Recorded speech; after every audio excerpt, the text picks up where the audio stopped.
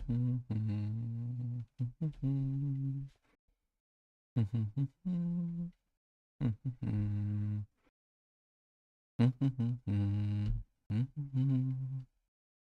right, friends, I think we have both of our YouTube streams open, and the Twitch stream is open, and the TikTok stream is open. Hope everyone has a good Friday night. We should be in for a wild one here. We are also doing a fundraiser tonight. So, for those who don't know, our friend Mini Quan, she's a community member on TikTok. Was dealing with some accidental injury, pretty serious accidental injury, and is unable to work, struggling to pay bills right now. We're going to be trying to help as much as possible. She does have a Cash App, and I've placed it on the screen, and I'll be matching the first $500 donated. Let's see if we can come together as a community here and try to keep her on her feet so that this doesn't turn into even a worse situation than what it is. Parker's asking, is there a Blitz fundraiser too? I don't know yet if we'll be running a Blitz fundraiser. Typically what happens with fundraisers is somebody through the grapevine will inform me that there's need for one, and I'll try to plug it in and make it happen, whichever way works for the person. So, if it comes that Blitz needs to do a fundraiser, I'm sure we'll definitely be doing a fundraiser for Blitz. I don't know if he needs that. I don't know if he wants that. What I do know is if somebody does need one, I mean, obviously I'll do what I can to make sure that we can help out. How you doing, Ems? Good. Good to see you, buddy. We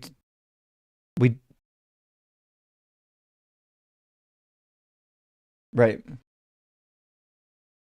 Okay. Okay. I wasn't sure what the situation was. I thought he had insurance. I wasn't sure what the situation was with him, so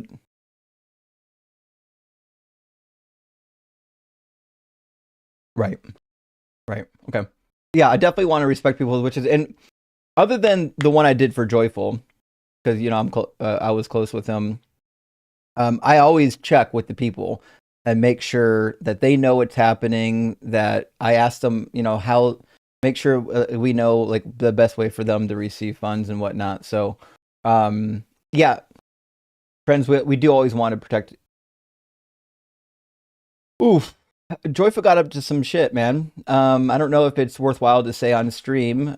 He's getting help as we speak, but he did some things and he burnt most of his bridges in the process, and it's going to take some time for him to rebuild that trust. For those that are in the know, you're welcome to ask around on the Discord about what happened, but I don't want to air anyone's dirty laundry on the live stream, Yeah.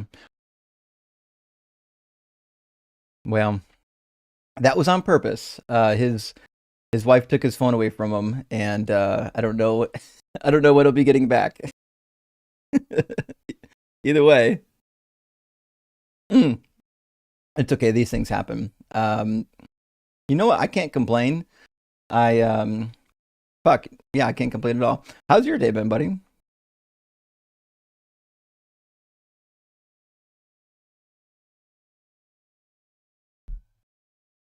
Damn. Well, you probably feel pretty chipper then, huh?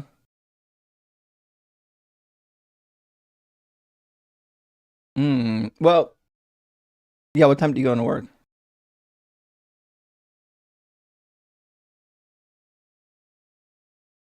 Oh. So 8 hours from now. Okay. Shit. Okay. Well, best of luck on that one. That's crazy. Well, let's do this, friends. We've got a couple super chats. We'll be making we'll be doing some more announcements and whatnot for Quan as the night gets on. We should have some friends popping up soon into the guest box. We'll read some super chats.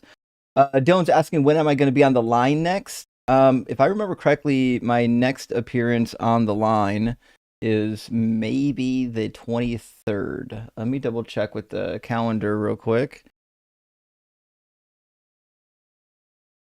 Oh, the audience can't hear you? Interesting. Okay, 1 second. We'll fix that real quick.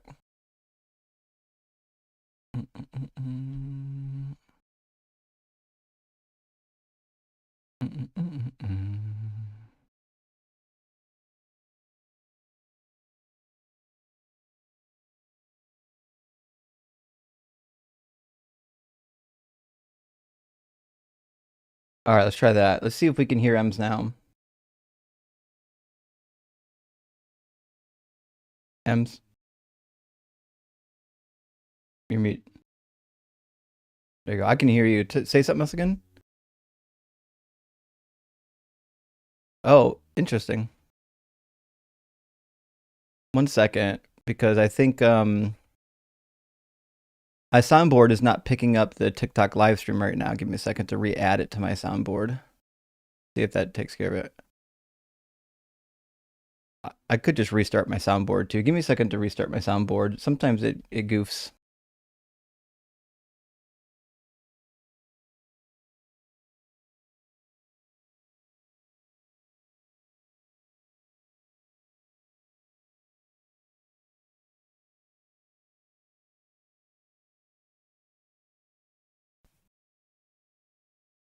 All right, let's try it now. I reopened the soundboard. It's probably working now. Ems?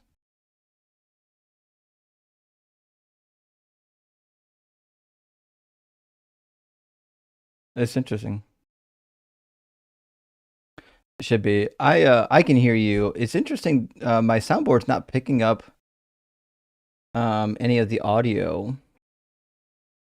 from TikTok right now. I wonder. I had to update my soundboard before I went live today. I wonder if it fucked up some setting. People are saying M sounds better. Well, they should be able to hear you on TikTok. I don't know if they're probably not hearing you on YouTube is the problem. That's definitely the problem. Give me a second to see if the output on TikTok is causing a problem.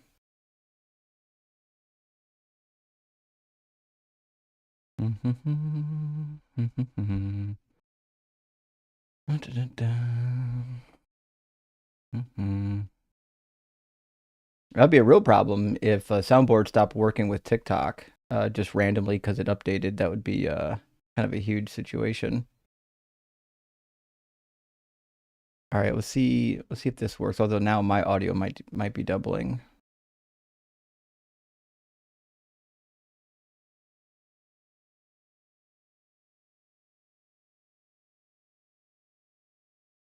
Yeah, it's a bad echo. Yeah, give me a second to let me see if I can add an audio output specifically for the soundboard. Yeah. Okay. Wait, just on horizontal? Can they hear you on vertical? Oh, interesting. Okay. Let me check this then. I'm going to send the audio on TikTok to a virtual cable, and then I'm going to import the virtual cable into my soundboard and see if that takes care of it. All right.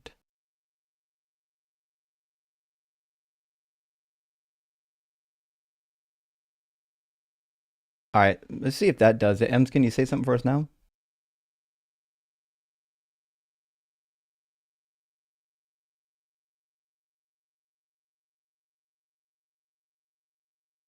That's weird. Yeah, I see you talking, buddy, but it doesn't pick up any of your audio. I wonder if it's just a glitch right now with TikTok. I wonder if you have to drop and come back. Yeah, drop and come back, see what happens.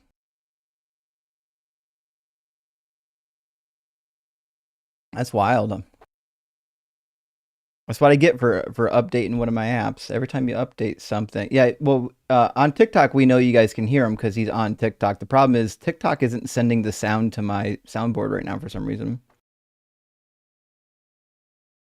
All right. Yeah, unfortunately, I can hear you, but I'm willing to bet nobody else can hear you because my soundboard still isn't picking up anything from TikTok. That's crazy. Let me do this. Let me just restart TikTok and see. This is a wild situation. I haven't seen this problem yet on a on the Mac. I've only seen this problem on Windows before. Let me see in system settings if there's something I can change here for TikTok.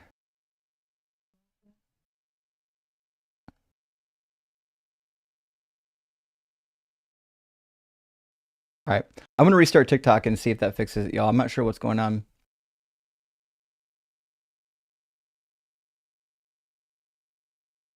That's weird. I haven't had too many problems getting the audio out of TikTok.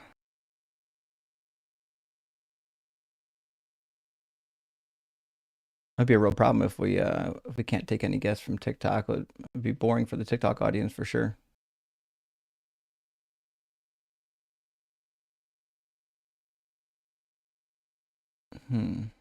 Okay. I'll try it again. TikTok's open. Let's see. All right, we'll go live and see if it's any better.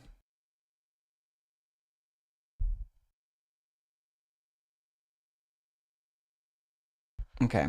Hopefully it's just it was just a momentary glitch in TikTok and this won't turn into like a whole fucking situation. We'll find out. Let me open up the guest box on TikTok and see if Ems loads back up, if we can actually catch his audio this time. I'm not sure what else to do. I mean, theoretically, I could install a different soundboard, but that seems like it'd be a whole to do. We'd have to like push the live stream back an hour in order to do that. My current soundboard software was working. I wonder if the new update is causing it to have some incompatibility with TikTok Studio. Never update your software. I got to stop updating software. Welcome back, Ems. Yeah, unfortunately, I can hear you, but I don't think anyone else can still. There's got to be a TikTok Studio is just fucking around right now. It does not want to send audio anywhere. Huh. Yeah, it really is. It's a piece of shit software. It's always fucking up. I haven't seen this problem on the Mac though. This was a problem on Windows. On Windows, to get the guest audio out of TikTok Studio, there was a workaround that you had to do inside of Windows to get it to work. And that didn't appear to be an issue on Mac. I wonder if the newest iteration of TikTok Studio has the new problem that used to be on the Mac. Give me 1 second.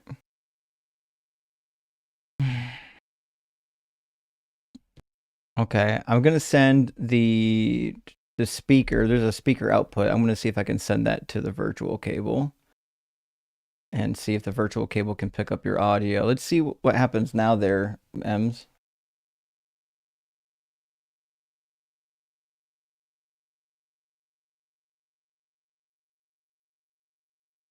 You say my video's glitching? That's new. I've seen some glitches before. Typically, my video's not glitching. It is, though. I'm looking at it right now. The video on TikTok's glitching like crazy. Something's fucked up with TikTok tonight, guys. Like the TikTok server is not working. I don't know this situation. I've got it loaded up on my phone as we speak, and it is not working right.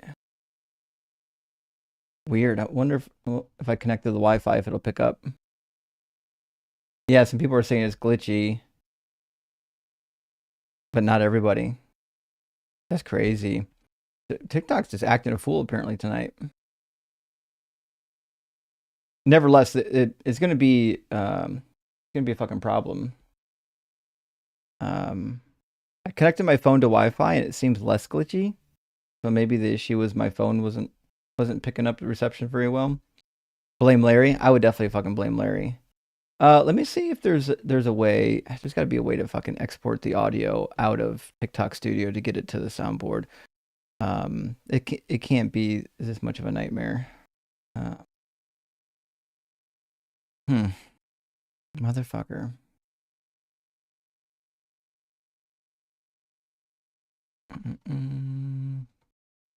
And there's no setting. I don't see any settings in here to By like the way, within if I'm holding you Mac up and you need itself to like route audio. The only way to route audio seems to be within like if you have an actual soundboard from your actual software.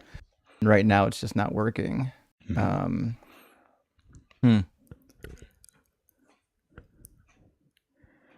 If it's not working and I'm holding you up, you can take a guess on YouTube and I can drop.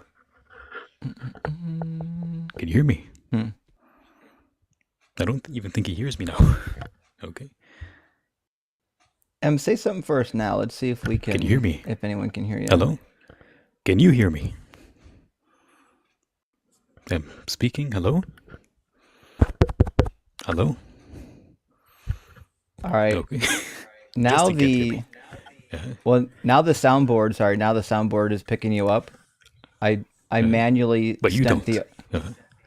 I manually routed the audio within TikTok to a virtual cable, and then routed the virtual cable to my soundboard.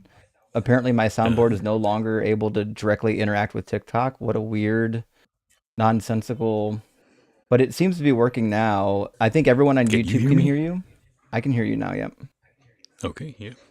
Yeah. So we should be good to go. Yep. Thanks for the patience, friends. Sometimes you update software and it says, fuck you, we're not going to work. And that's what happened tonight. So I think we're ready to rock, though. Okay, friends, we got some guests waiting to get in. I'm going to grab these super chats so we don't end up with like 500 of them to read at the end of the live stream. So thank you so much for being here, and sorry for the glitch. Oops, hold on, I got a layer issue I need to fix real quick. There we go. We'll get that back here. There we go. And we got to move this guy. There we go. Okay. Spirit Animal, hey, good to see you, friend, says number 22 proves that if a god exists, it's either Peggy or Yahweh, the literal piece of shit, because they go through an ass to achieve their purpose. You are absolutely referring to the narrative of Balaam and Balaam's donkey. So a good reference to number 22, by the way. That's a good one. And if there's some question about whether or not the donkey was speaking under the power of God or speaking under the power of Satan, but I mean, it seems like God directed it. So big fucking W to Peggy. We definitely got to include Peggy in our pantheon now. And Texas Panhandler, my friend, great to see you. Thank you so much for the $19.99 super chat. Says, let's get this party started. Well, hell yeah, we are getting the party started on a fucking bang with no audio, but we're doing it now, friend. Thanks so much for being here. Thanks for supporting the stream. And Amir, thank you so much for sending out 5 Deconstruction Zone gifted memberships. Really appreciate that, friend. And Booget is asking if there's a stream today. As it turns out, my friend, there is in fact a stream today, and you're on it, my man. Mr. Duster, thank you for the $10 super chat. Says, I've been watching your content for quite some time now. You truly are the voice of reason this world hears so little of. Keep it up. You've got my support. Thank you, mister. I appreciate that. I try to be the voice of reason. Sometimes I fuck up, but I'm trying to do the best I can to move the needle against these toxic religions, And maybe Necro, thank you for the $20 super chat, friend. Hope you're doing well. Also, this is allegedly Necro. I'm curious to know what the next name change is going to be. Is it going to be maybe, allegedly, supposedly? Let me know. Or you can go to the Gospel of Luke and use As Was Thought.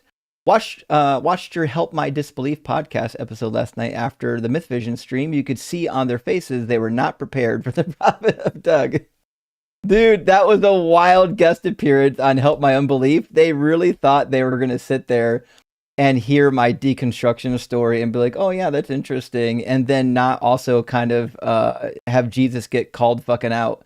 And they did not know what to do. There was one guy at the table that was like ready to do fisticuffs, but you know what? It was a good time. If you haven't watched that episode, it's worth listening to.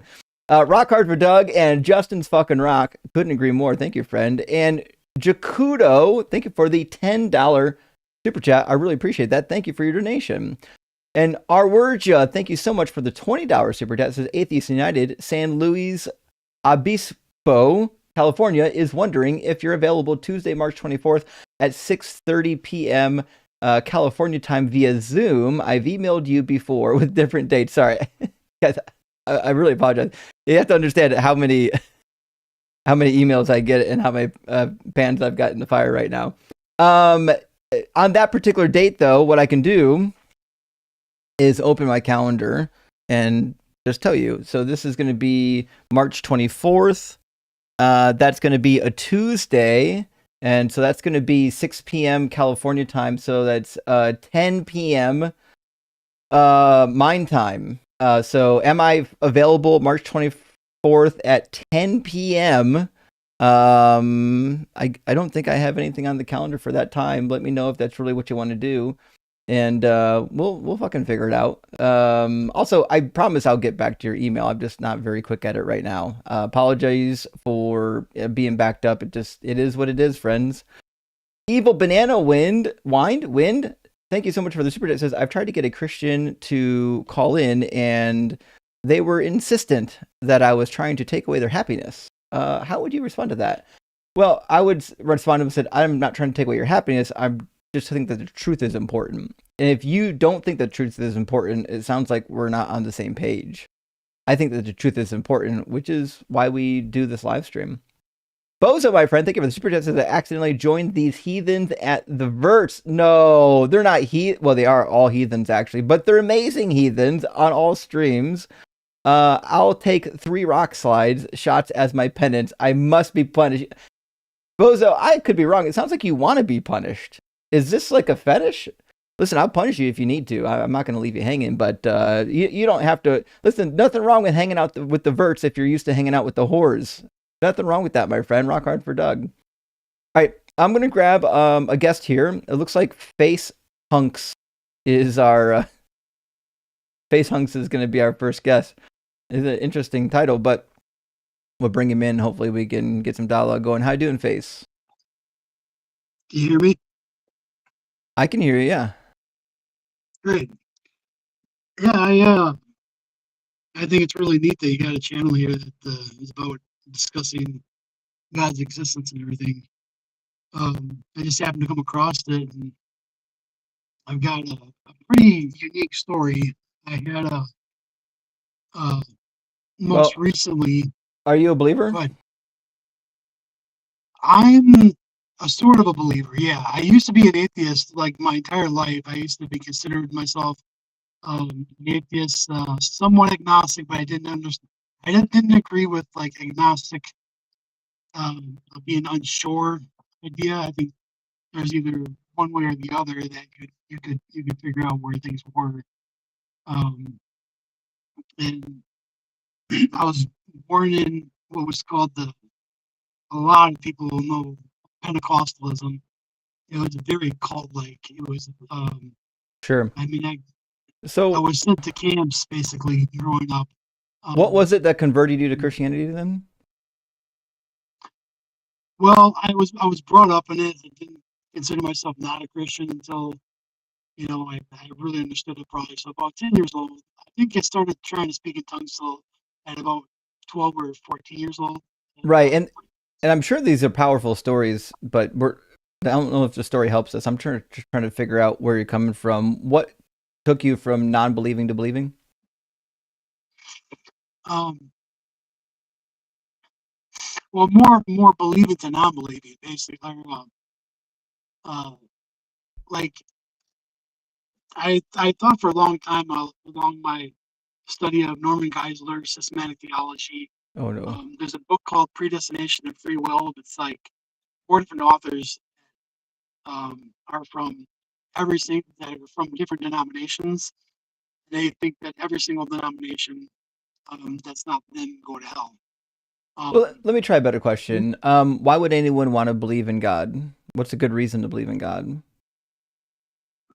Well, I think what ended up happening with me, what caused me to just absolutely believe in God, was I had an experience where I thought I was seeing Jesus, and a lot of people can call it like hallucinations, just seeing shit. But I started rewriting everything that I was being told. This is only 2 years ago. It was about the fourth dimension and how to identify. Did you say How the fourth to dimension? correct? Yeah, What do you think the fourth dimension correct. is? The fourth dimension, I believe, is what all the religions call the spiritual realm.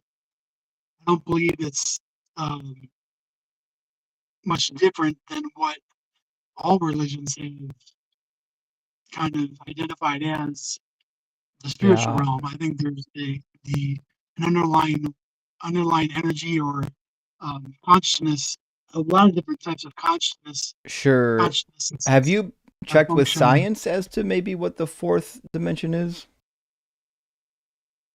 I think science is pretty close to identifying how to access alternate realities. Um, I'm talking about the fourth and they, dimension. Science actually has a definition for the fourth dimension. Did you happen to Google it? I believe so. I mean, It's like time. mathematically, it's very hard to understand. I think, It's just but it's time. Time's the fourth dimension. yeah, it's the space inside or outside or in between time when when there was an In initial between time? What's that mean? when there was an initial big bang, there's a lot of things that were created. Um, and if you even look at a black hole, um, at the event horizon, time is being completely frozen. It's being controlled on an event horizon. That Things you doesn't can see on the event horizon that doesn't are seem to not be the actually case. there. They, they are already inside a black hole, but you can see them on the event horizon Are you because suggesting that there's no force time at the edge of the black hole?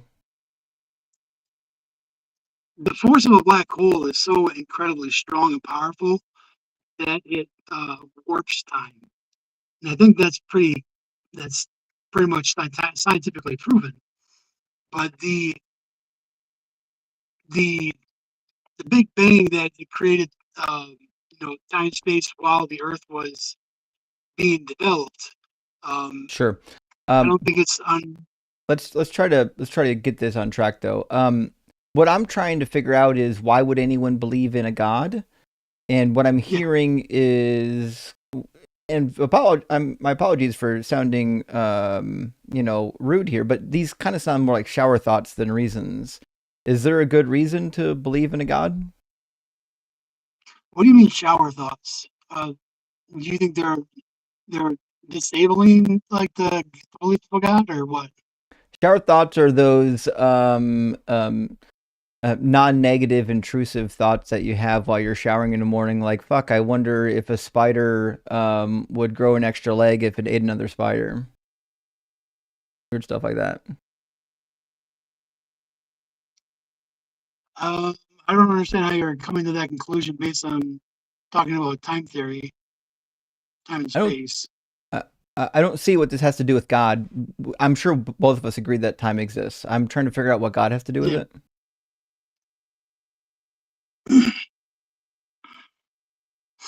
I don't believe that God is anything near what traditional theology or Christians or Mormons claim to believe. I think it's definitely a form that's um, it's close to the biblical idea of God, but uh, you don't have to understand time and space to have a faith in God. A lot of Right. I a know lot of you have faith things. in God. I'm asking what would be a good reason for somebody else to have faith in God. So if I said to you, God exists because of X, what would you fill in the X? Well,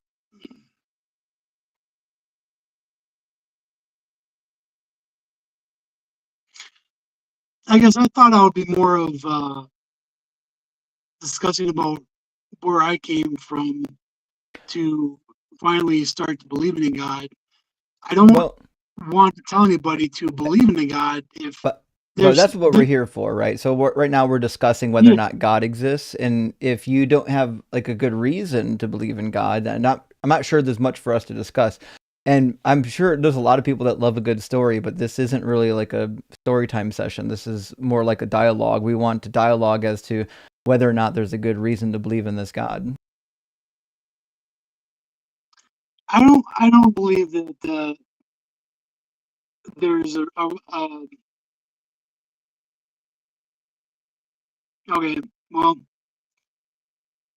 I think a belief in a God and or a higher power that might have started off the Big Bang or the design of the Big Bang. Um, there's a lot to consider to tell somebody that there's a beneficial or a benefit to believing in a God. Um, Are you trying to say that God did the Big Bang? I don't know what you're saying. well, why would you worry about that if you're just looking for a reason to believe in a God? I'm asking you your reason. I don't think there's a good reason, which is why I'm asking you for yours. But what I'm hearing is not a reason yet. Are you suggesting that the Big Bang was caused by God? I believe there was absolutely an intelligent force that created an environment that was suitable for a Big Bang.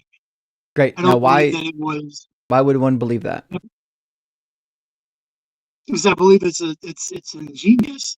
I think abiogenesis from life from non-life was something that is possible on probably many planets, but it was an environment or a situation that you know was very unlikely to happen on many other planets, but they have to be in certain situations and certain environments to do it. You can say that it was all completely natural and nothing was guiding it, um, but there then it just becomes a complete choice in believing that. Mm, no, it's just logic. So if you have an explanation for something that doesn't require a God, then it's kind of nonsensical to include a God. So science doesn't need a God to explain any of these things, which means adding a God into it is just an extra step. Why would we add an extra step?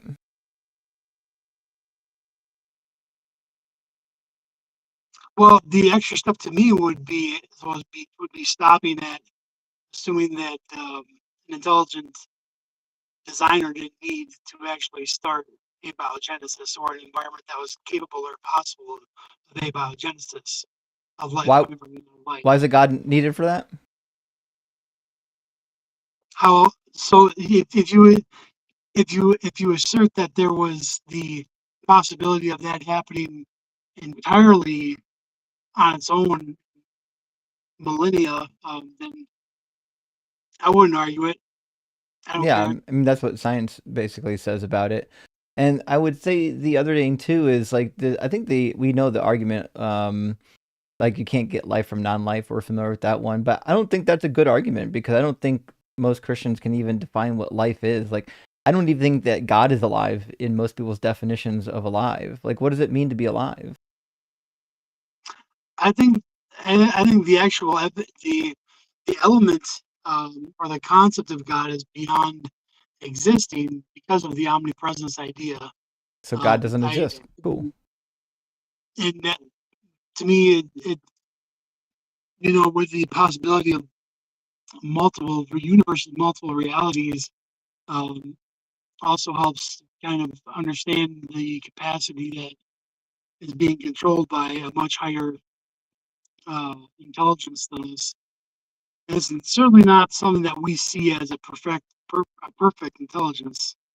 Um, there's well, I mean, I thought we'd get into different types of topics, but like, um, like we can get into like a lot of the science stuff, but if you avoid a lot of the intricacies that make a person who they are, and what they can tell you to try to help motivate, what they believe and what they hold dear, um, you're kind of avoiding a large majority of what a superior spiritual being is trying to um, develop in all of us.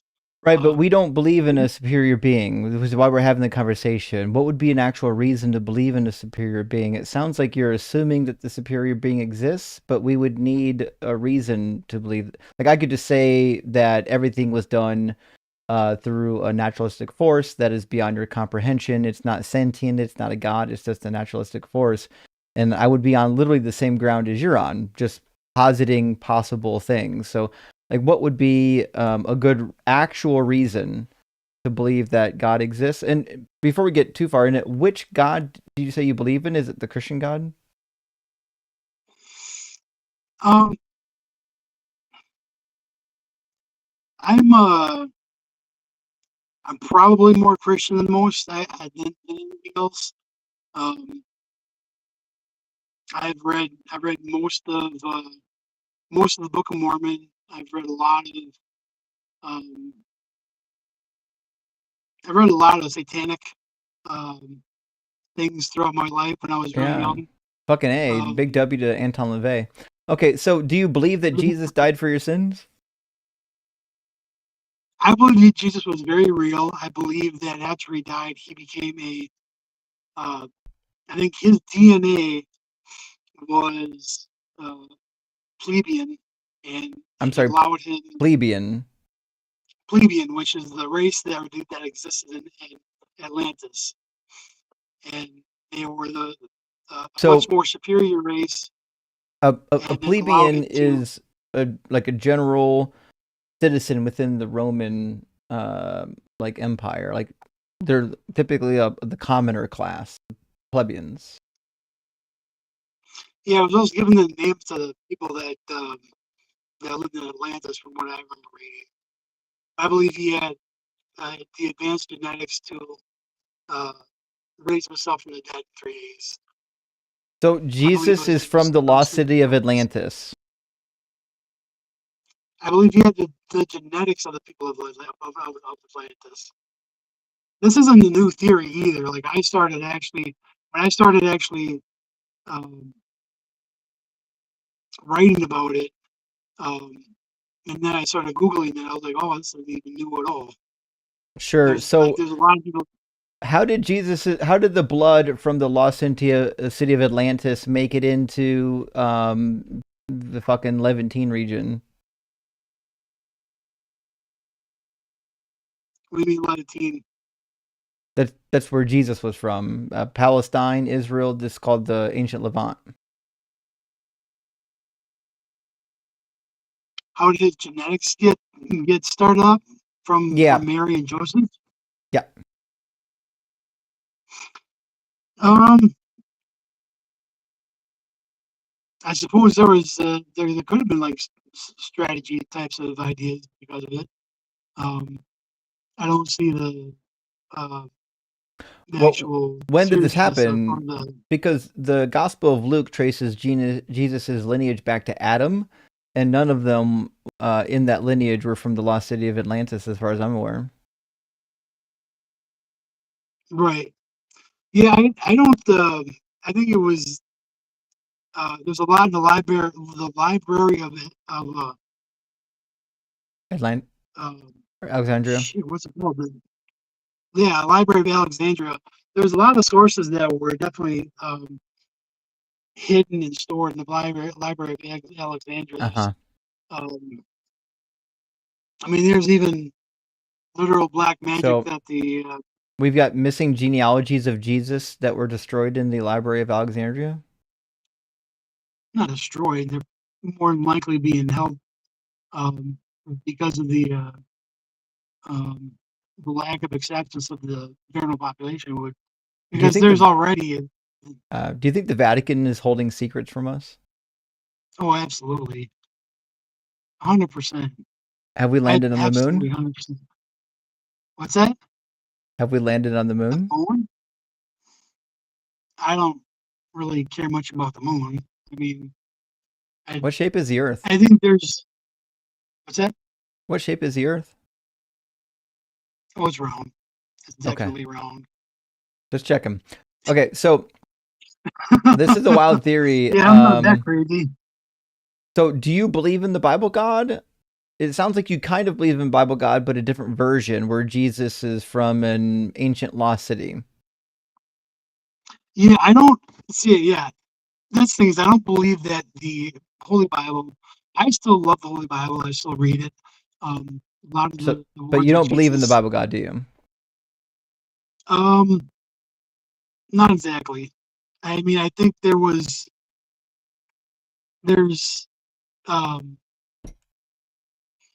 there's a lot of things that are right in the Bible.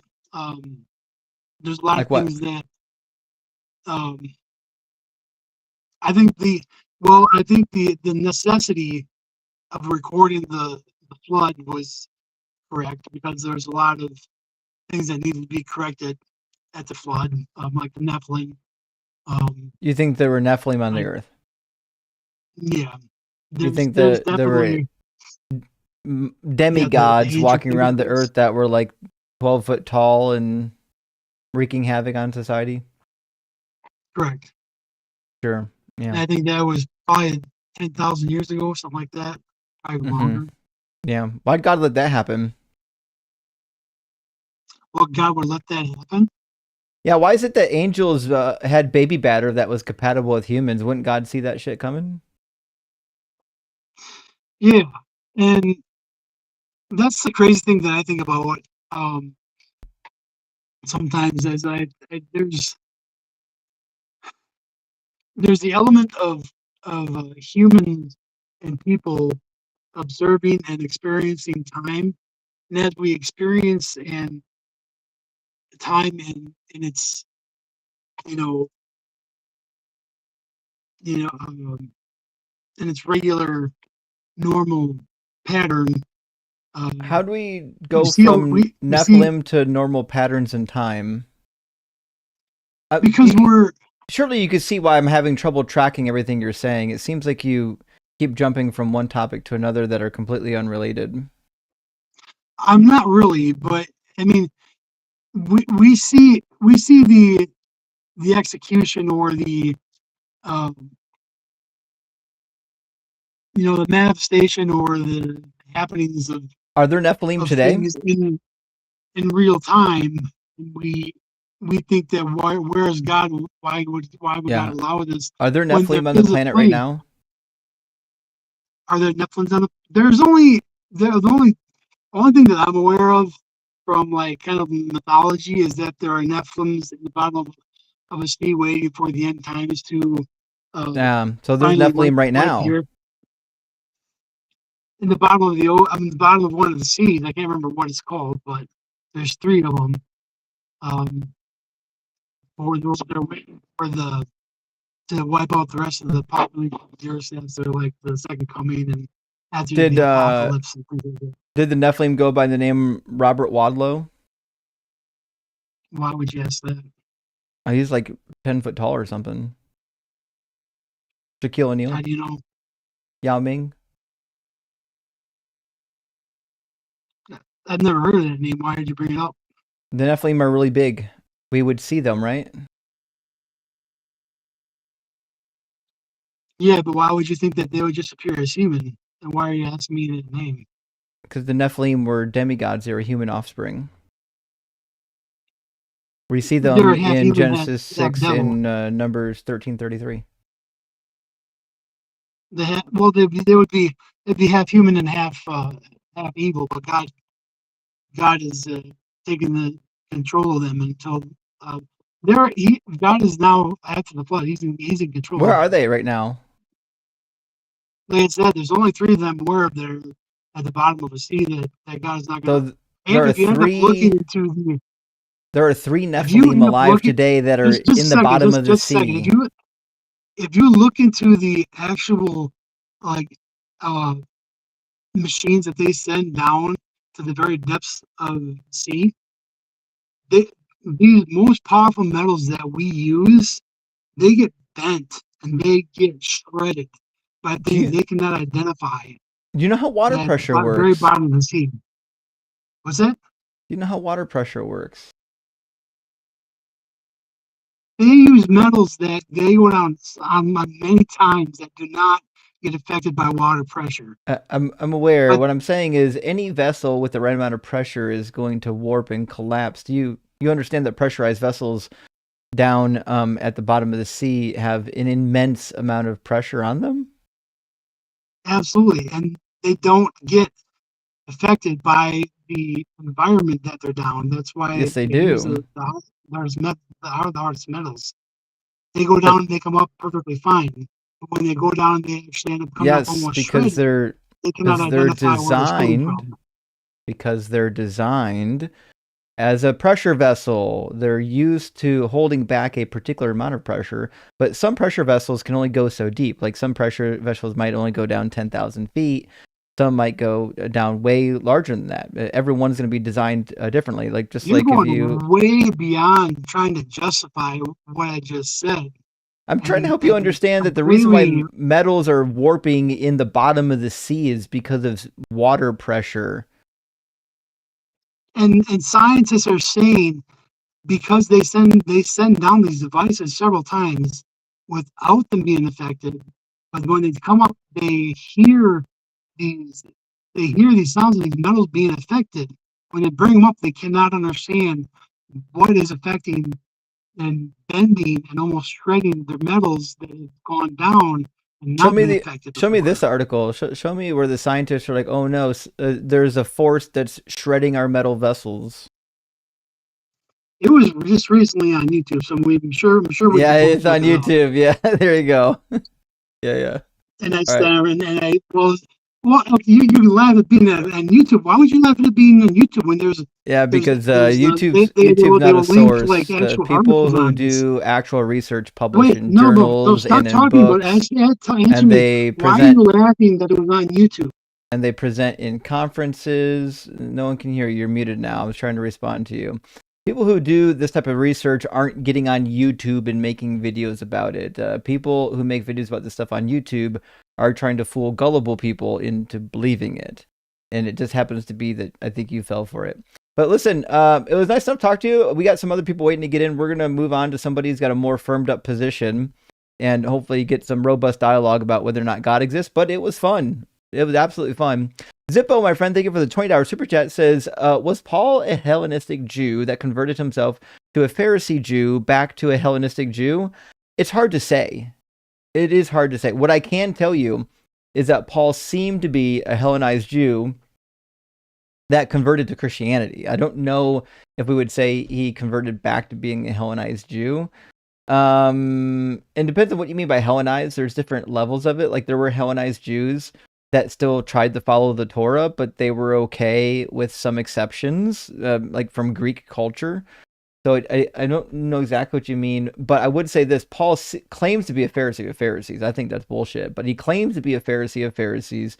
So he seems to want to be part of traditional Judaism, but when he fell off his horse and bumped his head, he seemed to abandon that lifestyle. So Dylan, my friend, thank you so much for the $10 super chat. Says, do you think that when Boaz helped Ruth, a Moabite, gather food for herself, God was seething mad because her welfare was being promoted? Considering Deuteronomy 20, I just about to bring up Deuteronomy 23. Considering Deuteronomy 23, 3-6, Boaz was better than God. There, rock hard for dog. Yes, indeed. And most people ask the question, why is Ruth included in this line, right?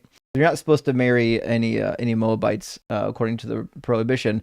And this does come up again in the book of Ezra.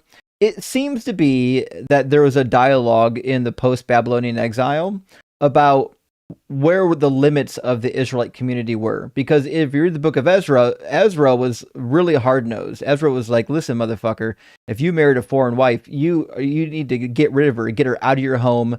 He was like dragging people around out of houses and cutting their hair off. Like it was not a good time. And they were really strengthening the borders around what it meant to be Jewish or what it meant to be part of God's community.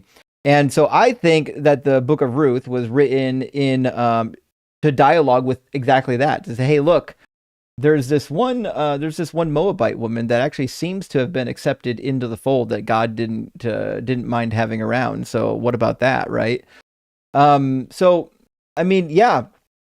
The other thing too is you got to remember Deuteronomy 23. Like everything in Deuteronomy was written late, like the reign of Josiah. It's hard to know where the opinion was on Moabites during the reign of Josiah versus what we find earlier, right? So it's hard to say if there was momentum against the Moabites during the reign of Josiah, because remember he instituted a bunch of reforms as well. That's the hard thing about these texts is they're written in dialogue. They weren't written in a vacuum. And Mr. Payco, great to see you, my friend. Thank you so much for the $20 super chat. Says, I wonder if a spider would grow another leg if it ate another spider. Is an unbelievably good example of a shower thought. Holy shit, genuine crackle at that one. I was wondering, like, what would be a good example of a bullshit shower thought? We've all had them. Like, there's no reason, but they're always silly, right? Very few people have good shower thoughts. And Carnage, great to see you. Thank you so much for the $10 super chat. Says, can't help but feel as though I've been summoned. Somehow, love looking a little Nebraska Stevie today, Justin. Well, I understand that Nebraska Steve is having a fan club that might be even supreme to my own fan club, and I'm feeling a little bit left out. I'm feeling that some of the Nebraska Steve attention might be warranted because of the amazing hoodie that he wears. So I'm hoping I can kind of get in on the Nebraska fever. We'll see. We'll see if it works. Let me know if it works. Also, it's crazy. Wait, it's crazy, man. Just crazy. Thank you for the $20 super chat. It's crazy. Didn't you change your name again? I could be wrong. Every time I see this paperclip, I feel like there's a different name attached to it. But thank you for the $20 super chat. It says, hey, Justin, you see all these Jesus billboards on the expressway. Could you do the same? Your mug up there, your God is imaginary, prove me wrong with QR code. You would be slammed with callers. Do a GoFundMe. I've actually considered this myself. I know what it costs to rent out a billboard. And I have considered it. I think the thing for me that I'm still figuring out is, do I want to be that guy that is known for like pushing my message on the general public, or do I want people to come to me? You see what I'm saying? So it just kind of depends. I don't know if that's the type of person I want to be just yet, but it certainly would be a really good tactic. I wouldn't say I'm against it, you know? And Gates of Delirium says, conspiracy brain is dangerous, folks. Please don't get your education from Google University. Yeah, it's not good. This is how you get like vaccines cause autism and all kinds of other nonsense. Friends, I've got, I think, 4 more super chats that I'm going to get our TikTok guest in here, his. I think they're actually active. They're in the chat saying that they've got proof for the existence of Christ. So we'll find out if that's the case. Ross, thank you for the $10 super chat. Beautiful Pup says, did you hear about the insomniac atheist dyslexic? He lay awake all night wondering if there was a dog. This is good. I think I might have heard a variant of this joke, but it is much appreciated. Thank you for that, friend. We do love a good joke in here. And Devil Doc, thank you for the $10 super chat, says, I used to be Mormon, and he reminds me of my young self. Please deconstruct from your beliefs, homie. The world is so much more beautiful when you're looking at it with reality in mind. Agreed. And these texts that we're reading are more interesting when you don't have to like go in and justify the genocide and the nonsense. But it's just a text from a book of religion and fantasy. That's all it is. Icapod, hey, great to see you, friend. Hope you're doing well. I haven't caught one of your live streams in a minute, but hopefully I will. It says, God is not alive according to most people's definitions of life. That thought is going to go good with some edibles tonight. Thanks. It's true. Just ask somebody what it means to be alive, and then ask the simple question, can you apply that to God? They won't. They have no idea what it means to be alive because they think their God is alive, but their God doesn't match any of the requirements. So this nonsense talking point, how life can't come from non-life, will prove to me that God fits the model of life that you're even talking about. And last super chat from our friend Ray. Thank you so much, friend. Says, nothing funny to say today. Just give the little support I can anyways. That kind of rhymes. Fuck, it does. Thank you for that, Ray. Hope you're doing well, friend. And before we get our next call in here, I will reiterate, we are raising funds for our friend. Her name's not actually Shea Butter. That's just the... which way do I have to point? I think it's over here and over here, depending on which stream you're on. Actual name is Mini Quan. She's a friend of ours in the community. She had a really bad injury happen and really struggling to get things together, make ends meet. So we're asking anyone who can to help. She only has a Cash App for now, so I put that on the screen. I'm going to match the first $500 of donation, so please make sure we can help her out in this particular time. She can't work; she's unable to work right now, and so we just need to get through this this time period. Every little bit helps. $1, $2, $5, $10, whatever you have. It would be much, much appreciated. And with that, let's get our guest in here. It's going to be His, and I think is a Christian. How you doing, His? How's it going, good sir? Pleasure to meet you. Yeah, sure. His, are you at least 18, and do you believe in God? Yes and yes. I am 28, saved for 5 years. Awesome. And what God do you believe in? The Christian one, I assume? Yes, sir. Jesus Christ is my Lord and Savior. Sure. What do you think is the best evidence or argument for the Christian God being real? Much. I'm sorry, what? Much.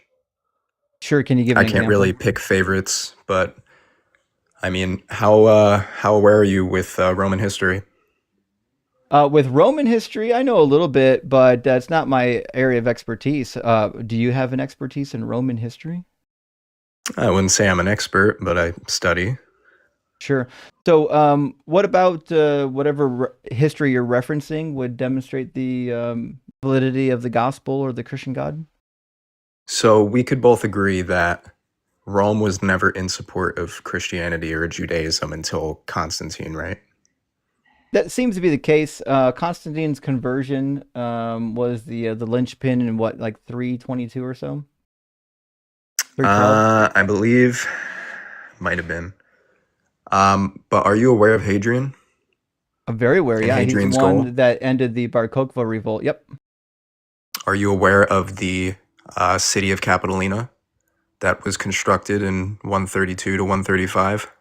You're more than welcome to give me the rundown if you think it helps. Yeah, if you look at St. Jerome's writings to Paulinius, I believe he wrote over like 60 letters. On letter 58, he actually speaks about the city of Capitolina that Hadrian was building after Jerusalem was sieged. But this was documented that he purposely paved over the tomb of Christ as a form of mockery and blasphemy to the early Christians who would venerate inside of his tomb. But this laid a lot of friction amongst the Christians because not only were they, trying to take their lives, but they built a false worship temple to worship their deity, Jupiter, that could still be seen today. That's some pretty cool stuff. I'm failing to see what learned. This has to do with God existing. Yeah, so this is just one substantial proof of Jesus Christ, at least, revealing himself within the Roman Imperium. I don't know what if you look mean. at I think Jesus is dead. Do you have evidence that he's alive? Yeah, where's his body? Dead. Yeah, so show me where they, because according to the Gospels, so are you saying that the rumor that they spread, right? If a body isn't be found, that means the guy must be resurrected, because as it turns out, we got lots of dead body missing claims from the ancient world. Yeah, so since you're an ex-pastor, I'm assuming you know the scriptures that, I forget which end of the gospel it's at, but after the resurrection, right, what was the leading lie that the Pharisees ran with? We don't know because we don't have text from the Pharisees. What we do have is lies in the Bible. They said, make the lie and say that they just collected his body or they took him back. That's a cool, trust me, bro, but that's what the Bible says. Yeah, so that's the only thing that we can rely on. It's actually as not, far we can't as rely on it. Who created that lie? Because you don't see that within the Gospels Talmud. created the lie. You don't see that within any secular writing. I know, writing. You're right. You don't see it in the Talmud or any other writings because the Bible is the one that made it up. So what about the Church of Megiddo yeah, in the mid-3rd century that Gaianus, a Roman soldier, through all the bad evidence, and 3 Roman women dedicated to Christ God? These are expensive mosaics. This was engraved, and we still restored them today. Yeah, people gave all kinds of money to the church. They did to the Asclepii as well. We've got lots of relics that were given to the Asclepii. So let me let me hear your thoughts on this. If Rome is against Christianity during that time, right? Because Constantine's not even in reign. Why would a Roman soldier and Roman women dedicate a expensive, which is mosaics, it's the most expensive, material at that time. Why would they dedicate and build a whole temple to him if it's make believe? Yeah, because they believed it. So are you saying that Jesus Christ never existed? No. Where the fuck did you get that idea? I'm saying Jesus is So you're saying he's not dead, God. just like all the other people that have died before him and all the people that died So after him. The why would idea that even somebody rose Romans- from the dead is a popular idea. There are lots of people that claim to die and rise from the dead. My favorite, who actually is well known among the Romans and also the Greeks, was Aristeas. Aristeas died in a fuller's shop and rose from the dead and appeared to many multitudes of people, so much so that they built a statue for him next to Apollo. He had his own No, and that's deified. been proven deified- false already. Prove Because it. the Greeks were very imaginative, and even the Greeks would say that their deities were man-made Oh, and limited. it's false because the Greeks said it was man-made. It turned out that the Greeks Brother, disagree with you because Luke, in Herodotus, Titus, Barnabas, they're all Greek. it says in Herodotus, You're an right here, ex-pastor? I am. You went so to if- seminary, bro? Are you maybe serious? you can listen and learn something for a second. You don't know shit about Yeah, the that's Greeks fine. I'm because sorry. if you read the Greek histories, this is what it says. What follows, I know, happened to the people of Metapontion in Italy 240 years after the second disappearance of Aristeas.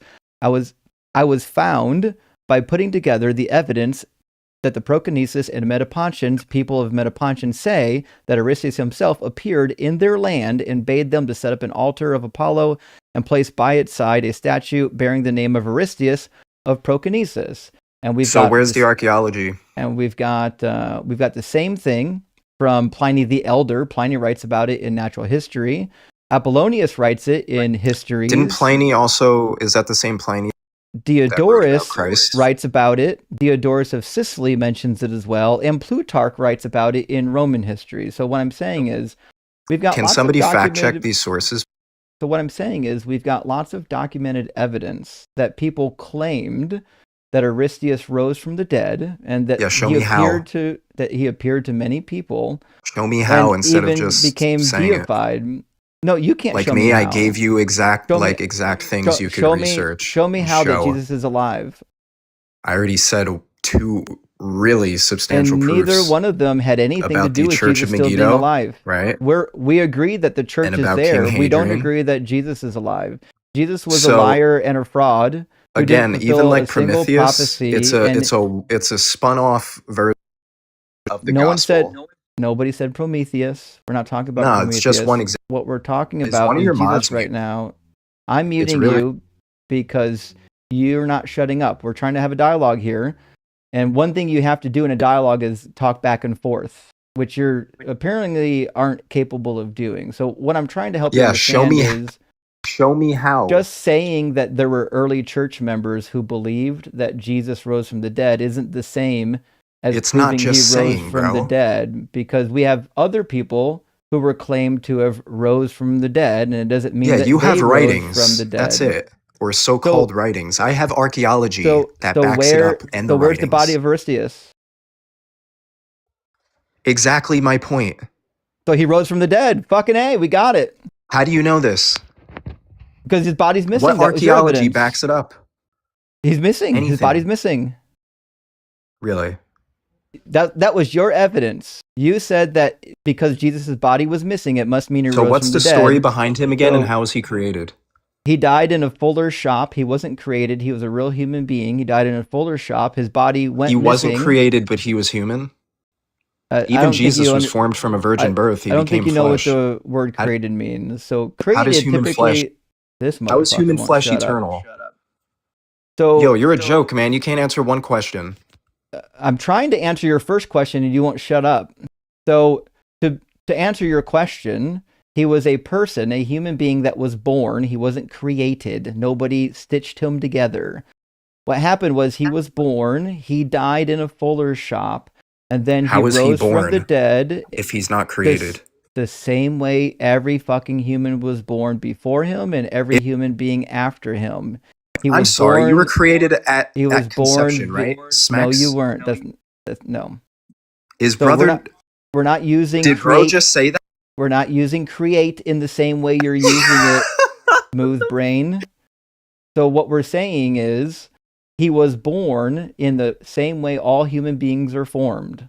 He was born via intercourse, and then he came out of his mother, and then he lived a human life just like all the other deified humans that are in the Roman pantheon. And then after he died, how is he he not rose created? from the dead, and he was granted deification by the Roman deities, and he appeared to many people after his death. So how is he not created if he was literally formed from smecks, what you're saying? How I is already he told eternal? you and I have different definitions. Do you know what eternal of create. means? We're talking about the word create right now. Can you focus? Are you like lacking? Do you know what the word create means? Yeah. What's it mean? Our flesh What's it mean? has not been eternal since before time, space, and matter, bro. Are you slow? I didn't say that his flesh was eternal, dummy. Are you slow? You said he wasn't created. Apparently you're slow. And you're trying to sugarcoat this vain. I said he was born with no backing, like every human being who came and before here you him, go and every human being that you're came so after narcissistic. him. I'm muting you because you won't let me talk on my own live stream. Brother, you're cutting. You have no actual like definition. I'm asking you for a definition of create because I think you and I are using the word differently, right? So when I think of the word create, I'm thinking of actually forming something, like creating a bowl or putting a fucking a jar together using clay, right? Now, if you want to use the word create to just mean they had smecks and a baby was born, you're welcome to do it. If that's your definition, you can use it all day long. What I'm saying is he was born the same way all humans are born. And then after he died, he rose from the dead and people saw him rise from the dead. They wrote stories about it. They gave testimonies about it, all just like what we find in the Bible. Now, if you don't believe the testimony for all of have Aristeas, sinned and fallen short of God, how is he created? So again, what I'm saying you contradicted is yourself. We have stories about Aristeas the same way we have stories about Jesus. I don't have a good reason to believe the Jesus story for the same reason you don't believe the Aristeas story.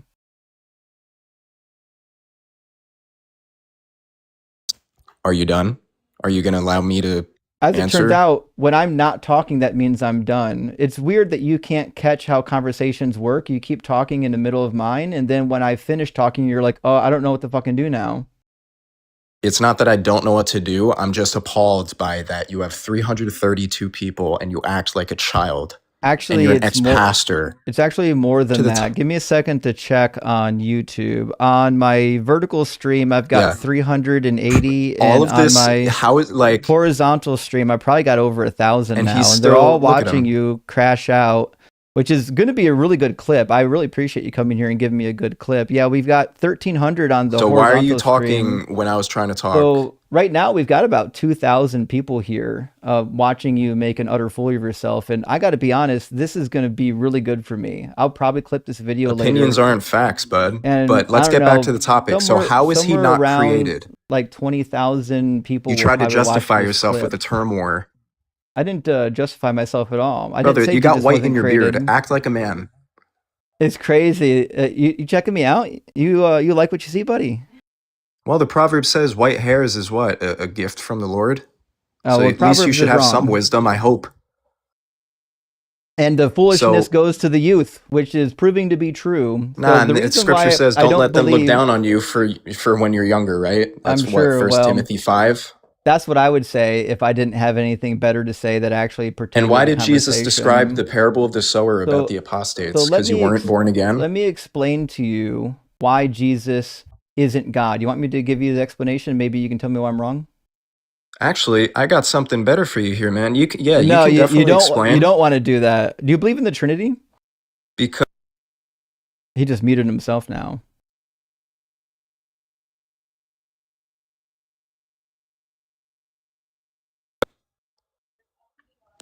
So, are you okay? What's the meaning of Yahweh here? I'm concerned here. Do you believe in the Trinity? I do. Father, Son, Holy Spirit. I and the Father are one. Yeah, Who was in the midst of the bush with Moses? The angel of the Lord, surely, right? The angel. Something your children's cartoons don't include? the angel, according to one text. In fact, there's multiple texts No. of the No. texts of the Hebrew Bible, and you'll be interested to wasn't find done. out that depending on which text you go to in the Hebrew Bible, you'll find sometimes it says angel of the Lord and sometimes it doesn't. Sometimes it just says the Lord. We have lots That's a of lie. evidence. No, it's not. We have lots of evidence. Prove it. We have lots of evidence from the Septuagint and Prove from it. from the Targumim that in fact they were adding angel of the Lord in certain passages Prove it. where it didn't previously exist. So Prove that being it. said, I don't really care. You can go to that Torah, right? I don't really Go to care. Torah.com. Don't really care that the angel of the Lord is there in the burning bush scene because it's not really relevant. I know I can already see the image you have Ex-pastor, everybody. and you are pretending to know Hebrew because you've got some pictograms next to the Hebrew letters, which means you don't know how the Hebrew language formed because Hebrew doesn't have pictographic meanings anymore. It's adorable that you think I that, know. but the confusing thing for you is that we're talking about the Trinity right now. So the pictograms of the name Yahweh are irrelevant to the Trinity. I just need to ask you really basic questions about the Trinity. Maybe we can let's stay on this. We're not going to though. Maybe we can Yeah, actually we cover are, 'cause some. Except we're fucking not because it's my live You stream. want the last asshat. word? No, I don't have to get Little the gay last boy? word because you're gonna run like a fucking coward. No, you're gonna kick me. Nope, I 'Cause you're a certainly coward. won't. Nope, I'll keep you on here all fucking night till you run like the little bitch you All are. right, cool. It's giving gonna me run more like- following for the you're gonna- truth. You're gonna run like a bitch, is what's Souls gonna will happen. hear. So what's gonna happen? So let's is stay on top. we are on topic. We're talking about the Trinity. Remember, I asked you about the Trinity. So All right, let me continue my point. We're not gonna let that happen. Do you need Charmin Ultrasoft? I actually or do like, use what do you Charmin need? Ultra Soft. Unlike you, I actually Cope-harder, bud. Like, let me. actually clean my butthole, and like you, I don't leave skid marks in my undo. Little So, TMI there. Some of us actually Anyways, wipe. Glad you're. Maybe you should invest in a bidet if you can't figure out how wiping works. Are we gonna actually? Maybe you should show your face too. Why is just your forehead on the screen? Oh, there he is. What a handsome boy. Why are you why are you so concerned about my sexuality? Are we gonna talk about the topic? I think the topic's the Trinity. Would you like to talk about it? Am I like in the fucking Twilight Zone right now? Apparently you are. Yeah, I asked you about the Trinity. How many Do you times believe am I in the going to answer your Trinity? question? So I'll just ask you. We're going to talk about Yeah. the Trinity here real quick because that's what the last thing we were talking about. And I really need to actually walk through a couple points in the Trinity to help you explain why I don't think the Trinity makes any sense. Do you actually have the capacity to follow a logical like syllogism? Yeah, but you're not going to allow me to correct you. So what's the point? I'm hoping that you will respond Your to reputation's at stake, bud. my I'll correct reputation's you in not at private stake. if you're more comfortable with that. Yeah, you're Since gonna do it Paul right. corrected in You're going to do it right now, humility, right? baby. We're going to talk about the syllogism. And listen, if the syllogism's wrong, you can point out where it's wrong. I would love for you to do that. Actually, it turns out your reputation's at stake because everyone's watching you run away from the syllogism. So do you want to go into the syllogism and take a look at it? Yeah, getting muted isn't running away. Let's do it. Getting muted is what happens to asshats that can't control Just themselves. a grown man, bro. It's sad. Imagine being a child and thinking that you can just come up on a live stream and commandeer the entire live stream. Please It's explain wild. the Trinity. Holy crap. Apparently your parents didn't raise you properly. What are you, like 10? I should have asked Although him if my he mother was, and father forsake was me, at the Lord will least take care of 18. me. Psalm 27:10. Yeah, quoting Bible verses is the answer to the question. I come sure. from the LGBT community. I'm sure you do. So I do. Premise number 1 is to be 100% of something, you have to possess all of its defining characteristics. We could even say all of its necessary characteristics. Do you agree? Yeah. Okay, so premise number 2 then is going to be pretty simple. If you, or we'll say anything, lacks any of the Oh my gosh. essential characteristics. Your chat cracks me up. Yeah, they're all making fun of you, and I'm sure you're having a great time They're all with like it. little chihuahuas. They don't If have the anything confidence to come lacks on here. any of the essential characteristics, then All the little it's barkers. not identical to the Keyboard thing. Yes or warriors. no? What's the question? Let me read this. If anyone lacks any of the essential char, is that what it says? It's short for characters, Oh, characteristics. characters. Thank you. It's not identical to the thing. What are you trying to Agreed. say there? Yes or no? Sorry, I had a stroke reading that. What are you trying to say there? Yeah, I know words are hard for some people. What I'm saying is if Well, I do something have lacks dyslexia. the essential properties or characteristics of a thing, then it can't be identical to it. So if this ball lacks any of the essential characteristics of being a ball, then it can't be identical to a ball. It must be something else, right? Yeah, all of this is in reference to Jesus Christ? Just keep paying attention. You'll figure it out. So what we can understand so far is that in order to be 100% of something, you must be identical to it, or you must be a copy of it, right?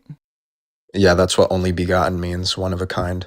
That's certainly not what that means, because David was begotten in Psalm 2, bozo. Not only begotten, didn't- and who didn't say- cited Psalm 22 it- on the cross. It- Eli, Eli, lama sabachthani. irrelevant. We're talking about Psalm 2. Maybe you can pay attention for It 5 doesn't seconds. mean one of a kind. Oh In my Psalm goodness. 2, David I can't says, fathom with this argument, bro. I might leave because you just deny everything. And now he's It ain't just even worth running it, away. man. I know it's not worth it. I'm just We can casting my pearls continue, but, before like- swine right here. Did you not read Psalm 2 where He David called said me that, the swine, and he's that the he was- apostate. that he was begotten of God? Apparently you've never read Brother, Psalm 2. who put you on that pulpit, man? I'll just show it to you since you've never read it. You're It's okay. brainwashed in that tradition? I don't actually Even Jesus expect says you fake to- Christians go to hell in Matthew I don't 7. expect you to having read anything in this book. Beware David of the says, false sheep, right? I will tell you the decree of the Lord. He said to me, you are my son. Today I have begotten you. Yeah, Oops. which of the David- angels did he ever say? Dave- and what did the David Father call the was, Son? You, David oh was God. begotten. Let's read was- all of Hebrews 1, bud. This is You're not Hebrews. Yo, This let's is read Psalm it. 2. Let's read I read it. You Hebrews. brought it up. You're so cooked. I've read Hebrews, and I'm not cooked. I'm trying to explain to you why Hebrews is wrong. You want to actually pay So- attention for 5 seconds? How is it wrong if the Father dictates who the Son is? Can you dictate what God does? He did. He said it's David. What?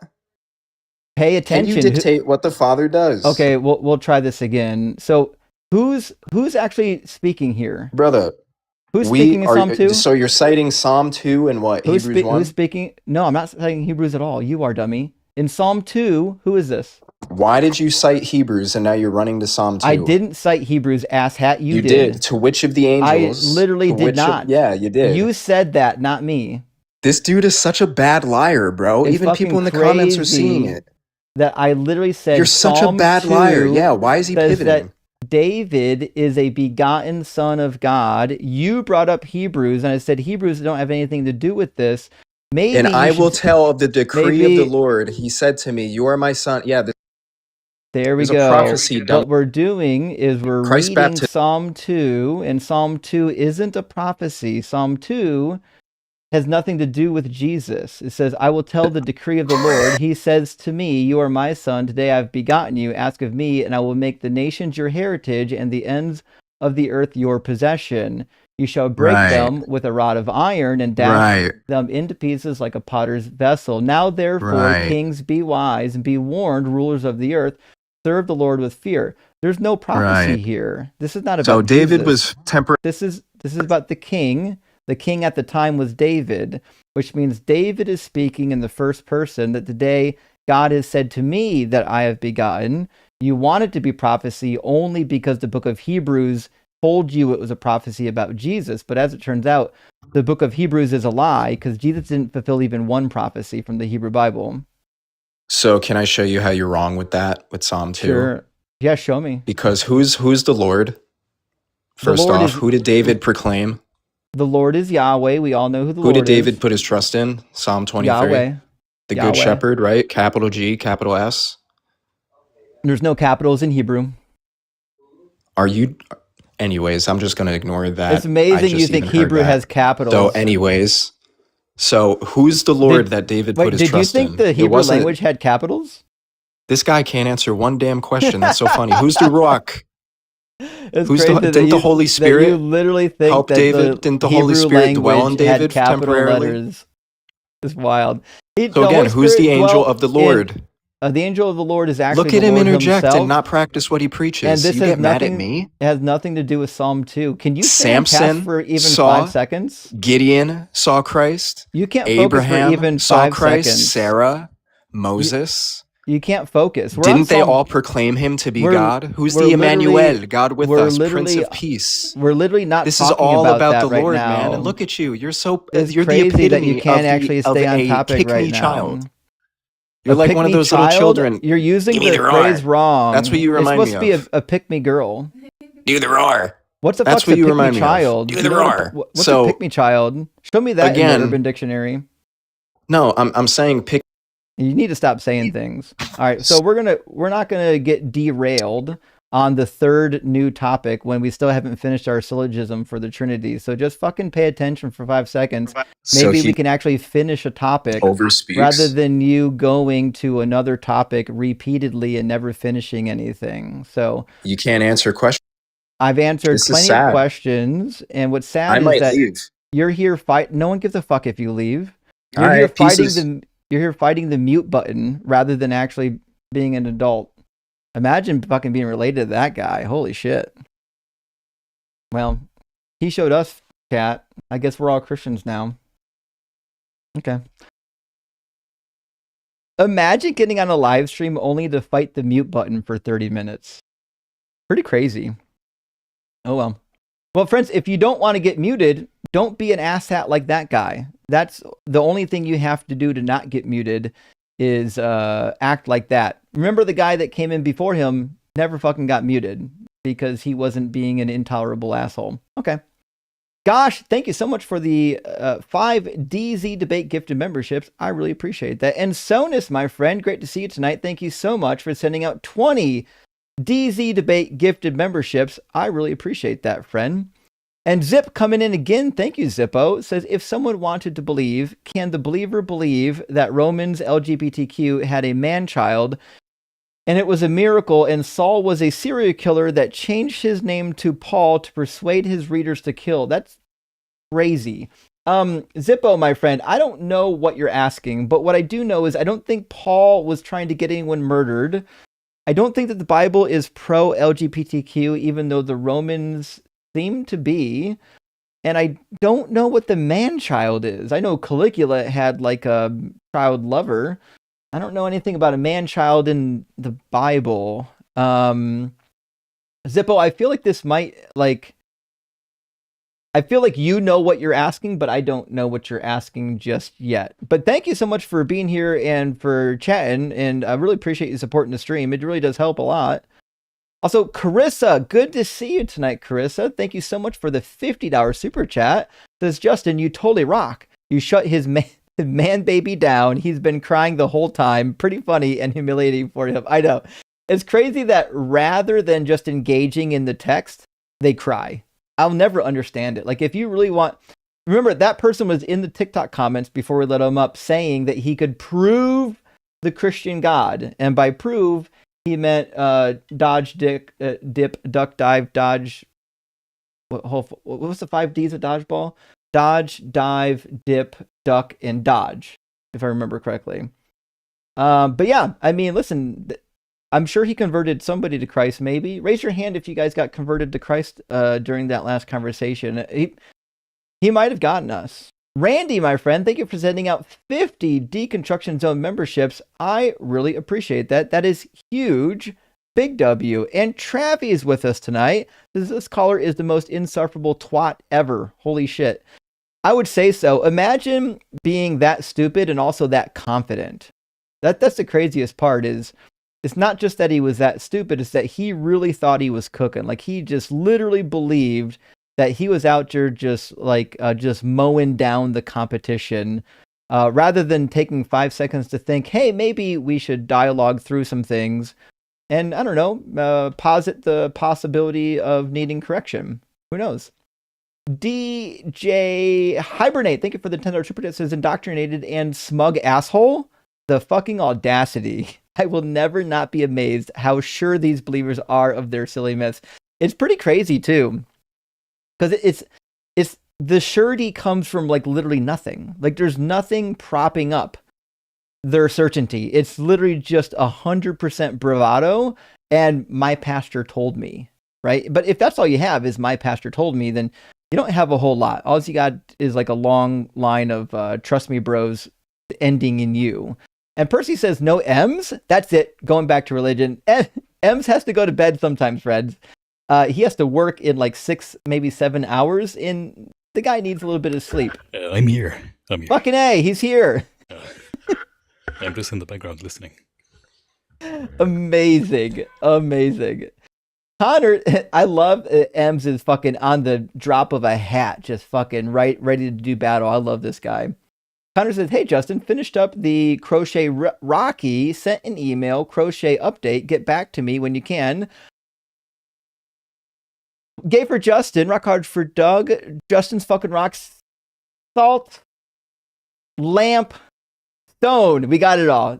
Cheers, friend. Thank you, Connor. I really appreciate that. Big W. All right, I'm going to get one more super chat, and then we're going to get our next guest in here. I think Peter was waiting the longest, so we'll get Peter in here. Gaius Husky, thank you so much. Says, a Major League Bench'd thinks she's greater than LGBT, but she's just recycling the same bad talking points from Prop 8 in order to re-ban SSM.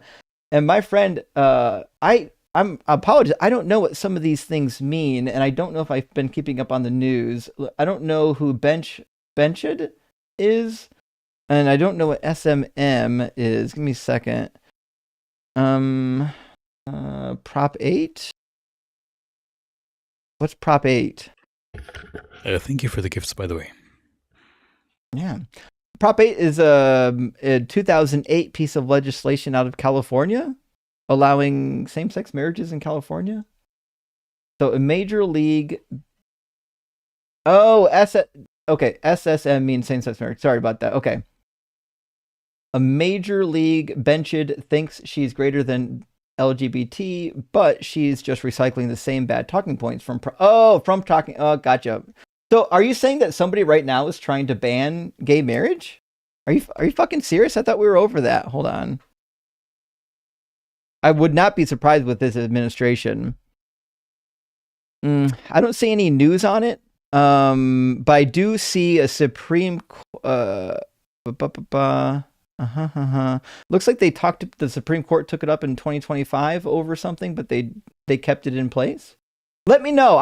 If there's something happening with this. I'm unaware of it, friends. I don't know about it, but please do keep me abreast. I'm gonna bring in Peter, and also friends.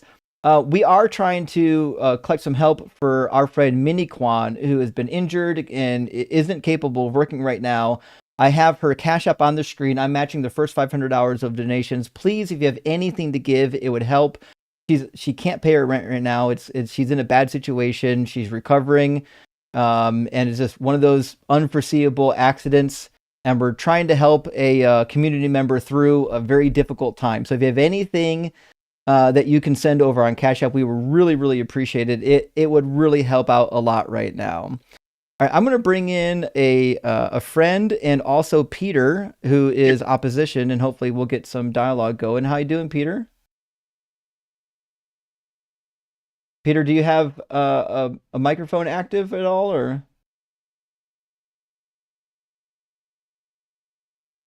Peter, can you hear me? I show that. Okay, you can hear me.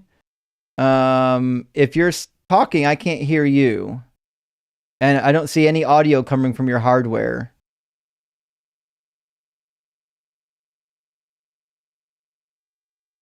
It says that you have earpods in. Are your earpods working? They were working. We got it now. Can you hear me now? Yep.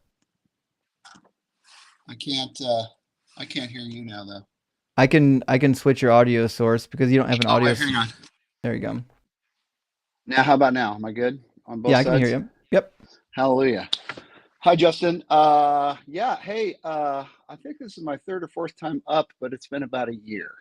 Okay. Since we talked. We talked a bunch. I'm a preterist, and we talked about the day of the Lord and the heavens and earth and all that stuff. And I've been watching diligently for the past year, and I've seen you talk to a few preterists. I heard you mention you might be doing a preterist focused event, perhaps.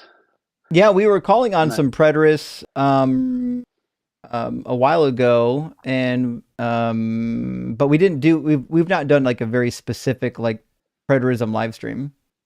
Gotcha. You've got somebody that you work with that came from that field, is pretty interested in it. I remember you saying. Well, anyway, I'm coming to the conclusion that preterism for me may very well be a rest stop on the deconstruction highway. Sure. But I've been here for over 20 years. The coffee's pretty decent. They've got picnic tables. I can let my dog run around. I don't know if I'm going to be getting back on the highway anytime soon. And most importantly, everybody here has abandoned their apocalyptic worldview. And especially in light of what's going on in the world today,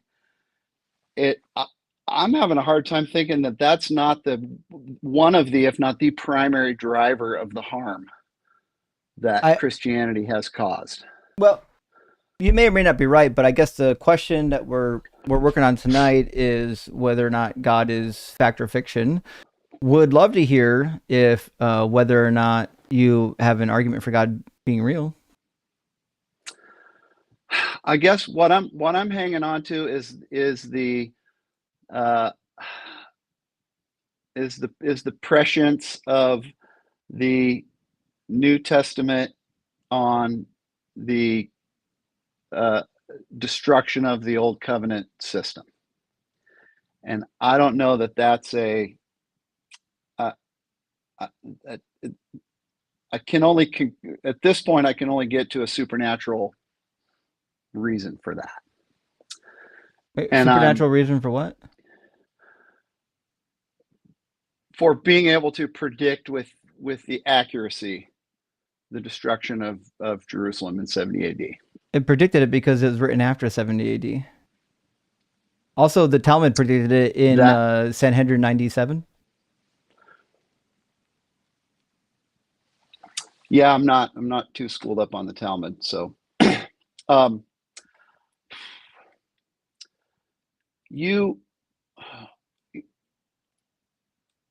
So Mark was written when? Because Mark was the first. Mark was written just after 70. Just after 70. And so the Olivet Discourse, not about 70 AD, about 70 AD? The Olivet Discourse, most critical scholars would say were written after 70 AD. Was it written about 70 AD, though, the events? I mean, we can't give a specific year, but I would say after 70 AD, maybe right 72. After. But were the events described in it? Or is it about the destruction? Well, what I'm saying is that's the opening salvo. That's what it begins with. I don't believe any of the Olivet Discourse was written prior to the destruction, is what I'm saying. Okay. Fair enough. Paul, I can give you a reason why I think that's the case. No, I'm not. I don't have a. I mean, you can. I don't have a dog in that fight. I don't necessarily think that needs to be written before 70 AD. Okay, fair enough. I guess so. Well, I don't want to. I'm going to drop out. I don't want to waste. I don't got anything. But Peter, we hope you're doing well. I remember talking to you before, so we hope you're doing well. It's a long journey, and we want the best for you. Appreciate it. Thanks, Justin. Cheers, buddy. Bye. Been a minute since we talked to Peter, like you said, or at least over a year. Hi, Justin. Hi, Ems. Venus. Good to see you, friend. I'll turn on my camera once I find my headphones. Oh, hello. I put them. Friends, I don't know why the TikTok live stream is randomly lagging. It's as far as I can tell, it's just TikTok. It's not lagging anywhere else. TikTok's just acting really shitty today for some reason. This is one of those weird situations we're up against right now. I'm gonna grab from our TikTok queue, who I think was in here first, and then I'll get back to the YouTube queue. Pat was next in our YouTube queue, and Domini was next in our TikTok queue. Some people were asking if super chats are going towards Quan.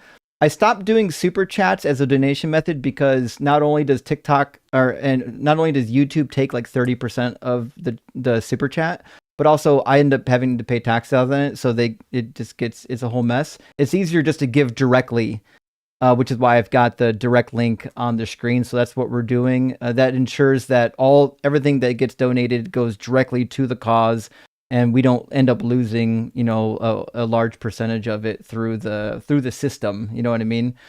But nevertheless, that's what we're doing here tonight. Really appreciate everyone who's able to help out. It really does mean a lot, especially if anyone's ever been in need. You know what it's like to be in need. Astronova, thank you for the $20 super chat. Fred says, I don't use Cash App, but wanted to drop a few bucks to Quan. She's amazing. Any idea if Quan has a YouTube channel? I only know her from TikTok. So she doesn't have YouTube as far as I know, but in the description of the YouTube video, I have a link to her TikTok profile. If you want to contact her and send help another way, you're more than welcome to do that. If you super chat me, give me a second. I've got a spreadsheet open. If you super chat me here tonight and specifically say, I want this super chat to go to Quan, I'll write it down in my list. And I'll make sure that after YouTube takes their cut, we'll send it over to Quan. If that's the only way you can do it, we can do it that way. It's not that big of a deal. It's just easier to do it this way because YouTube doesn't take a huge cut of it. So I've written this down. We'll get it taken care of, Astro. And Caroline, thank you for this super chat. My friend says, I don't know how you keep your cool in some of these debates. I would not have the patience to do what you do, but keep doing it. Love from Montreal, Canada. Well, thank you, all the way in Montreal. A beautiful territory. I hope you're doing well out there. And yes, it takes a little bit of patience to get through these nonsensical debates, especially when you get real clowns up here. B Green, thank you for the super chat. It says, danger of faith. Military commander tells troops bombing Iran is part of God's divine plan. Your comment, please. I've been made aware of this, and it's disturbing. First of all, it's not part of God's divine plan. It's a very selective reading of the Bible. It's part of propaganda. It's part of mythology. The scholarly reading of the biblical text would never point towards like this war with Iran being what it is. So yeah, it's just like that guy who came up that didn't know anything about the Bible, but he was incredulous that I disagreed with him. That's how these military commanders are. They just think they're reading the Bible is the only way to read it, and that they must be right. So they end up creating fucking wars across the planet over it. So that's what I would say. Let's see. We also have a $10 super chat from Zen. Hey, good to see you, Zen. Appreciate the $10 super thanks. Big W. And we've got a bunch more super chats. It's been a busy night so far. So friends, I'm going to grab just 1, 2, 3, 4 more of them. And then I'm going to get Domini into the discussion so we can keep the discussions rolling. Deep Blue says, listening to the stream inside of a church is a new kind of cathartic. Rock hard for Doug and simply wet for Sharon. It really is. Even if you can't get in the church, pull into the parking lot and bump your speakers a little bit. We'll see if we can get it in the airwaves. And Beard of Anthony, my friend, says, how many Philbros does it take to change a light bulb? It doesn't matter. They'll just presuppose that the light bulb doesn't need changing. And that is correct and well done. Also because of the impossibility of contrary, obviously. Wraith, my friend, thank you for the additional super chat. Says, I do know someone who could use a fundraiser, but I don't know how to get a hold of you to get it done, and I have paperwork to show it's legit. Well, the best way is to get me an email, and I apologize that I don't always answer my email every single day, but I get a lot of them, so I do get them eventually. I promise. That's the best way to do it, friend. Daniel says, is your shirt supposed to lure in Nebraska Steve? You crazy. Love you, Justin. A little bit, yeah. I just want to, I want to cash in on the Nebraska Steve frenzy. He's so popular right now. He's got his own fan club. Clotus says, where have all the adorable kittens gone? Actually, where are the cats today? One was in here earlier, and I don't know where they're at right now. They're probably napping somewhere, but they're growing up. They're doing a little bit less of the neck suckling and a little more playing. So we'll see. I'm sure they'll pop in sometime tonight. But yeah, we love the fucking kitties, of course. All right, we're going to get Domini in here. How you doing, Domini? Good evening. I'm doing fine, sir. What about yourself? Yeah, I'm doing all right. Domini, are you at least 18? I'm 26, yes. Awesome. And do you believe in God? Yeah, obviously I'm Catholic. Well, I didn't know that. That's why I asked. Okay, so what do you think is the best evidence or argument for the Christian/Catholic God existing? Well, if the apostolic succession is true, then we would imply that whatever is contained within the tradition is true, then God exists a priori. Then. Do you think that the succession of those who came after Muhammad happened? I do not really. They are relatively identical. We can imply, yes. Why not? Okay, so that means Islam is true. No, that's not the case, because when it comes to the continuity implied by the Catholic Church, we established by Christ's existence, So what? the incarnation of God. So we do have What? also the empiric evidence of Christ. But the succession of those in Islam prove that Islam is true. Yeah, but that's just a claim which you're making right now. Well, Can that's you the make an claim that you're argument for it? making. Oh, wait, I'm making I can make I'm an making argument the then. identical same argument you're making. You're saying Christianity is true because of apostolic succession. I'm That would saying imply that a two quoque Islam is fallacy. true. I'm saying Islam is true because of the succession of leadership within Islam. Yeah, but in both contexts, those two religions they would be implied to be existing. And if those two religions exist, then God They do exists in exist. those sense too. And it's okay, we still have argument ad populum, and also you made a tu quoque fallacy that when it comes to my argument, the apostolic succession is granted by the existence of Jesus Christ. Jesus Christ is God, so we can imply that if God Well, established the again, you Catholic can't Church, then establish that. So oh what yeah, you've I done can. is What's the argument? What's the argument against that? you've used your conclusion in your premise.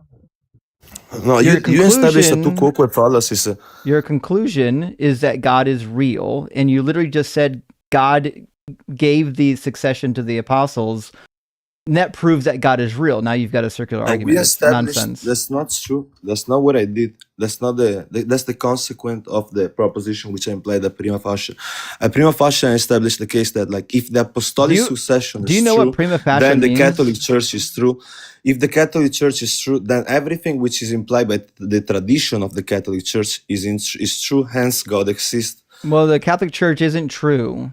So we can start there. The reason why apostolic succession is meaningless is because Jesus didn't rise from the dead. He didn't fulfill a single prophecy, and the Trinity is logically incoherent. It actually just breaks the laws of logic. Oh, Which can we speak about the LPT? Sir? Do you have any argument against the LPT?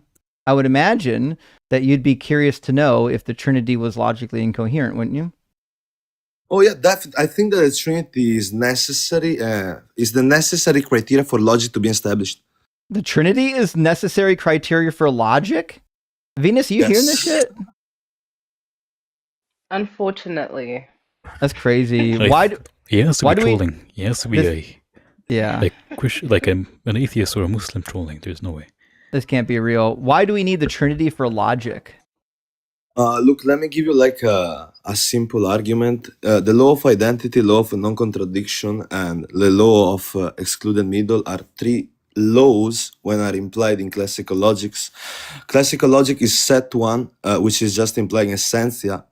Set two is the laws within the law within logic. I can say that those two propositions are relatively identical under sort F, but they are not under sort S. Okay, Now, I have a question. if those two propositions are true, that God exists as triune. Okay, Domin, is it possible to ground logic in something that is a contradiction? I think that necessarily. Wait, who am I speaking with? It's a yes One or second. no. You're speaking. I did not come to speak with you, Venus. Okay, I came to speak with you're the host. They hate Hey. talking to women. They're so. Domin. Go ahead. I'm sorry, Venus. I do not speak with women. Domin, I'm You sorry. do. My religion, we do Domin, not speak Well, with then you don't get to I am fucking a speak. co-host. If you don't talk Sorry, to I women, believe in God, and if you don't get to talk to women, a then woman you should don't. not speak Then about. you don't get to fucking speak. So if you want to speak, That's a non if you want to sequitur. speak, you can be You're a doing a man, non sequitur, sir. throw a fucking sack, and You're talk just to doing a non Venus. sequitur. This is not what a non sequitur Why is, do they idiot. do this when I'm Yeah, here, Saint Paul bro? of Is Tarsus. it literally?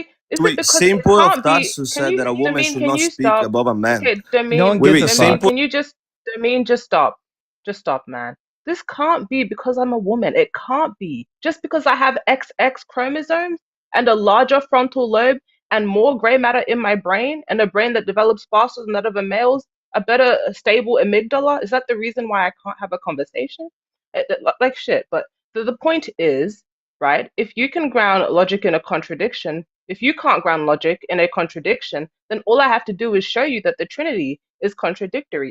Do you want to engage with that, Domain, or do you want to keep Sure. being a Would you say that the misogynist? proposition, Venus, would you say that the proposition that we're debating in this very precise moment is that the Trinity is logical? Yeah, So Great. we can say that the Trinity is logical. what's the contradiction, So let Venus? me give it. I'm sure he'd love to Why see am it I getting muted? Why? because you won't shut Great. up. So, You Domain, guys are treating me unfair. premise one.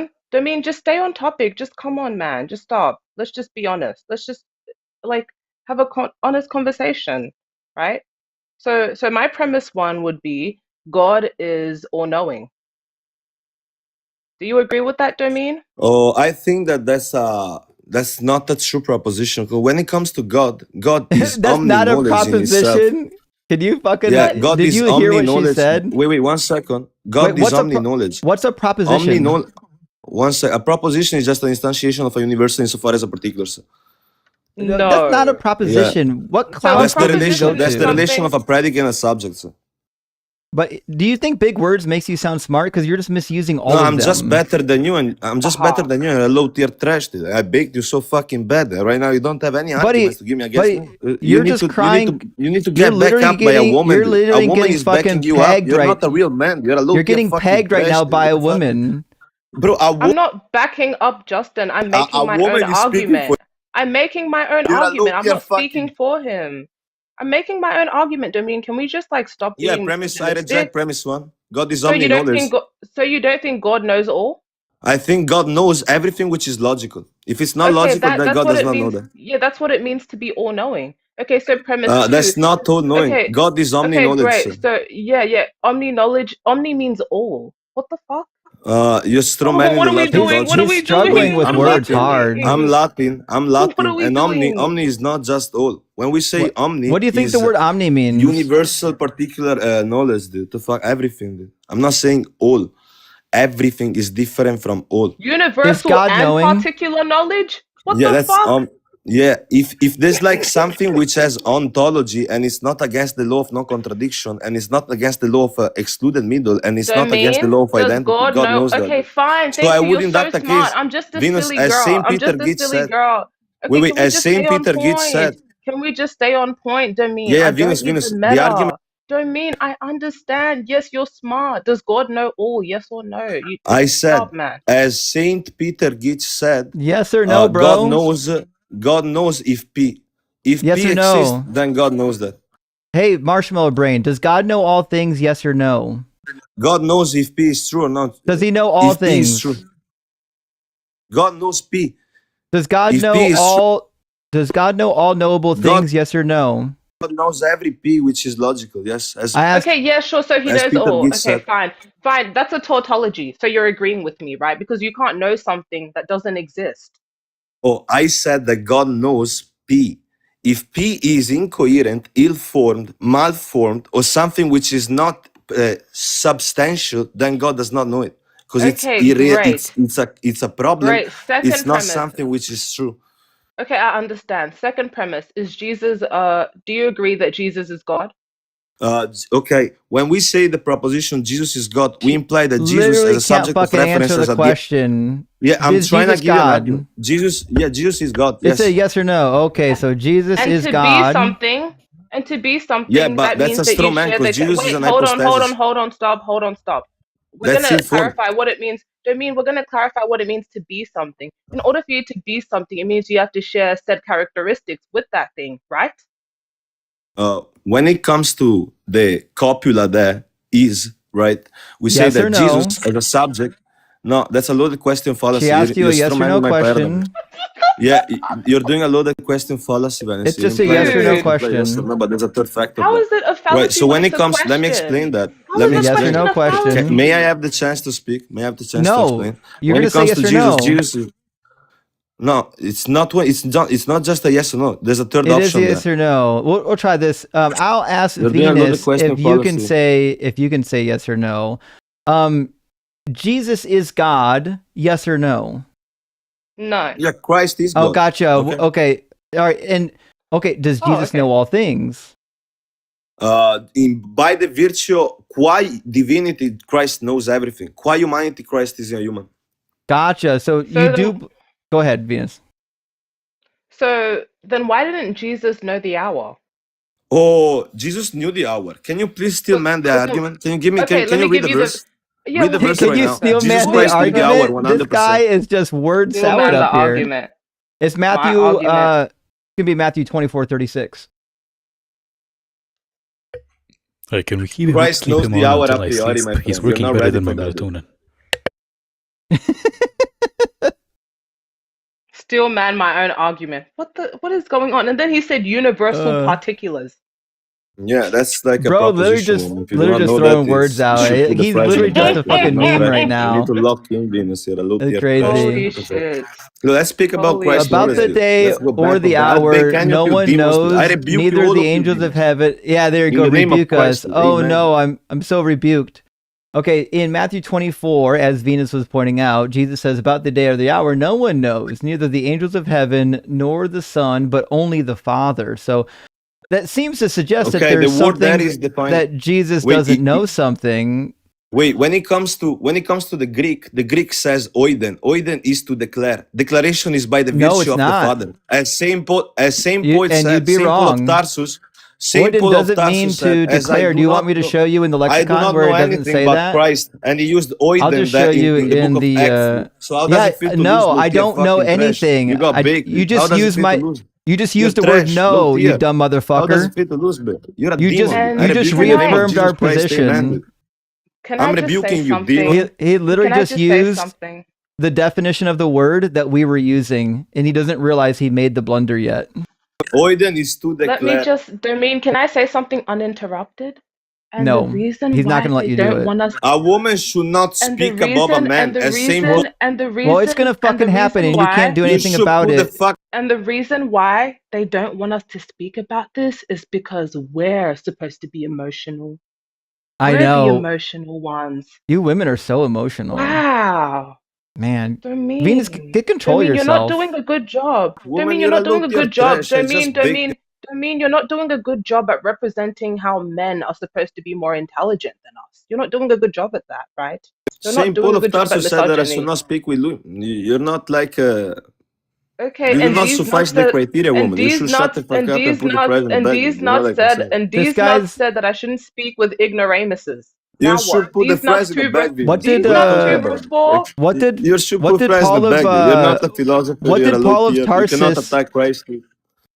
We're attacking Christ because he's a liar and a fraud. What did Paul of Tarsus say in Colossians 3:8 and 3:12? Can you read that for us?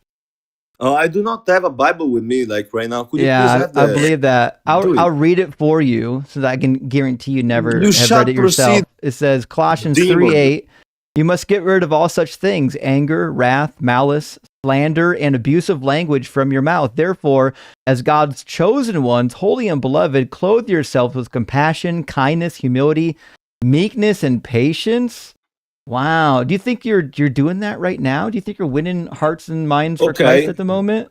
you're right. 1 second. Let me back up. Let me rebuttal that. When it comes to such predication, those are contextual. If I go in the Bible, dude, in the Synoptic Gospels, we can see that Christ, for example, oh no, my bad, not in Synoptic. If you go in the book of John, chapter 2, verse 15, Christ actually took a scourge and he whipped out demons or people which are like you selling Christ? things in the temple of Christ.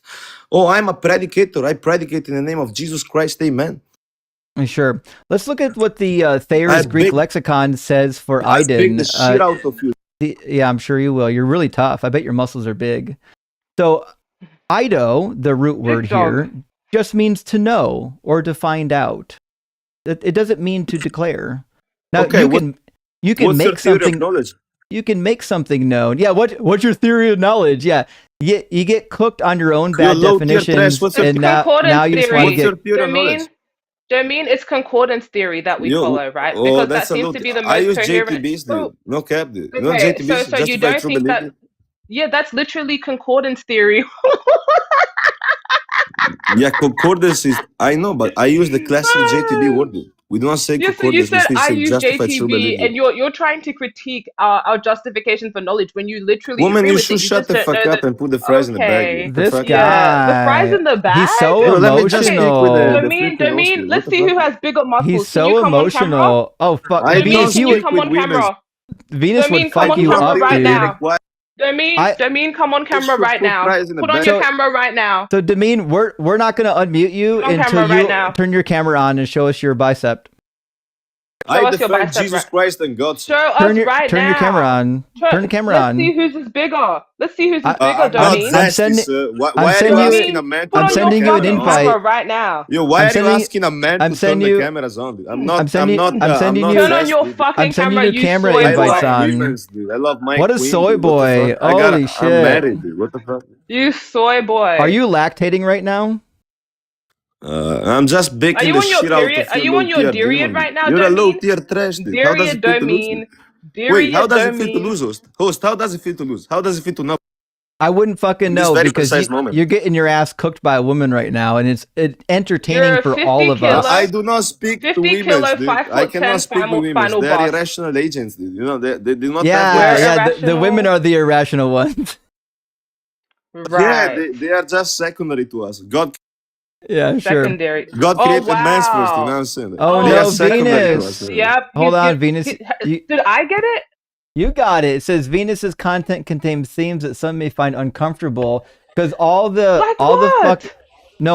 trolls that follow this guy came in here and reported you because they're a bunch of bitches. I'll remove you Yo, and how coming does back. it feel to lose, Austin? How does it feel to not? Dominic, if In this Venus very is precise below moment, how you, does it feel to not be me? if Venus is below you, what does that say about you losing to her? Oh, I want to her because I'm a man. I win a priori. Women No, do she- not win because they Mashallah. actually She's fucked you in the ass, I honestly bro. think that. Dude. I win every day, my friend. Venus owns I you. don't lose to He's a women's. troll, bro. Women's come secondary. 100%. Men's created. Yeah, he's definitely a He's troll. God chose us. We'll just move on now. Those people exist. There are some real people that actually think like that. That is a real thing that happens. But also Venus is back, and I think we got a word from our friend Minnie. Well, my live visibility has been restricted for 10 minutes because Venus is back. Okay, I'll stay away for 10 minutes. That's okay. Yeah, just come back in 10 minutes, friend. All right, love you guys. I love you too. See you soon. Oh well. We'll get her back in a Hallelujah. couple. Jesus won. Dude, Ems, don't you feel rebuked? Very much so. I'm feeling very He almost put me to sleep. That was amazing. Yeah, I it wish he was stayed pretty up a little wild. bit longer. We'll see. Hey, how you doing, Mini Quan? Hello, everyone. Great to see you, friend. Hey, Ems. Good to see you. Thank you for doing this for me. You I know really what? I'm appreciate more than it. happy to. Yeah. I just want to say thank you to everybody out here who's helping me. If you would mind, I'll let Baby Quan tell you. Okay. Wait, don't laugh yet. Hi everybody. I'm Baby Quan, and I wanted to say thank you for helping because Big Quan fell down as she was at work and she tore her ACL and MCL, and she can't drive the big semi trucks anymore. And so everybody and all the friends come together and help. So thank you. Okay, so everybody knows I do the voices. Okay. Mhm. I usually just save Baby Quan for when the debates get like that guy, and then I'll I bring didn't it know out. that. I was so confused. I was like, is that the child Sorry. or something? If you know, you know. I'm a about- professional troll, but I do have the good conversations as well. I definitely would have brought Baby Quan out on that guy. You know, Oh, for sure. but I just wonder. You said I you're a just wanna- professional troll. Yes, I am. We need a troll off then. Yeah. Like you got to just look Who at the can get videos Justin on to my quit page. faster? Like I do commercials and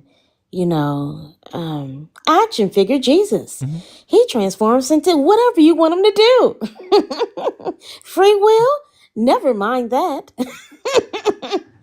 So yeah, I just my videos are like mostly troll videos and like voice overs and commercials and stuff that I do. But yeah, providing content for the community, so you Yeah. can get a laugh, and and I do engage in the conversations from a a researched and intellectual perspective, as well as adding in historical context with these. So, hello to everyone I haven't met, and I just want to say thank you to the community for coming together to help me out. I appreciate it sincerely. Yeah, thanks, Quan. We're gonna send as much help over your way as we can. So hopefully it'll make a dent. And I don't know when you'll be able to get back to work, but hopefully this will be able to get you through this stint. We'll see. But if not, I'm there's a waiting big on community surgery. here, right? Thank you. I'm gonna get a zombie knee, so I have to have ACL reconstruction. So zombie knee is where they take the Achilles from a cadaver and then replace my ACL with that and do a bone graft to hold it in place. So, you know, if you see me walking around and I just bust out doing the Thriller, dee dee dee dee dee dee dee dee dee, you'll know why. So I just wanted to say thank you to Absolutely. you. And then how do I update you on? Just send me a message on TikTok or email. I'll scan my TikTok messages to look for one. I get like a zillion of them a day, but I can scan through it to see if I get one from you. Okay, sure thing. I All got you, right. friend. Well, thank you, everybody. I'm out the way. Big W Quan. It's good to Venus. see you, friend. Also, Good to see you. make sure y'all follow Mini Quan. Mini Quan does live streams as well and some content. So definitely follow everyone in the community. I'm going to grab just a couple of super chats. We're going to get Mason the Goat in here. Zippo says, I believe Jesus was not heterosexual celibate man. I mean, I think he was hetero if I would have to guess. Set on my right hand till I make thine enemies thy footstool. Paul is persuaded his enemy, the readers, to kill him. I don't know what you mean. That quote comes from Psalm 110, and that's about King David. I know it gets used in the book of Hebrews as being about Jesus. It gets used elsewhere as being about Jesus, but it's not. Psalm 110's got nothing to do with Jesus. The New Testament wanted to co-opt it and make it about Jesus, but it's just not. Mike says, Big Red, what's your connection to the Huskers? Actually, I don't actually root for the Huskers. I root for OSU, but Nebraska Steve is such a hot celebrity in my atheist cult right now that I have to start doing Nebraska Steve things to keep my fan base interested in me. I wish he'd come back to the live stream so I can get things popping, but for now, this is the best I can do to get a Nebraska shirt. We'll see if it works. Nevertheless, you got to give the fans what they want, friends. William, thank you for the 5 DZ gifted memberships. I really appreciate that. And Wondering says, have you mentioned in the past that it is implied that Jesus was to return in the lifespan of his souls? Yeah, sure. Because it's in the text. If you go to Matthew 10:23, Matthew 16:27 and 28, and then Matthew 24:29 through 34, it just explicitly says it. I can show you the verses real quick. It shows up elsewhere, like it's in Mark and whatnot, but Matthew is more succinct because it's got all of them all in one gospel. You don't have to go to alternative gospels to figure out all the additional quotes. So we'll do all 3 of them here right now. I'll put them on the screen and you can see what I'm talking about. But yeah, this seems to be a pretty cut and dry failed prophecy from Jesus. When he sends his disciples out to preach, he says, when they persecute you in this town, flee to the next, for surely I tell you, you will not have finished going through all the towns of Israel before the Son of Man comes. And the coming of the Son of Man is when he comes on the clouds and the glory and the angels and does the judgment. In Matthew 16, it says, the Son of Man is to come with his angels in the glory of his Father, and then he will repay everyone for what has been done. Truly I tell you, there are some standing here who will not taste death before they see the Son of Man coming in his kingdom. And they all tasted death. They're all gone now. Then he doubles down to Matthew 24, talking about the signs of the end times. And he says, the sign of the Son of Man will appear in heaven, and all the tribes of the earth will mourn, and they will see the Son of Man coming on the clouds of heaven with power and great glory, and he will send out his angels with a loud trumpet call, and they will gather his elect from the 4 winds, from one end of heaven to the other. From the fig tree learn its lesson. As soon as its branches become tender and put forth its leaves, you know that summer is near. So also, when you see these things, you know that he is near at the very gates. Truly I tell you, this generation will not pass away until all of these things have taken place. And of course, none of those things took place in that generation is dead. And Christians have various apologetics to do words don't mean words and try to make this go away, but none of them are actually good apologetics. William, thank you for the 1234 super chat. Says God is a lesbian who works part-time at an abortion clinic. Well, God did murder his own son, and the Holy Spirit in Hebrew is feminine, so there are some questions to be had here. And Jeff, my friend, thank you for the super chat. Says, duh, Jesus is obviously Aquaman from Atlantis. Superman is Yahweh. Wonder Woman is the Holy Spirit. Batman is the accuser. How did we miss the spiritual word of DC Comics? I'm definitely down for that shit. And listen, I would definitely love to see a DC crossover with the Bible. That's one DC movie, like universe, I would participate in for sure. And Eric, my friend, thank you for the $30 super chat. Says, here's to sheabuttababy. Thanks for all you do, Justin, for the community. Love you, dude. Rock hard for Doug. Simply wet for Sharon. And gay for Justin Lamau. Hey, it's not funny to be gay for Justin. It's a very serious thing. But I will definitely write down, thank you so much for this, by the way. I'll write down in my list here real quick that we, hold on.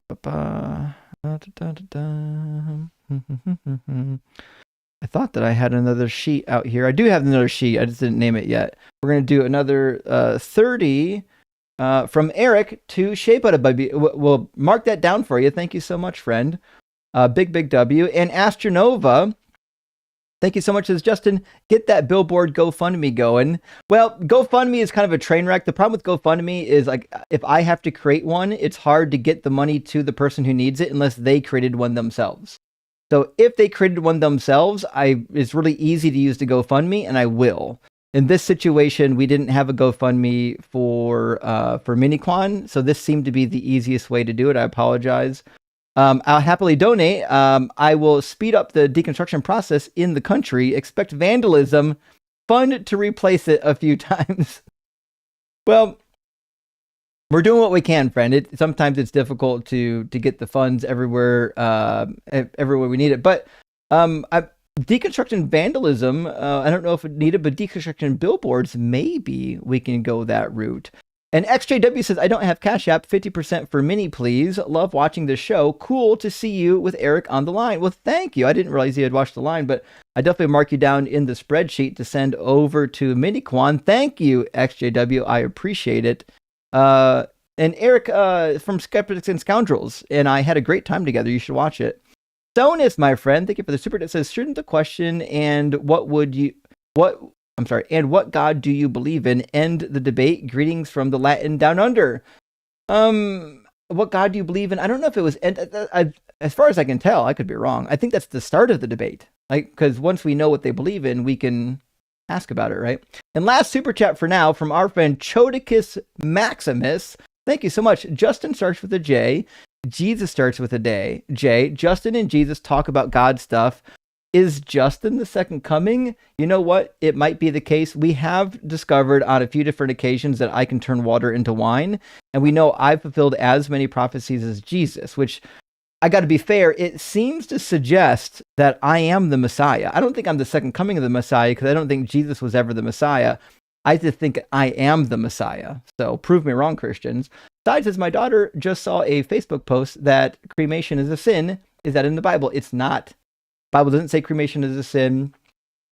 The reason why Christianity kind of shunned it is because they believe your physical body will rise from the dead, and they think that you shouldn't damage your physical body. But they obviously intended this notion to make sense with the imminent return of Christ. If you're in the ground for 1,000 years, it doesn't matter if you're cremated or worm food. It's going to be the same result. It's nonsense, but the Bible doesn't mention it. And Noko says, hi, Justin. Also, hi to you, Noko. Cremation is a sin in Islam, by the way. I believe that. Yeah, it's not just Christianity and Islam. There's a lot of religions that are worried about like the cremation, how it affects the afterlife. Seem to be a pretty. It is not about affecting it. They don't think it affects it, but they used to think that this was a form of people trying to evade the afterlife, but they wouldn't be able to. So. Oh, okay, makes sense. Anyway, hope you're doing well, Noko. Says, sure missed your show. Life has sure happened recently. Missed you. I was curious about your thoughts on Alan Watts and Frederico Fagan. I can't say I know either of those names, actually, but I can look them up real quick. Who's Alan Watts? Alan Watts is a British American writer, it says. Does he write on atheism or God? Let me see. Oh, he's an Eastern spiritualist. I don't know anything about him. I can't comment on Alan Watts. I've never even heard of the guy, so I'm apologizing. I guess I can't really help you out here. And if I had to guess, I would say Frederico Fagan also is a spiritualist. Let me see. It says he's an engineer on his Wikipedia page. It looks like he worked for Intel. Oh, he's got the theory of consciousness. I've heard of this guy. Yeah, I don't know much about him as well. I don't put a lot of stock in these alternative models of consciousness. But I understand why it's fun, like the idea of consciousness and how it arises and what it is and what it isn't. It's a really good topic. But no, I can't comment on those two people. Philo says, this is what happens when adults learn history from the Discovery Channel. That is the case. They start believing in fucking ancient aliens and shit. And last super chat for now from our friend JH says, 15 more years of Philbro grounding tag arguments and Justin's villain arc will be complete. Every call will start with profanity. Here for it. I know. The minute somebody starts talking about grounding and bullshit in reference to the Christian God, I immediately know they're an idiot and I don't want to take them seriously. But anyways, with that, we're going to bring in Deathless Light and then Leo and then Pat. I believe that was the order that they came in. So that's the order that we'll bring them in. And welcome back, Venus. I didn't get a warning when you came back, so it must have cleared. Yeah, it's just insane to me. We'll move on, but how does a misogynist not get restricted, but someone trying to defend themselves against one get restricted? I think the problem TikTok has clearly been bought by Trump. He's clearly bought TikTok. I think the problem is the way the TikTok reporting system works. If a bunch of people report you, whether you did something or not, it'll flag you. So I assume he had some of his misogynist friends come in behind him and report you. I've seen it happen quite a bit. But we've got Deathless now. How you doing, Deathless? Hi, how are you? Oh, this motherfucker. Sure. All right, well, so we could have a proper debate. I don't think we're going to. So here's what's going to happen, Deathless. I know. I know. So Deathless, I've watched you on dozens of other live streams. I know exactly who you are, and you're going to do the same thing you always do, which is you're going to talk over the host, whoever the host is. You're not going to actually engage in real debate, and then you're going to laugh hysterically and claim victory when the conversation hadn't even been had yet. Now, I'm more than happy to entertain you, even though I already know you're a clown. But if that's going to happen, what's going to happen is you're going to have some decorum. You're not just going to shout over the host. You're not going to shout over Venus. You're going to have some back and forth dialogue, and we can talk about whatever nonsense topic you want to talk about. How about that? Oh, so he can talk over me? Okay. Yeah, it sounds fine. So first, let's begin by defining our terms. First, let's begin by asking introductory questions. Are you at least 18, and what God do you believe in? I am theist. I'm 46. I believe in the God of the Bible and of the Quran. Wait, you believe in the God of the Bible and the Quran? Yes, of course. Oh boy. Do you believe the Quran is true? So, well, it's kind of a non sequitur. We need to define our terms. Are you Muslim? I'm Baha'i. Oh my fucking God, okay. So, okay. I'm going to define theism as the proposition God exists is true, and the affirmation thereof. I respectfully request your definition of atheism. Well, we have to talk about your definition first. So you just said your definition of theism is, and I'm waiting for you to reiterate what you think the definition of theism is. Theism for the discussion is the belief that affirms. Theism is the belief that the proposition God exists is true. Now, I respectfully request your definition of atheism. So my definition of atheism is a lack of belief in the proposition. So if somebody says that God, see, Deathless, this is what I'm fucking talking about. Just pay attention, all right? So if you say that the proposition is true that God exists, I can easily just say, I don't believe that. Where's the support for that? Sure. Well, I think we have a defeater immediately because your definition violates Russell's theory of description. I didn't give how a about description. Can I just like add something here? Excuse me. I have an immediate defeater. Excuse me. It's only going to take 30 seconds. Deathless, maybe we'll set a different tone. Our definition of atheism is irrelevant because you're not here to critique what we believe. You're here to defend what you believe. For all you know, I could be a Nazian. Okay, it doesn't matter, right? But the point is, you said theism is the belief in a God. But what kind of God? Because we know there's different kinds of theism, and the particular kind of God or theistic God you believe in will set the tone for the rest of the conversation. So would you be able to go in depth about this God that you believe in? Sure. So I'm going to prove my argument by virtue of a negation of, by virtue of a falsification of atheism. No, and this is going to be. Can we wait, Deathless? Can you tell us what kind of God you believe in? Can you tell us? Can you tell us what kind of God you believe in? Atheism is the absence of he believes in he believes in the heresy of Islam. Russell's description theory. How it violates Russell's description? What kind of God you believe? What kind of God do you believe in? Deathless, stop, bro. It violates existence claim. I'll answer your question. Vacuous predicate. Mate. I'll answer your question. So because we've demonstrated that atheism is a vacuous predicate. Hello. Theism wins by default. Come on. Remember when he came in, I said what he's going to do is just try to change the nature of the conversation and talk over people and dominate and then claim victory. I actually prophesied that was going to happen, and then it actually happened. It didn't even take very long. And now he's going to do the same victory laps. Imagine being only 30.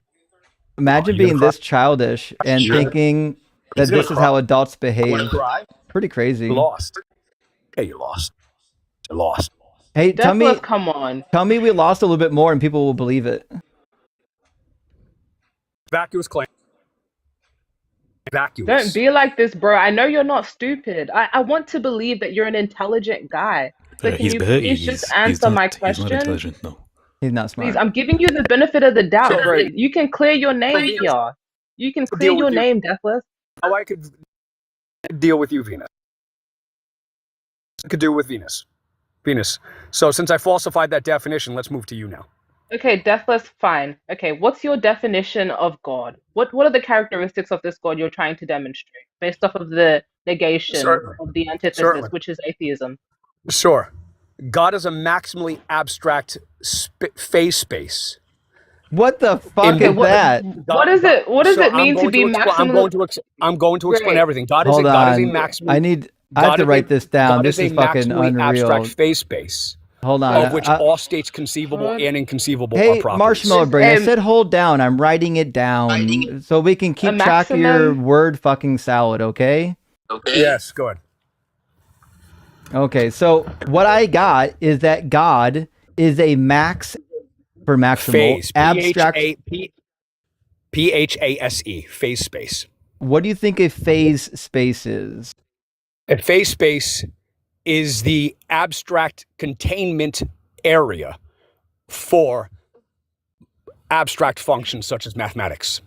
And what is a maximally abstract thing look like as compared to something that's not? So I'll give you an example. An abstract is what happens when you reduce a concrete to its essentials. So a maximally abstract phase space would be a space which is maximally reduced to self-evident essential properties. Did you catch any of that word salad, Venus?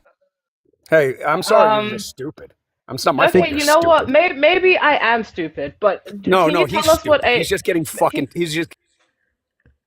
Can you tell us what a maximally? Give us an example of something that's maximally abstract, as opposed to something that is minimally abstract. Yeah, sure. He's getting really emotional too. Also, I did look up the definition of phase space, so I want to make sure that we're actually talking about the same thing. I'm seeing a phase space as a mathematical concept. says it's Yes. a multi-dimensional mathematical space. So it seems to be a hypothetical space representing all possible states of a system, wherein each point corresponds to a unique combination of positions and momenta for velocities. So it seems to be a hypothetical mathematical space, kind of like what we would say a coordinate system is. Like, so in robotics, we use coordinate systems for locating things within space, but they don't actually exist. They're abstract concepts. Are we agreed that this is? Are we agreed then that? Are we agreed then? Are we agreed that a phase? I'm trying to get you to shut the fuck up for 5 seconds so we can agree on the definition of a word here. So, do we agree then that a phase space is a hypothetical mathematical area? Hypothetical minus that statement. Is it mathematical or not? It's certainly mathematical. Okay, so it's a hypothetical mathematical space. No, it's not a hypothetical. It's necessary. You said mathematical. How do you know it's necessary? Because you cannot formulate logic or have intelligible structure in the universe without a mathematical foundation. And the phase space is the foundation of mathematics. The reason why it's hypothetical, though, Deathless, is because you don't think it exists in this physical plane. And we're like a nominalist, so we don't believe in abstract concepts. That's a straw man of my position. It's not what I believe. I don't believe that the physical world exists at all. The physical world doesn't exist. I agree. Your brain does not exist in the physical world. So no way it does. Without evidence could be dismissed without evidence. You have no knowledge of a mind-independent reality because that would actually make it dependent on your knowledge. So what could be asserted without evidence could be dismissed without evidence. Look, mate, if you don't, and great, because so the two are if we don't have the same by virtue of axioms, Leibniz's identity of indistinguishables, we make it don't have the same indistinguishable from axioms, non-existent. Deathless, if we don't have the same axioms, like objectives, if we don't have the same, if we don't have the same axioms, if we don't have the same axioms, if we don't have the same axioms, like us existing within a shared space that we call objective reality, then we can't progress. We can't have any conversation if you don't agree that we exist in physical reality, mate. You just lost. No, we just have different axioms. That's it. Show you.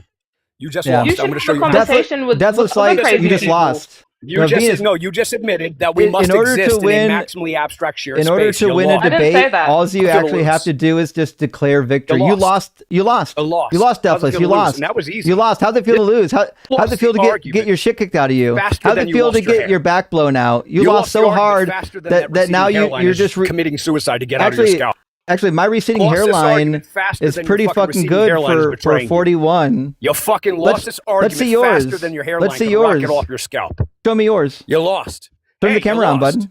Turn it on. It was easy, too. Let me see it. Beating you was easy. Let me see it. That was fucking effortless. So he did absolutely the identical thing I told you he was going to do. You're blushing. I had more faith, He's going to not give an argument. He's not going to engage, and then he's going to run around and declare victory. Oh, you're going to cry now. Because he doesn't actually have an argument. You can cry. Hey, imagine being this dumb. You lost to me. Hey, Venus, you're Venus, I think this is the best of behind. Venus is fucking sexy. This is the best the high has to offer, I would imagine. I don't know why I'm also this 20 years old, good sir. Fucking with this nigga. How old are you, Deathless? Hey, Venus, you're fucking sexy. How old are you, Deathless? It's too bad you're an atheist. What a fucking pervert. You can get the fuck out of here, you misogynistic pervert. He always joins my lives and flirts with me in the chat. I was hoping he wouldn't do it in front of like 1,000 people, but I guess not. I'm 20 years old, Deathless. I am the same age as someone who could potentially be your daughter. Yeah, I'm pretty sure he's my age, and I could be wrong if I remember correctly. I think he and I have the identical fucking hairline, and we're about the same age. I don't know if you know this, guys, but not everybody gets to keep their hair in their 40s. I'm lucky to still have a full head of hair, and it's not fucking thinning. I just happen to have a tall forehead. It's because of Doug. It's literally Doug. It is Doug. It is. Doug has made your hairline rock hard. Oh. All right, I gotta put notes. I don't even know what to say for this asshole. Let's see. Asset Philbro tries to dominate the conversation and crashes out, and then sexualizes Venus. Sure. I bet he made his god really proud tonight. We haven't had a single person discuss anything but Philbro stuff, except the first guy. Yeah. Well, We'll get some people in here, though. The night is still early. All right, friends, I'm going to grab like 5 or 6 super chats, and we're going to get Leo in here, and then Pat after that. Allegedly someone else. I believe you. Thank you for the $10 super chat. It says, perhaps the greatest argument for non-belief is the lack of decent arguments for belief. Some smart dude, probably. I mean, I believe if somebody makes a claim and the claim is unsubstantiated, you have no good reason to believe in it, right? So the claim that God exists, like, you don't have to have an argument for God not existing, although I think we do. You don't actually have to have one. If someone says God exists, you can just say, okay, show me. It was Charles. Thank you for the super chat. Friend says, we're going into another war that our country cannot afford. Israel will be the downfall of America, yet Christians don't understand why we think their religion is harmful. Charles, couldn't agree more. The fact that we're starting these endless, needless wars, partially, I got to be honest, because I think Israel wants us to, fucking nonsense. I don't want wars. I'm not interested in wars. If I was a Republican right now, I would be disgusted. I have no idea why the right wing is entertaining this, and I hope that we can actually have fucking elections in the fall and fix fucking Congress and put an end to this madness of just unilaterally fucking up the country and other people's countries. It's absolutely insane right now that we have a fucking man-child like Deathless Light in the office. That's what's happening. That asshat Deathless Light, he will be Trump in another 40 years. Peyote, hey, good to see you, friend, says, M Lord, I have a friend I've been debating on Daniel chapter 2. Could you please eviscerate the notion of this being a prophecy or at least being fulfilled? Gonna sub when you do. Well, Peyote, this is actually pretty easy. And on my cheat sheet, I have a layout for all the sources on this. For what I'm about to tell you. The 4 parts of the kingdom, the 4 pieces of the statue and the 4 kingdoms are Babylon, Media, Persia, Greece. It ends with Greece. This matches Daniel 7, matches Daniel 8, matches Daniel 9, matches Daniel 10. The last kingdom in every chapter of Daniel is always the Greeks, and it is the Greeks in this chapter. And if you look at the ancient sources, all of the ancient people said that the Medes came before the Greeks, even the Bible. Jeremiah says that the Medes are going to defeat the Greeks. And Isaiah chapter 13, 16 says that God is stirring up the Medes against the Babylonians. I didn't mean to say Greeks, the Babylonians. So it's just, everybody in the ancient world understood that the 4 kingdom succession was in fact those kingdoms, not Rome. Rome is not mentioned in this book. Rome has nothing to do with this book. And for mentions of the 4 kingdom succession, you can go to Jeremiah 51:11, Judith 1:1, Judith 16:10. You can read Polybius chapter 18, Amelius. You can also read Dionysius. You can read Tacitus. You can read the Sibylline Oracles. You can read Herodotus, the Testament of Naphtali, Isocrates, Xenophon, Pseudo-Plato, Julian, the heretic even mentions it, and a number of others like the Edict of Toleration. We have lots of evidence from the ancient world that everybody believed it was a 4 kingdom succession that didn't end in Rome. It's only modern historians who think that the 4th kingdom is Rome because they need Christianity to be true. Can you also address Daniel 9? On my live, I had a calculator open and we were doing the 77s and fucking 6 sevens and all that shit. It was insane. So what do you think about Daniel 9 verse 20 to basically the end of the chapter? Do you know what that means? Because I honestly... Yeah, I did a whole video on it. In fact, so I won't spend a bunch of time on the live stream for it, but I did a video on it. You can just send me it. Yeah, I'll send you the video in January. I did a full presentation on it, why it's not about Jesus, is about Antiochus Epiphanes. So I'll make sure you get a copy of or link to the video so people can see that. But yeah, it's certainly not about Jesus, y'all, and no critical scholar believes it. All modern commentaries will tell you it's about Antiochus. Even Josephus in Book 10 of Antiquities told you that it was about Antiochus. This is not a new thing. Everybody's been knowing this for a long time. So definitely not about Jesus, y'all. And Chodicus says Deathless has already been killed in his argument. LL noob, mad, cuz bad. You know what? The disturbing thing is he's actually not new. He's been around for a while. He gets the shit kicked out of him everywhere he goes. which is why he speed runs and then just declare victory rather than actually engaging. Because if he actually engages, his arguments will be, well, they're not going to last very long. And Triticus follows up with, kids, deathless is why drugs are bad. That is the case. Whatever you do, kids, don't be deathless. Be many things in life, but don't be deathless. And Astronova says, deathless seriously insecure and overcompensating for his inadequacies.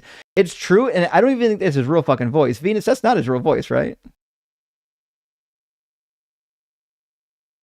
It is his real voice. He's been doing this for 2 years. I don't think anyone can keep up with. He's done it with we've seen him put his camera on and talk.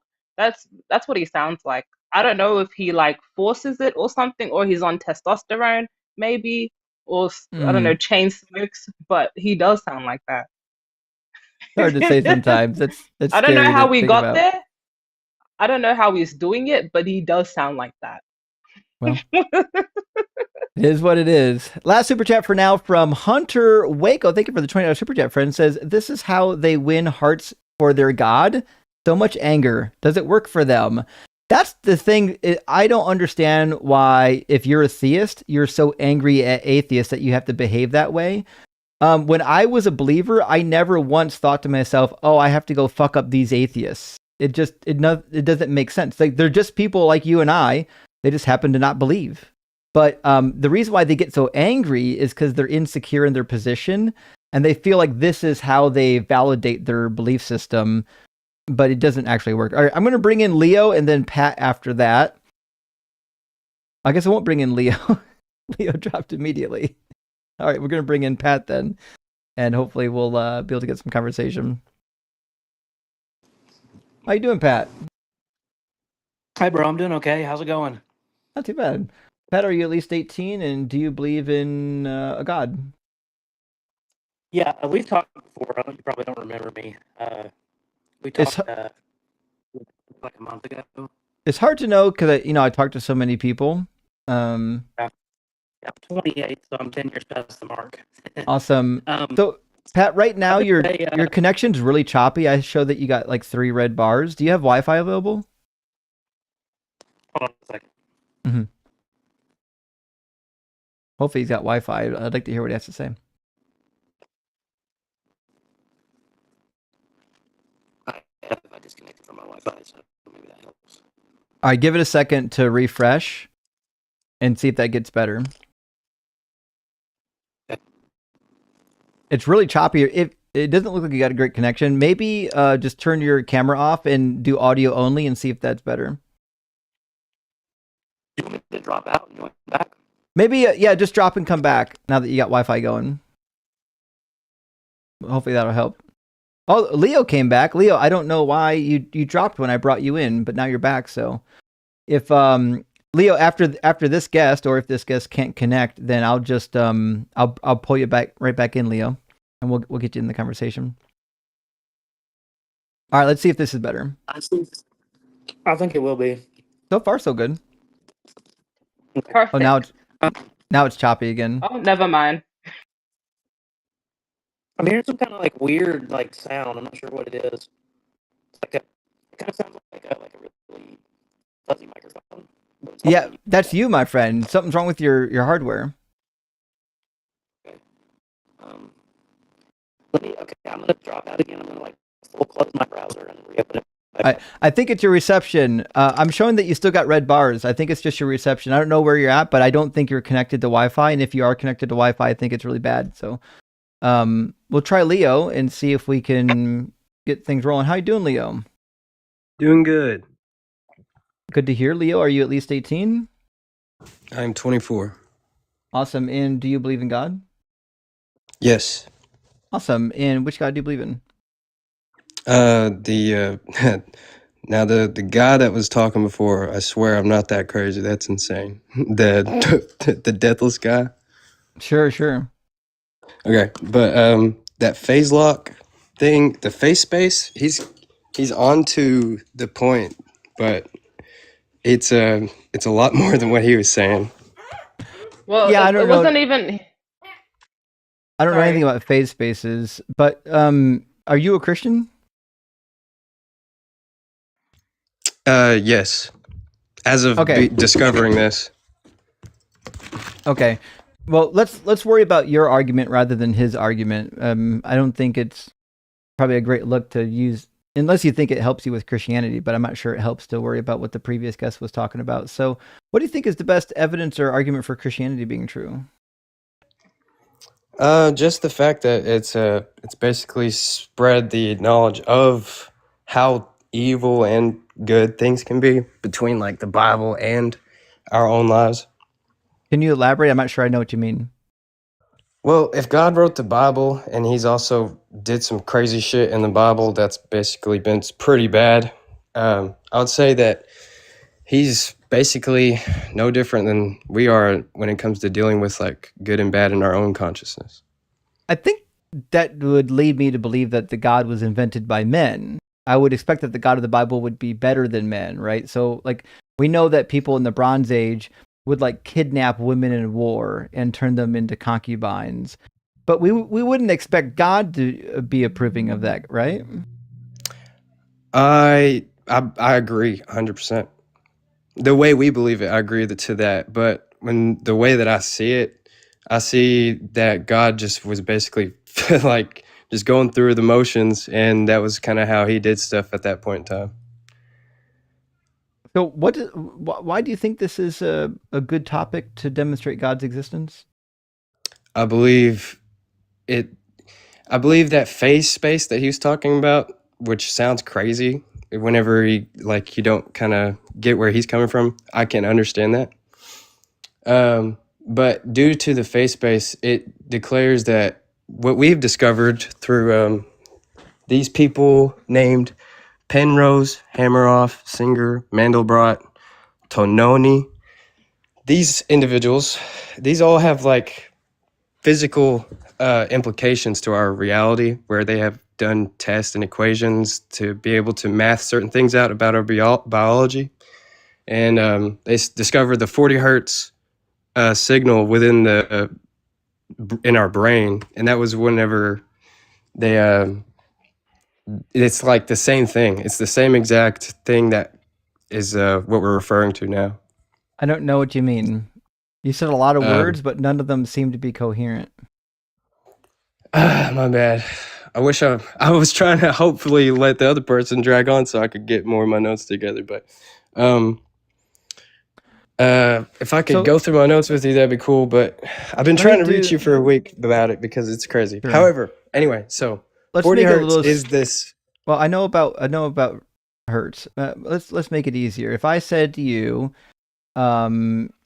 Christianity is true because of X, what would you fill in X? What's the X? Oh my gosh, that's awesome. Hold up. I got that on paper. The X. Where is it? Oh, wait. No, wait. That's a different paper. I'm sorry. My bad. I'd have to go to my notes, and that's on the phone. Okay. I do have that as an answer, though. I wish I could go back and to refer it to. That's why I was trying to get it all together. Damn it. Okay. But I do have I have an answer. And okay. X. The number? Do you want a number? No, I want an argument for why Christianity. An argument to fill an X. Okay. An argument to fill an X. Of life is 42. Okay, so the X would I guess would be 40 hertz. That's the X I would put in. God is 40 hertz. What does yes? What does sure? And what does the brain having 40 hertz mean? So 40 hertz. If we've been able to discover this and observe it within our brain, 40 hertz. What does that even mean? What does it mean? It's a frequency. What does it mean? It's a frequency that we've been able to pick up. Sure. And how does the brain have a frequency? We measured this. And sure, in what sense? Like, for example, the frequency of a guitar string would be how many oscillations it does in for example, in a second. Yeah, 40 sure. Hertz is also 40 pulses a second. Sure. What pulses are we talking about? The pulses that okay, so the 40 hertz is giving off a pulse. At the same time, sure. Our universe is also giving off the same pulse. Sure. I understand what you're saying, but my question is, if I say the guitar is 40 hertz, That doesn't make any sense. You'd have to tell me what specifically is oscillating. So, the strings, what is oscillating within the brain at 40 hertz? It's just data. It's just a streamline of data, just going in and out. Data doesn't oscillate. Huh? Data doesn't oscillate. Can you see the sun? Can I see the sun? Yeah, I can see the sun. Okay, so or how do you observe the sun if not it just being able to shine on you? What does that have to do with what I asked? They're called eyeballs. Okay, yeah. So you use your eyeballs to be able to observe the sun. If there was no sun, you wouldn't be able to observe anything. Sure, but what does that have to do with my question? So the fact that we have a sun, it creates a data point in your brain. It creates a 40 hertz resonance, and so you can be able to connect all these data points. This data travels. Sure. You said a 40 hertz resonance. What does that even mean? It's the point in your brain. That's 40 hertz. I've studied neurology and neuroscience and neuroanatomy. What does that even mean? It's just that is not a thing in neurology. It's just a frequency, that point in your brain that we discovered that holds it pretty much and makes it to where you're able to think and collect your thoughts. Sure. Over everything I've studied about the human brain, from neurosurgery, psychiatry, neurology, neuroanatomy, etc., hertz never came up. It doesn't exist in my textbooks. I can literally search. It's a gamma frequency that it still resonates at 40 hertz. A gamma frequency? What do you mean? It's the point in your brain at 40 hertz, and it radiates. Sure. Which point in the brain? What is oscillating? The light that's literally traveling between each neuron and synapses point. Light doesn't travel in neurons. Or my bad, not neuron. Mm-hmm. I didn't even mean to say that, but each synapses point. A synapses point. So 40 per second. That is you're talking about. It's sending information back and forth. Are just you talking about the travel? Thoughts. Sure. Are you talking about the travel of the neurotransmitters between synapses? At this moment, yeah. And that happens 40 times a second. No, that doesn't happen 40 times a second. It's what's carrying it is what's traveling 40 times a second. What's making it to where it can go. They're not carried. Not visually. No, they're not carried at all. They just diffuse through the synaptic lift. They do not get carried by anything, and that happens like 1,000 times a second, or even 500 to 1,000 times a second. Yeah, but everything that's making it move is there's nothing making it move besides the kinetic energy of the molecules. That's what I'm talking about. You're talking about the kinetic energy. Yes. Sure. And how does that have 40 hertz? It's what makes it stick together. It's the only way that kinetic energy can bind. Can I tell you guys where this 40 kinetic hertz energy thing is just movement, from? and yeah, go ahead. Yeah, sorry to interrupt you, I just kind of want to bury this because let's be honest, Leo, you don't really. I'm just confused what is happening. I've never heard the term hertz. I'm trying to link it for him. So, the reason you don't understand what you're talking about, so you're not linking anything.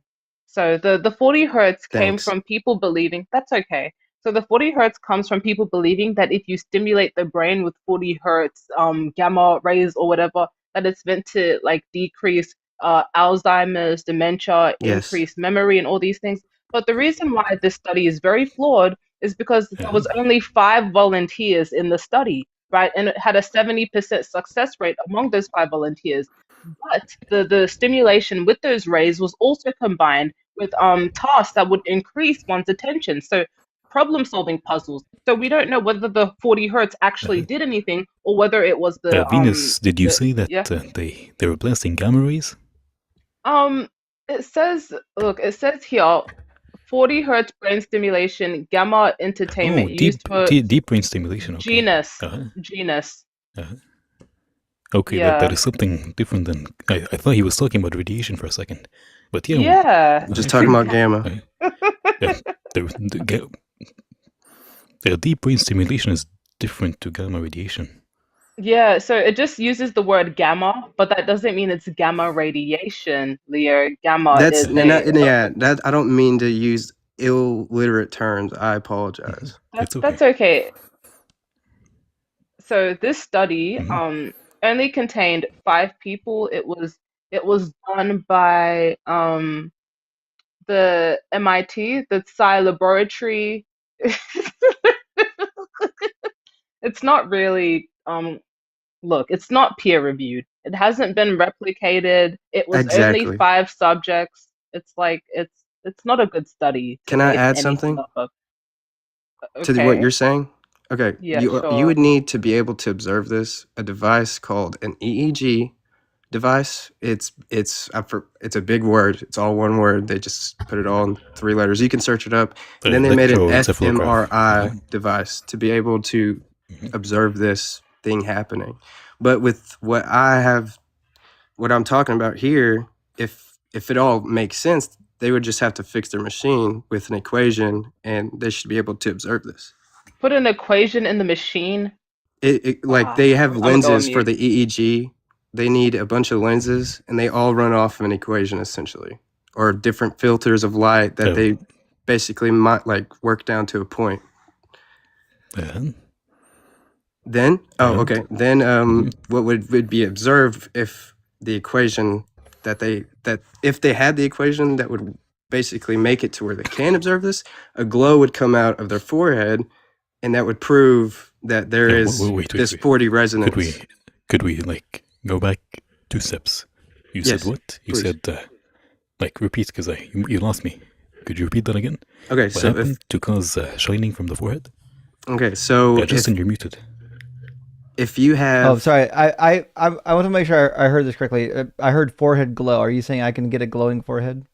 Yes, if this device works with this equation that they need to make. From this, if they can make this work all together from what I'm talking about here, if this is all making sense, then something is not somewhere. But if they use this device, it would. It wouldn't. I've actually just used the device, and I can confirm that my forehead is now glowing. Well, that'd be cool. That'd be awesome. I got some reflections. No, they shine a light through these lenses, and then it shines directly down on your forehead, and they centralize the light to a point, and if it glows, then it proves that there's a God essentially. Now, if it doesn't glow, it's because what they have done, they already done this test before, and it didn't glow. And the only reason why it didn't glow is because they were missing some technological advances. It didn't glow because this is nonsense. No, they just didn't have the equation that I'm talking about. No, the equation's not going to fix it. What do you think the equation is doing? The equation is basically a recursive flow. It's what I was talking about earlier, how it sends information back and forth. I don't think you know what any of these words mean. Back and forth, recursive. That's simple. That's not quite. Never mind. Yeah. Do you have any other evidence for God? Because this is kind of bad. You would have it's bad. I would say it is above our pay grade. So you'd naturally have to have an extra synapses point to be able to observe God. What does that even mean? You'd have to have an extra synapses point between your eyes, where there's already 2 synapses point behind each eye. You'd have to have one in the center. Wait. Biologically, people have. I need an eye in the center. You think we have 2 synapses, like literally 2 synapses in our eyes? No, just the ones that are closest behind it. In your brain, obviously. Okay, so I need a 3rd eye. Okay, I think I can do that. No, in your frontal lobe, yes. What you're saying doesn't even have meaning. Yeah, some people won't be able to, and other people can. Unfortunately. No. My point is, there is no such thing as synapses point. No, there's a synapsis. I added one just now. In your brain. I think I'm reaching my final form. I think you are too, Justin, and I am blown away. You should buy a little LED and put it behind the sticker. So you could also go Super Saiyan for real with this edit. Just dye your hair blonde. And you're good. I did that once. Did it look good? Yeah, people really liked it. I know I was really at a bad point in my life until I figured out all this other stuff, and then I lost a bunch of weight and took care of myself. That's good. At least that is a good thing that came out of it. But the blonde hair, yeah, it definitely gave me some encouragement. Yeah, nice. Did you dress up as what is the guy named? The guy from Dragon Ball? Goku? Halloween? No, I wish I did, because he's a cool guy for sure. Sure. So this has been fun. I don't know if this is a great argument for God existing. It's okay. We appreciate you coming in and chatting. Do you have maybe another argument for God? Because I don't think this one's doing it for us. Do you remember marking down my name? Yeah. In fact, if I go to my my sheet here, I can tell you exactly when we talked last. Give me a second. We talked on 1/20, January 20th, and you said light is omniscient.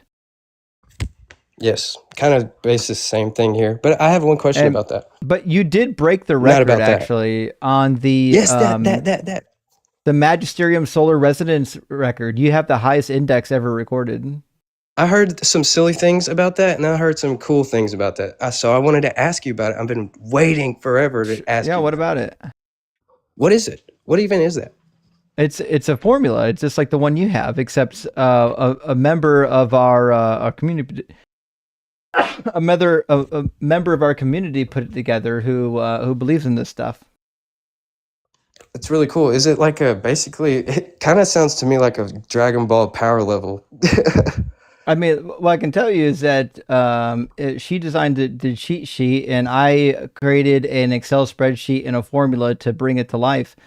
And that's why we're able. In fact, it still has your score in it. You've got the highest score, 2.96314 to the 20th power on the Mysterium Solar Resonance Index.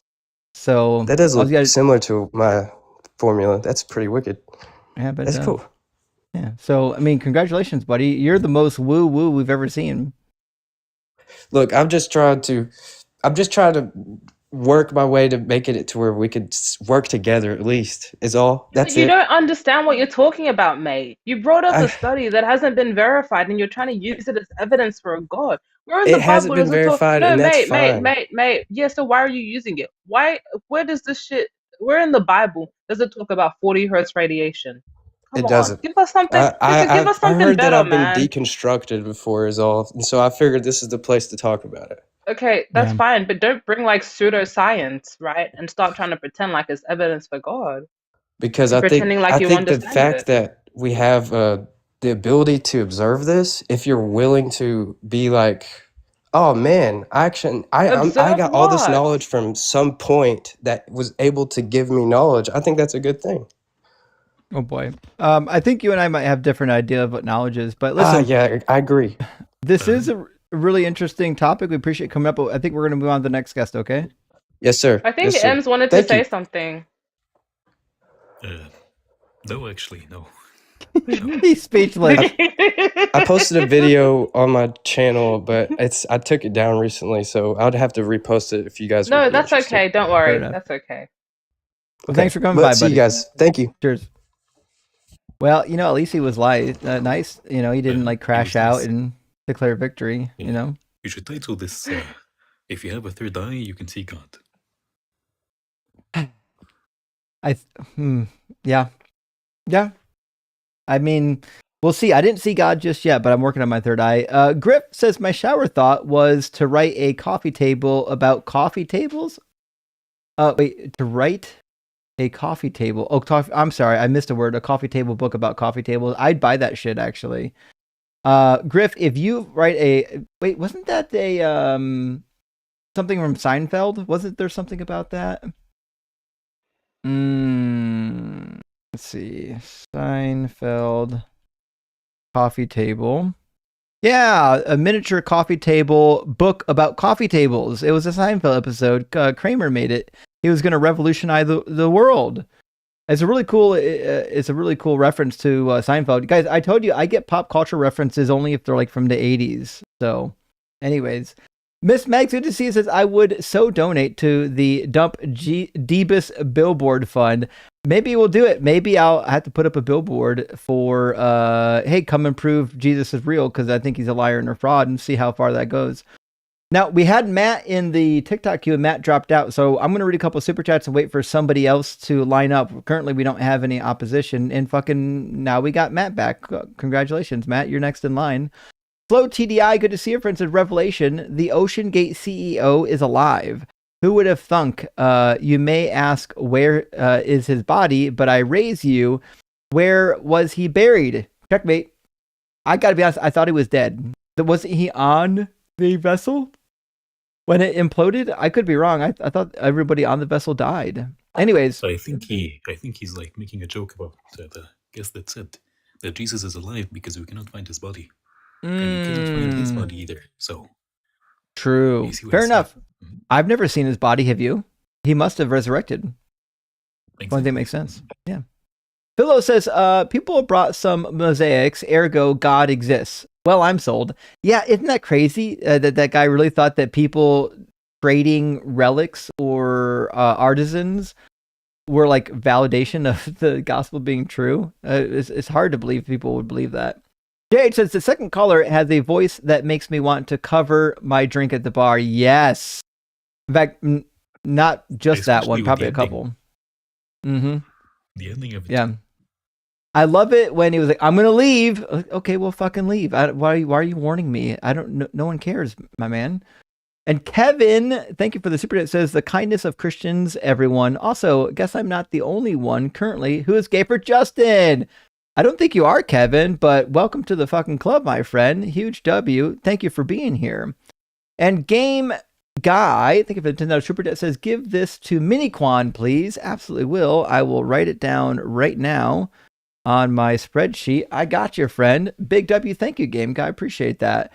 And Mistress Monica, good to see you again. Hope you're doing well. It says, and the Lord said, when the theta waves hits exactly 40 hertz, I shall return not on a cloud of glory, but on a cloud of EEG cables tangled in the space phase dimension.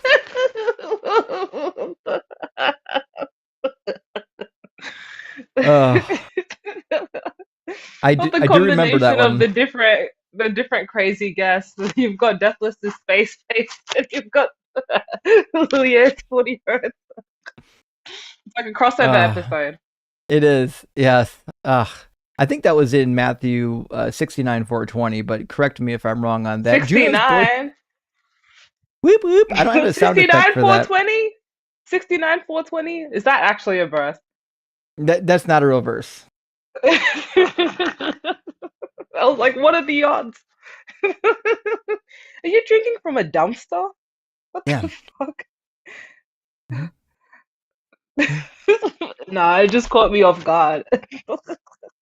Juno's boy toy. Good to see you, friend. Says, when I was a Christian, I was never an angry, insecure, and childish twat. So much unearned arrogance. This loser brought no one to Christ. In fact, might have made some people not want to follow Christ if I had to guess. And I agree. When I was a Christian, I wouldn't have dreamed of acting like that. And Percy says, prove it. Battle cry of the loser. Indeed. Well, actually, technically, in our case, it's kind of the battle cry of the atheist too, right? Not a robot, I swear. I'm sure you're not, though. Christians say, 1, the flood was sent to wipe out the Nephilim. 2, the flood caused all the dinosaur fossils. So where are the Nephilim fossils? Oh, fuck. Also, go Big Red. Shout out to Steve. That username. Need what? I need that username. Not a robot, I swear. I know, you do. A lot of people call you a robot. It's pretty wild, actually. But you're right. There should be fossils of the Nephilim if there's fossils. But I mean, the flood never happened, so that's part of the problem. But you're right. Why don't we have fossils of Nephilim? My understanding was the rumor around ancient people was because dinosaur bones were popping up, and people thought they were ancient human bones. They're like, oh, there must be giants. Even Josephus writes about this, but. Proficient Noob says, bro thinks he's the main character. Diarrhea of the mouth in full effect. I know. The amount of Christians get up here and think they're in charge and they're the main character is unfucking real. But I'm going to read 1, 2, 3. I got 4 more super chats and then we're going to get mad in here. He wasn't always like that. You know, Deathless wasn't always like that. He started off actually trying to communicate his ideas, but I don't know where it all went wrong. I've only ever seen him do that. Where he just shouts the argument and then claims you lose. Like about almost 2 years ago, when we first came across him, like people were actually entertaining him, like J-Mike and stuff. Like they were having full discussions and stuff, and then somewhere along the track it just went nuts. Yeah, well, I think he's out of his mind. So, Steve, hey, thanks for the super chat. Friend says it was a bad day when I found out my mom is a flat earther. Today I found out she's a baby paster. which is worse. Fuck. I'm sorry to hear that, Steve. We all have them somewhere in the family. I got to be honest. Most Christians, if you press them hard enough, will lean into baby paste. But flat Earth, that's a special one. I'm sorry. You can't reason with a flat earther. You just have to let them be. You can't do much with that. Juno's Boytoy says there are 1.4 thousand folks here. Smash that like button. Hordes for life. Fucking A, friends. Smash the like button. We got lots of conversations left tonight. In fact, after 2 more super chats, we'll get the next one in here. Hank says, do pastors teach belligerent asshattery to hobby apologists, or do little darlings just absorb that attitude on their own? They get it from the fucking internet. These people probably go to normal churches with normal pastors, and they're like so insecure in their religion that they're like, I got to go on the internet and learn how to defend my faith. And what they do is turn into clowns. So last super chat for now from our friend Evan. Good to see you, Evan. Hope you're doing well. It says, when callers interrupt while you're reading the Bible, could you please say, excuse me, we're reading the word of God. Keep cooking. Rock hard for Doug and gay for Justin. Well, thank you, Evan. You know what? Sometimes I'll comment on how they're interrupting the word of God, but I haven't said it exactly in that method. But I'll definitely try to do it more often for sure, because it does sometimes get an effect. Maybe not the effect we want, but it does still seem to get some kind of an effect. So I'm going to get Matt in here, and then Jess after Matt. Well, Matt dropped again. So, Matt, I don't know why you can't seem to get a connection, but we're going to move on to the next one. I think you've got a problem with your phone, friend. Looks like Jess Harris is next. How you doing, Jess? Jess is gone. All right. Matt came back. Maybe he'll have a better connection this time. Nope. Okay, then. Jesus Warrior crying in the comments over here on TikTok. Holy shit. Justin the lost soul. Justin the lost soul. Oh no. Oh no. I'm a lost soul. Oh no. Oh no. Oh no, not a lost soul. Not the little hands. Oh well. I guess you're going to get some of that shit when you're lost. Also, Jesus Warrior, come on up and defend your faith. Maybe, maybe you'll be the one to convert everybody. Till then, we're going to try Matthew for the 5th time. Hello. Welcome back, Matthew. Can you hear me? Oh, not him. Yeah, I can hear you, Matthew. All right. What's up?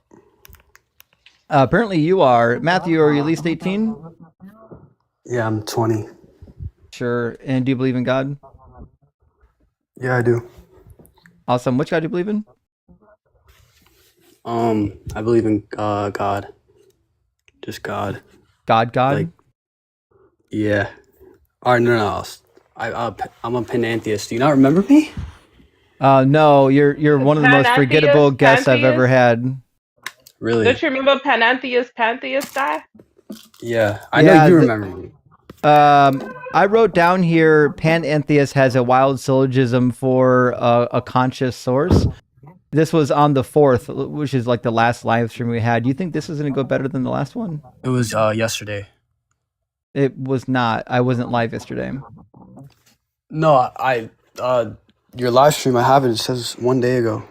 Except I wasn't live yesterday. It was on the 4th. Today's the 6th. I don't stream on that day. Well, it was probably 2 days ago then. I'm sure it was. All right, Matt, you're in the wrong place. All right. You didn't have anything last time. We're not going to entertain it another time unless... Let's give him another try, Justin. You like this guy? Don't you believe in redemption? No, not really. But don't you believe in redemption? Well, I tell you what, Matt, you're welcome to come back after the next 2 guests. The next 2 guests might actually be serious. Man, Venus over here trying to play both sides. Justin is not merciful, guys. Wow. I don't know if I am. Sometimes I am. But Jesus' Warrior is here to tell everyone how lost we are. Welcome in. Welcome in, Jesus Warrior. What's up? Jesus Warrior, are you at least 18? Yes, I am. Awesome. And I hate to ask the question, but do you believe Jesus is God? He is. Sure, yeah. And do you believe in the Trinitarian version of God? Well, there's no word Trinity in the Bible, but it described as 3 in 1. I'm just asking if you believe in the Trinitarian version of Christianity. Yeah, Father, Son, and Holy Spirit. Yes, I do. Okay, so you do believe that Jesus is God. You do believe in the Trinity. Fair enough. What do you think is the best evidence or argument for Christianity being true? There's only one version that give you the truth, and that's the Bible. Okay, so Christianity is true because of the Bible. What's the Bible got to do with Christianity being true? Well, the Bible describe everything from the beginning. There's no Like other what? book from day one. What do you We mean, don't like what? we don't believe there's a day one. Why would he even believe that? Okay, let me give you another word. So, the Bible gave you how everything took place, how it Is was it? formed, who is the one that formed it. Oh, that can't You be true. understand? That can't be the How case you because mean that can't be the true? Bible says that the earth was formed like 6,000 years ago, but clearly it wasn't. It was formed billions of years ago, so that can't that just doesn't hold up. It also says that there's a firmament over top of a flat earth. You don't believe the earth is flat, do you? Well, the Bible has 201 scripture defend the flat earth, firmament, and everything. So Yeah, you but could I'm decipher that. asking, do you believe that the Bible is true when it says that there's a firmament over a disk earth? Yeah, you could see Hillary Clinton tried how many times to crack it, right? What I'm happened? just asking you if She you never believe it. So succeeded. it sounds right now I'm like you giving you do facts, believe in bro. a flat I'm earth. giving you. I'm giving So you facts, bro. you're not giving me facts. I need answers. All I So why asked you you, muting me now? because I want you to stay on task You scared now? You and scared? answer my question. My question is easy. Don't do that. My question is Oh, whether or don't not you mute me. believe the Just earth speak. is flat. And it sounded like you were Don't going to mute say me. yes, but what you said was something about Hillary Clinton. I want to go in a tangent. So I'm going to ask you again. It's just yes or no. Do you believe the earth is flat? Still It waiting is for the flat. answer. Oh, okay. That's all I needed. I didn't need anything about Hillary Clinton. And do you believe then that the No, but Bible that was is, the proof of the firmament. Listen, Hillary it's Clinton. actually not proof? So I'm not Come asking you on, about the bro. Why firmament. I'm asking you about the Bible you right scared of now. me? No one cares. Hey, you scared of me? No one cares about Hillary Clinton right now. So what I'm trying to do is for you to explain all of your views before we actually engage in my next question, which is, do you believe that the Bible is entirely true in all that it says? And it sounds to me like you're going to say yes. What do you say? Yes. Well, there's nothing else perfect than the Bible to give you the truth. Gotcha. So the Bible never says anything untrue then? It does explain things that happen that's not really, but So most of it is facts, bro. Sure. So would you say then that the Bible doesn't contradict itself either?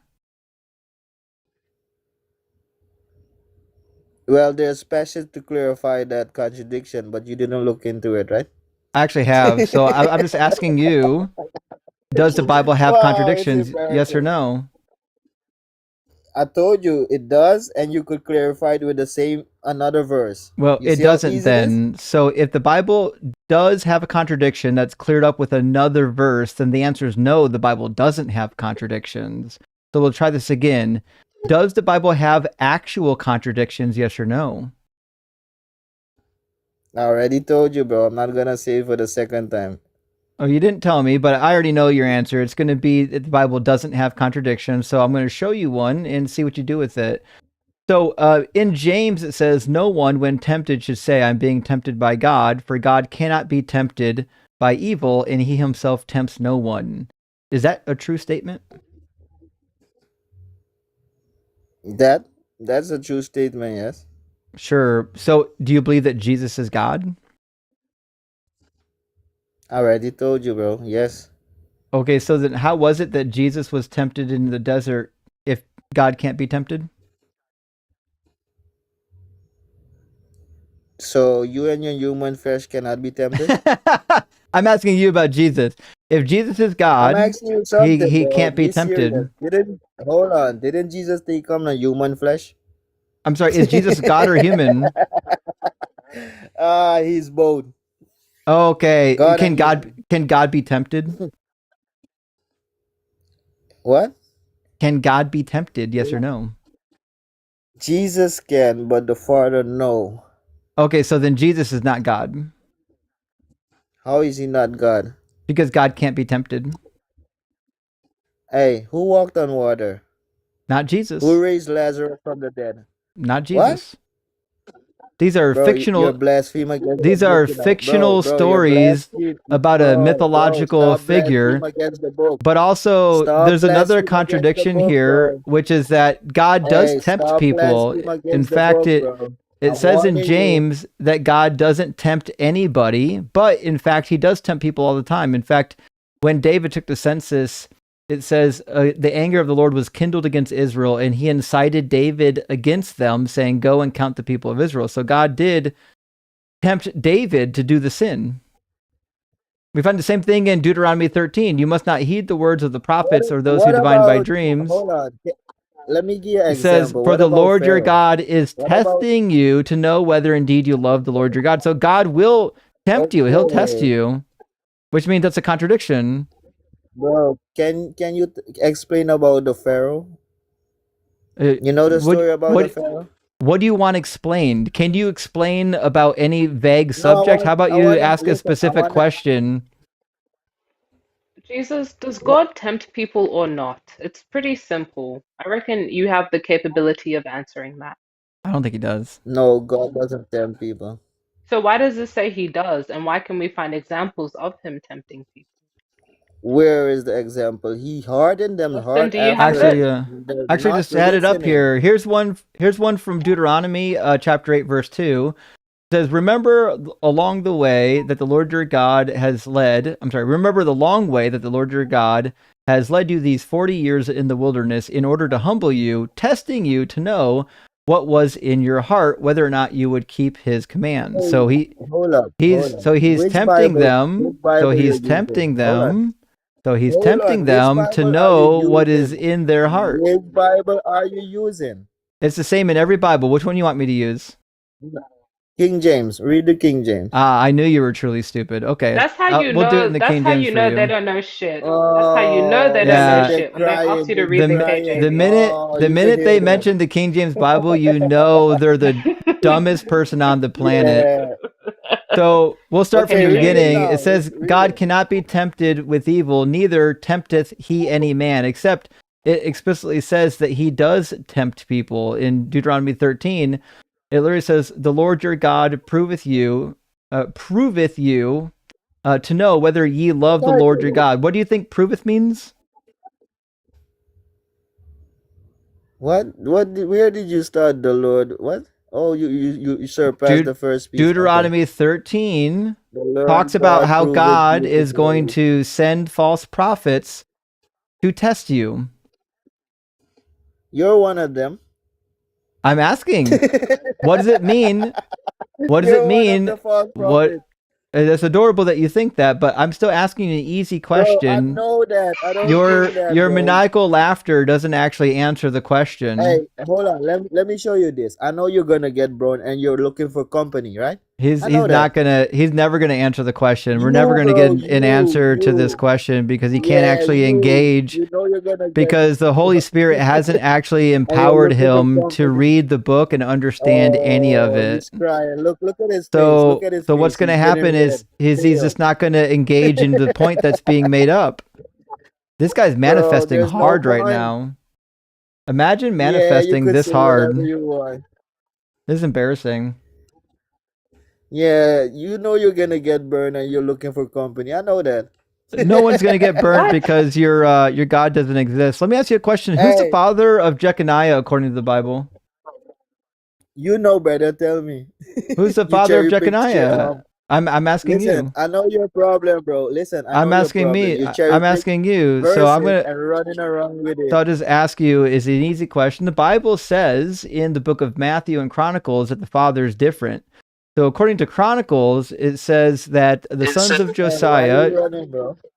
Johanan the firstborn, the Why you second running? Jehoiakim, the third Zedekiah, the fourth Shallum, the descendants of Jehoiakim, Jeconiah his son. So according to the Bible, Jeconiah's father is Jehoiakim, and Jehoiakim's father is Josiah, which means Josiah is not the father of Jeconiah. But if you go to Matthew, Matthew says that Jeconiah was sired by Joseph. I'm sorry, Josiah. Hey, let me ask you something. Can you disprove God? I'm asking you right now to address the contradiction Can I on the ask you board. something? Can you disprove God, my brother? I you can disprove God? after you address the passage on the board. How you will disprove him? So what's going to happen is you're going to address the passage on the board, or we're not going to be able to move forward in this conversation. I know you're a coward, and I know you're terrified of actually reading the Bible. So again, all I'm asking you is, who is the father of Jeconiah according to the Bible?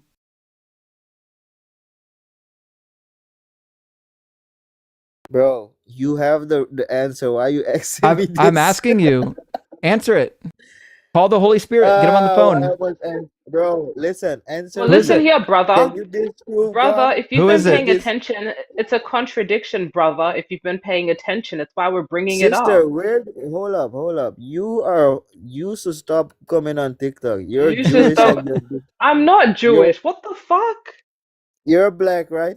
You're not from the tribe Yeah, of... but I'm not Jewish.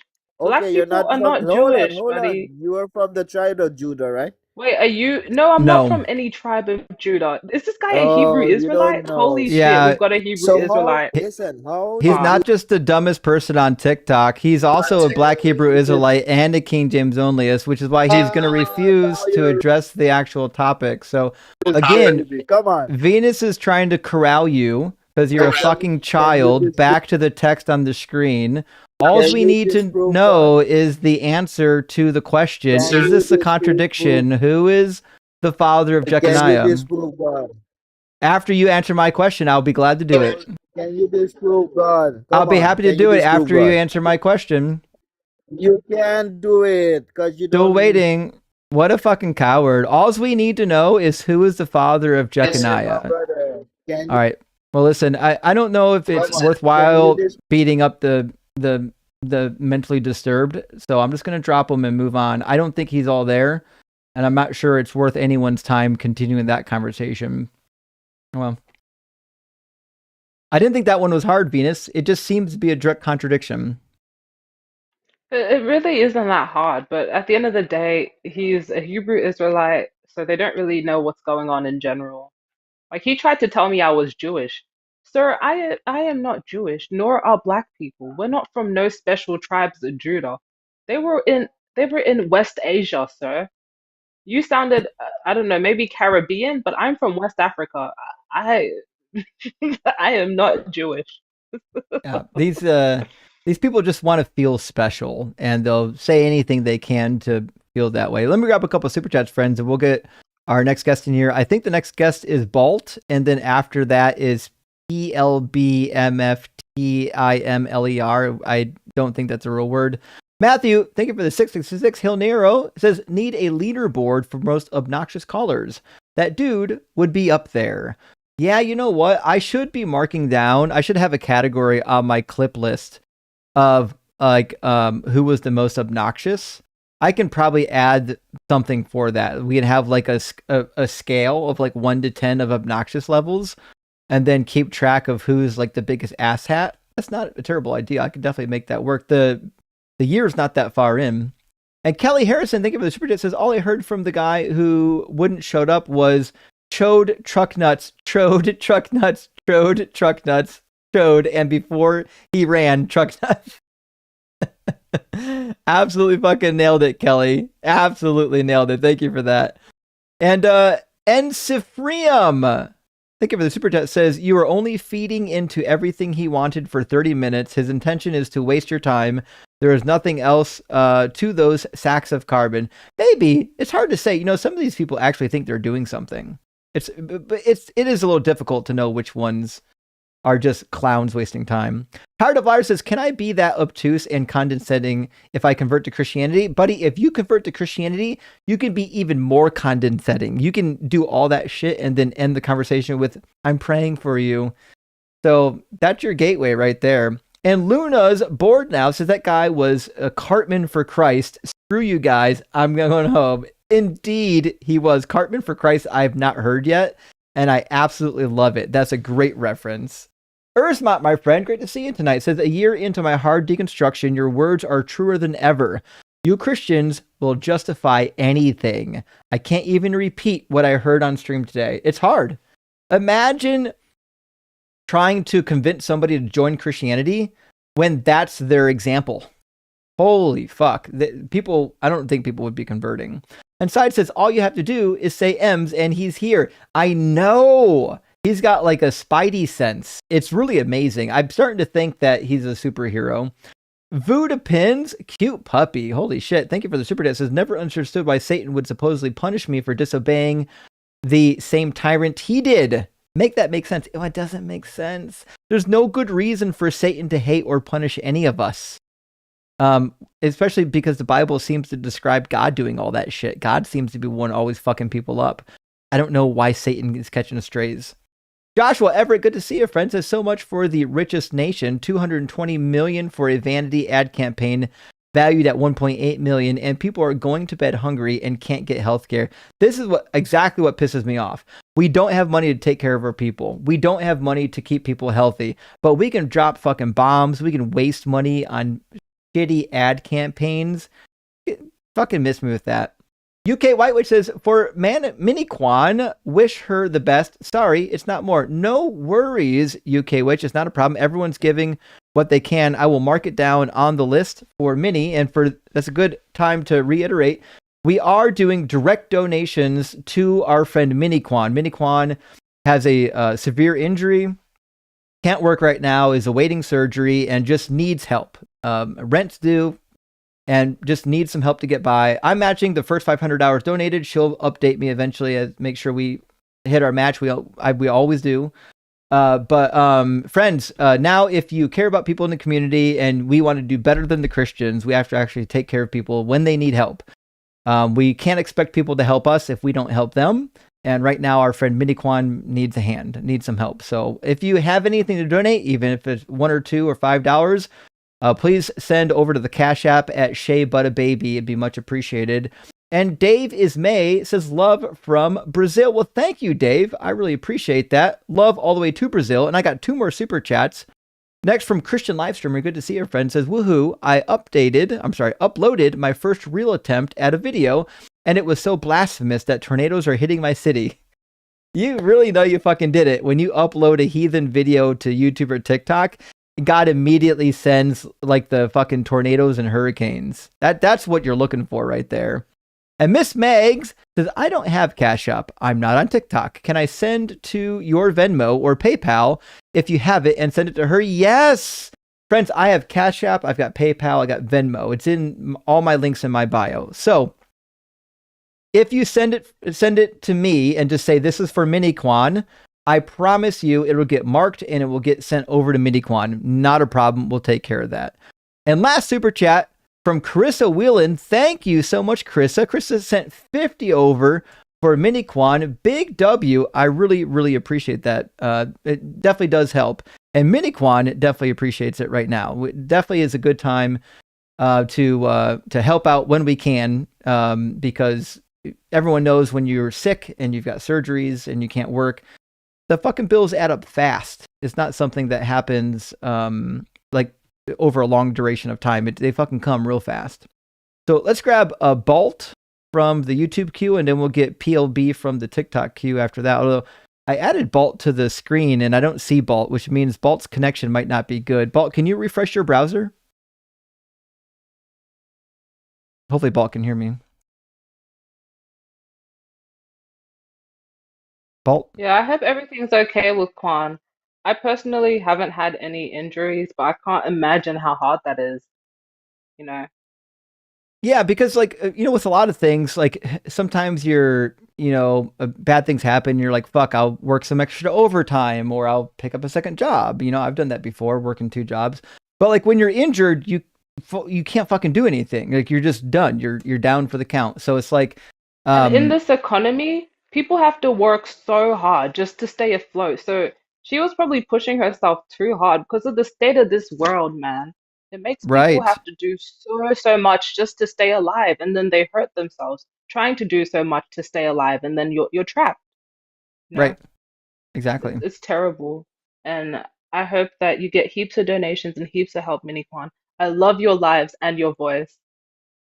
Also, Rebecca, thank you for the $30 on Venmo over to Miniquan. I wrote that down. I'll make sure Miniquan gets it. Not a problem. Our YouTube guest couldn't seem to get a connection. We're going to try PLBMF Himmler and see what happens. How you doing, PL?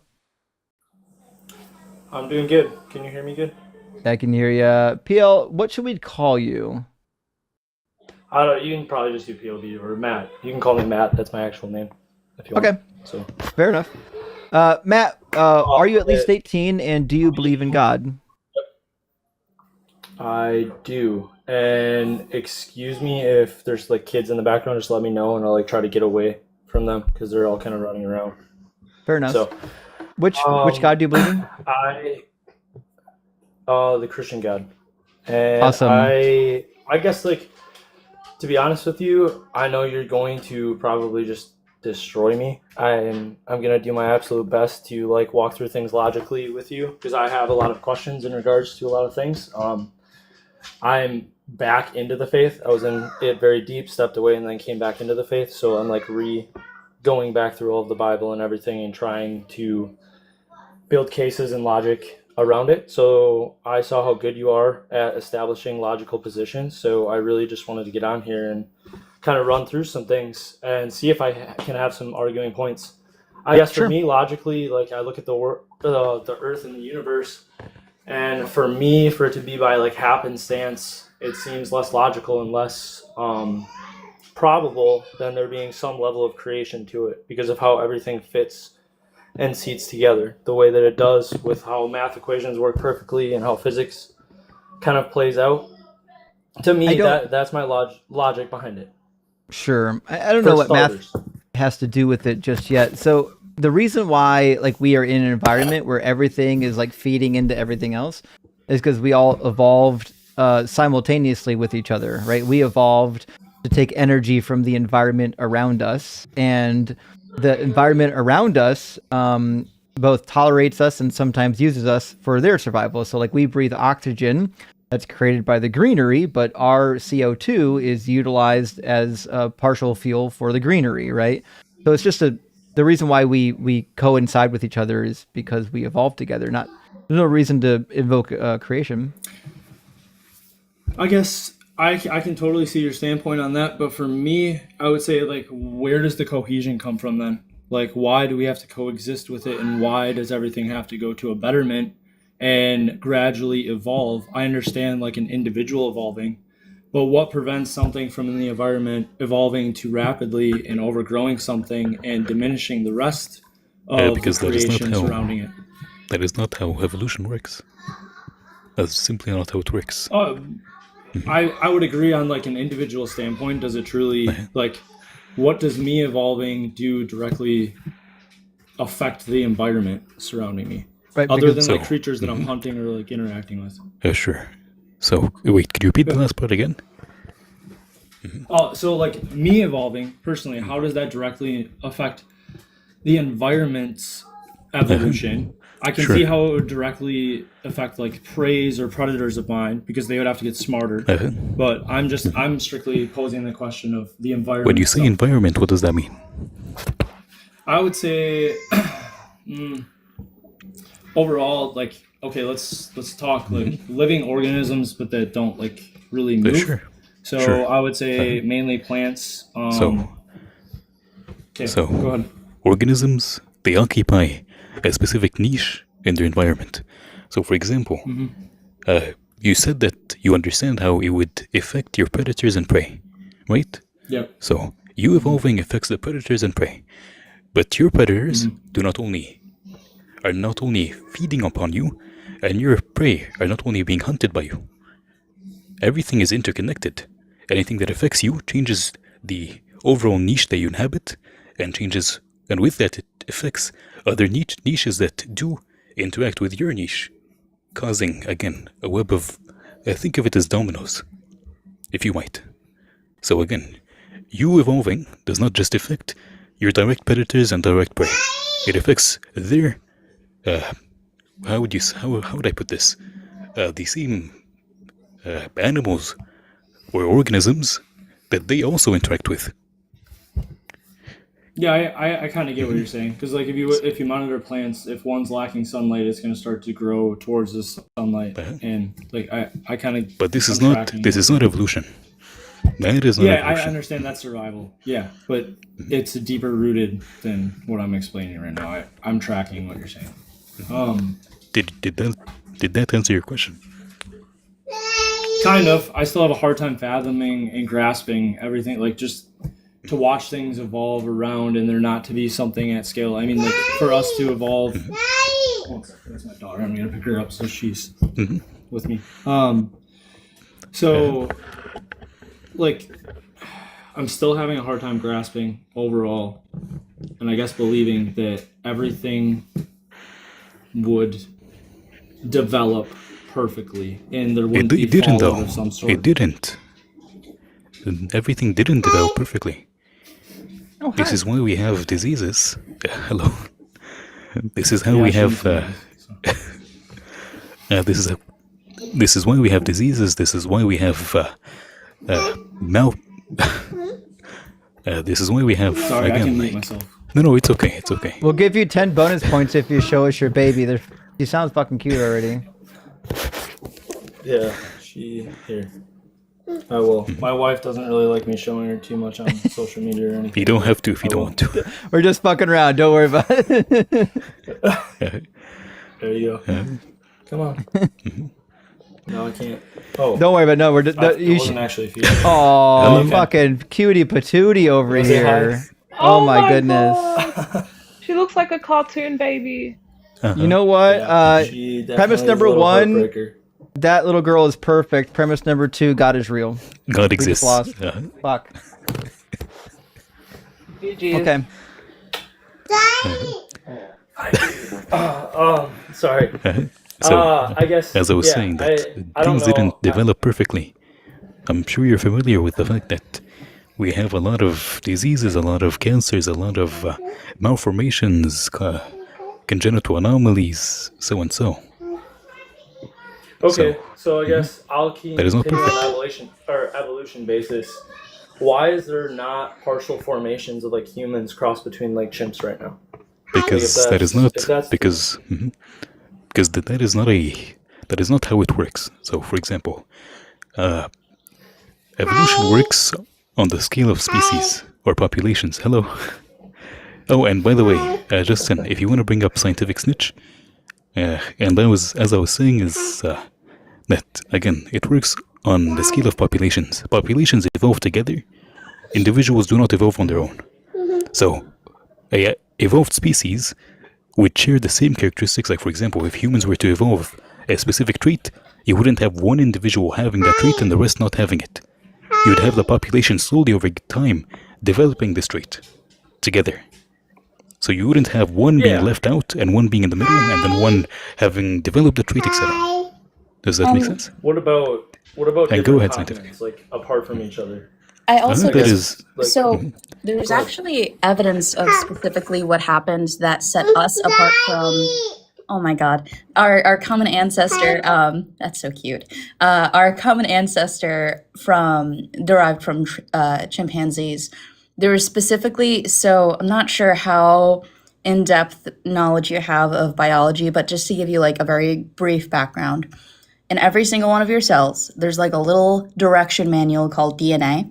And this DNA is organized in these molecular structures called chromosomes, kind of like how pages of a direction manual are organized in books. Now, we've discovered that there are splice points, so kind of like cutting a book in half and then putting that book on top of another book or combining two books together. And we can tell based off of the style of the book. So there are specific markers that tell us where the end of the book and the beginning of the book are, kind of like cover pages. And so we've discovered this fusion site, specifically on 2q13 and 2q14.1 and various other regions on human chromosomes, which are analogous and can map onto the chromosomes in chimpanzees. So basically what we found was there's areas in our genome where the cover pages are stitched together, and we're able to identify the same exact ends on the ends of chimpanzee chromosomes, which provides us with evidence of how, like, for example, a chimpanzee and its common ancestor eventually became a human. And it was mainly because there was this mutation that stitched these two chromosomes together. And in fact, these kinds of chromosomal malformations are what cause things like cancer. So the same things that drive these diseases are also what drive evolution. So if it was all perfect, this would not be the case, because we wouldn't be seeing that the driving variable in evolution and various other processes that make us who we are today they should not also be the driving variable in these more like extremely fatal diseases, especially when other animals have significantly lower rates of these diseases due to additional evolutionary traits that were more favorable for their species.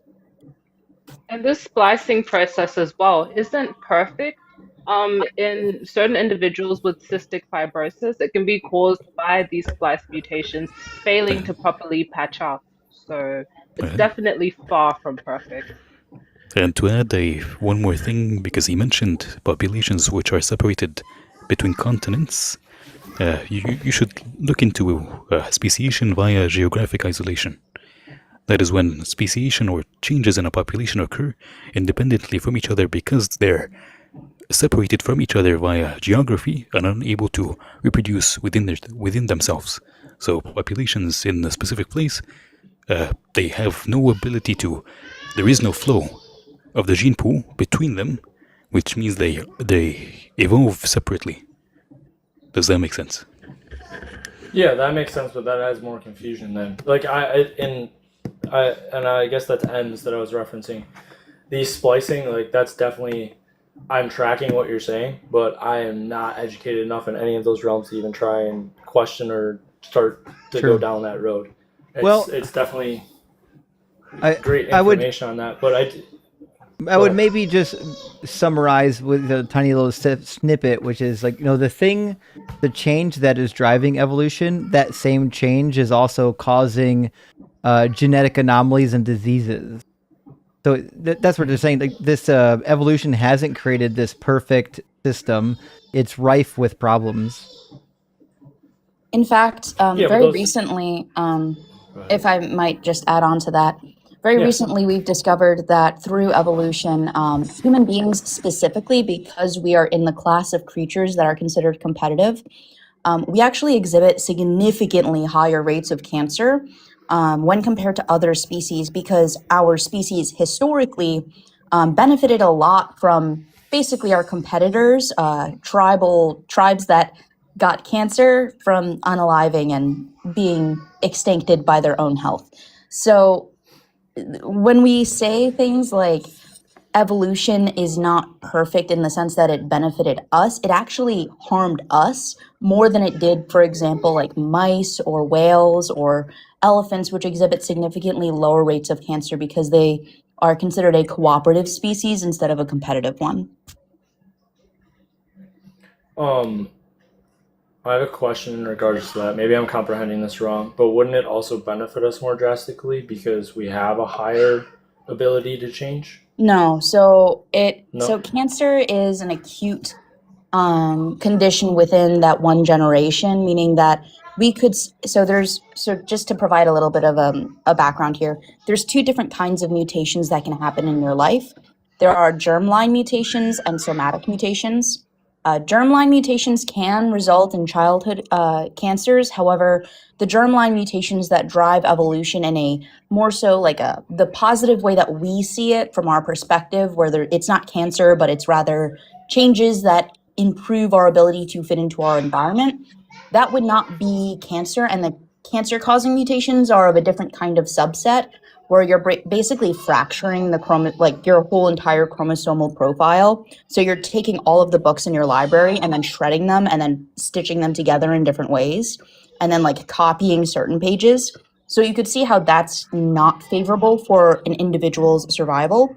Whereas rewriting like one line and having that line be passed on to the next generation, that could be beneficial for survival because we don't know where that line is or what it really does, but there's a chance it could be positive.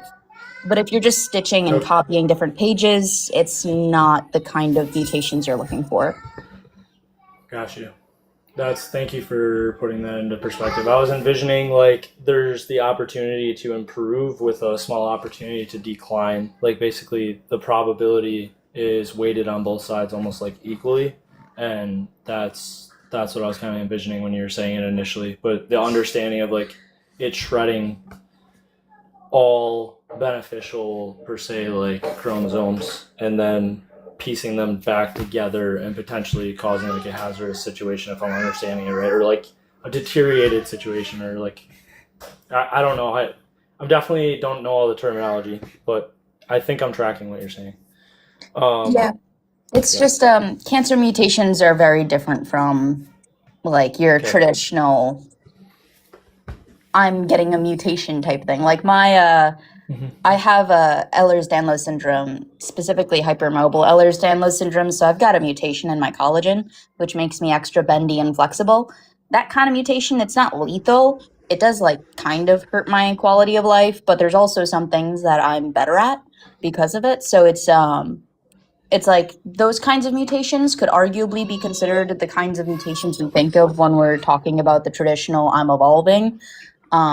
Even though I'm not like a different species, but that kind of mutation as it accumulates is more likely to lead to some kind of progressive like survival of the individual plus maybe some evolution. Cancer causing stuff only really affects that one generation in the sense that, oh yeah, the tribe that I'm competing with has unalived because of lung cancer. Yeah. So you had referenced that the splices were like very comparable to that of the DNA strain of a chimpanzee. Oh no, it was in the DNA. So DNA is just organized in these structures called chromosomes. So that's where the book and the page analogy kind of comes in. So the pages being DNA, the book being the chromosome. We basically found sites in these chromosomes where the ends, like you know how like a book has cover pages versus the actual pages inside.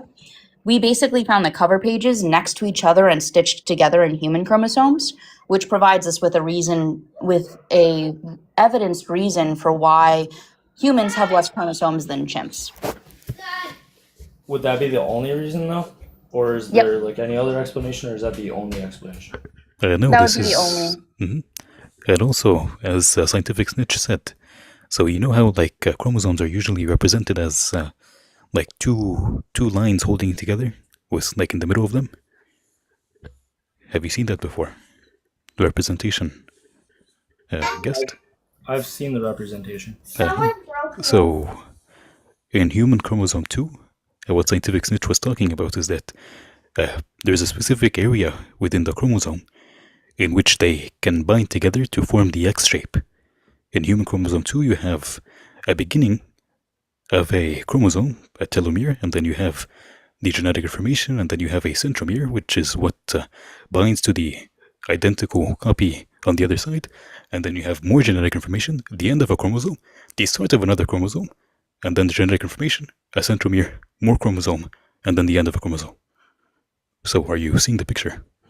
And I just add on that the information that is in that chromosome is specific, which is why we know that there's not really another option here, because it's not as though, like, even when it comes to like telomeres or like the ends of chromosomes, like the caps, even those guys have very specific sequences which we can identify. And one that I know that Justin likes to bring up being like retroviruses inside of our DNA. There's plenty of examples of things that are very like, it's uncanny how analogous chimpanzee and higher primates and like great apes have like genetic similarities to humans. Okay. Hey, PLB, I have a question for you. Yeah. First of all, I love evolution, but it does kind of bring up a side quest, which is evolution does a pretty good job of explaining why like some things are kind of shitty and why some things kind of work. But I don't know if God explains it very much. What would be the explanation for genetic anomalies like cancer or any of the chronic illnesses that people are born with?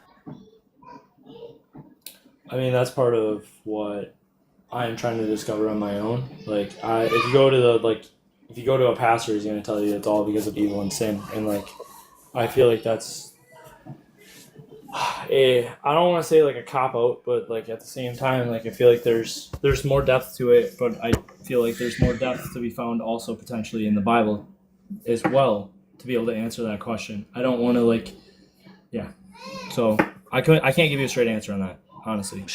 Sure, that's fair. And I've looked at a lot of different textbooks for possible answers. I don't see a good one. Typically, Christians will say the fall. When Adam and Eve fell, God cursed the earth, and now we have diseases and things like that. But it doesn't make a lot of sense to me. If God is all good, and he unnecessarily creates these genetic diseases that inflict even babies, I don't see how you can still say that he's all good unless we conclude that these diseases are good and necessary, but I don't see what they'd be good and necessary for. I mean, if I was to get into my own personal perspective of it, I would say some level of struggle is necessary, but like, is death of a child really necessary? Like, in my eyes, no. Right. But like, at the end of the day, like, I struggle with that portion of it as well. Like, I dig and I struggle, but I also sometimes I look at like some death. They say like there's a death of a child, and then later on you see that their father came out to be a pedophile or something. And like that connection is made to me, like something was salvaged in that moment.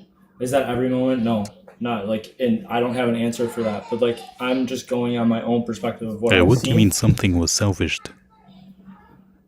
I think what the death of the child resulted in them not being touched inappropriately by their father. But couldn't God just have killed the father? 100%. And what is the point? I'm not like that's I'm trying to understand all of that myself as well. Fair enough. To tie this back to like the beginning statement, you said that you don't see how everything is so perfect and tied in. Do you still think that after what we just said? I still have a hard time. I'm still struggling with the perspective that everything would still develop and evolve without just catastrophically blowing up. Like, sure.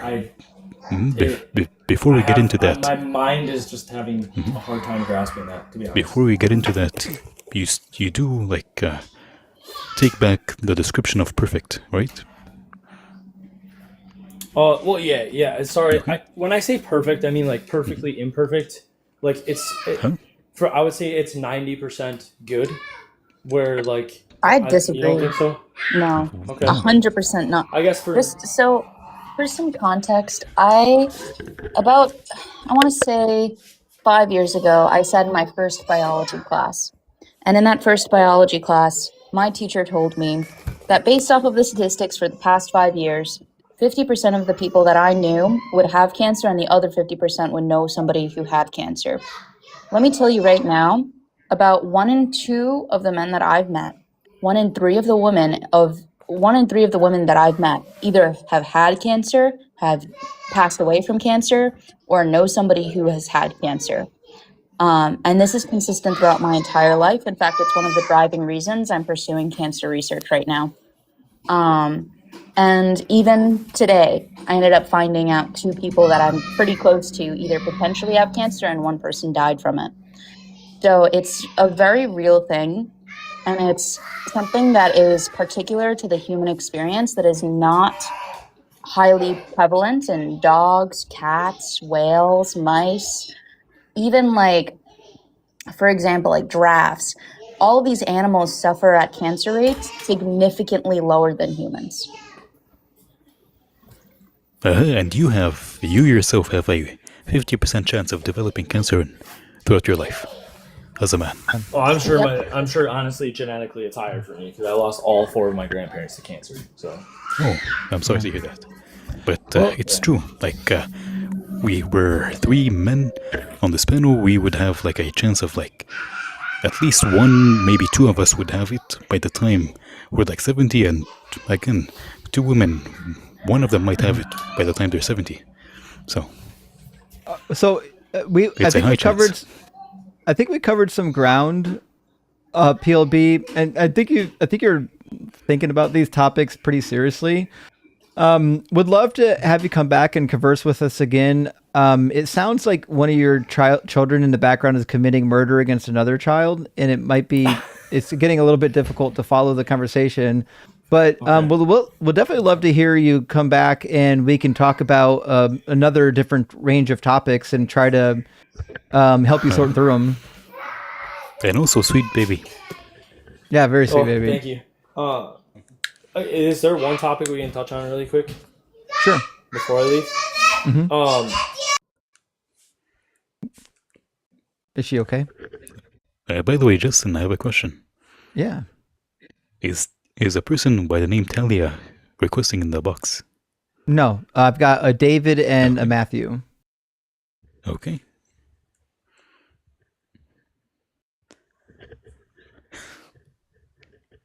Is Talia chirping in the comments?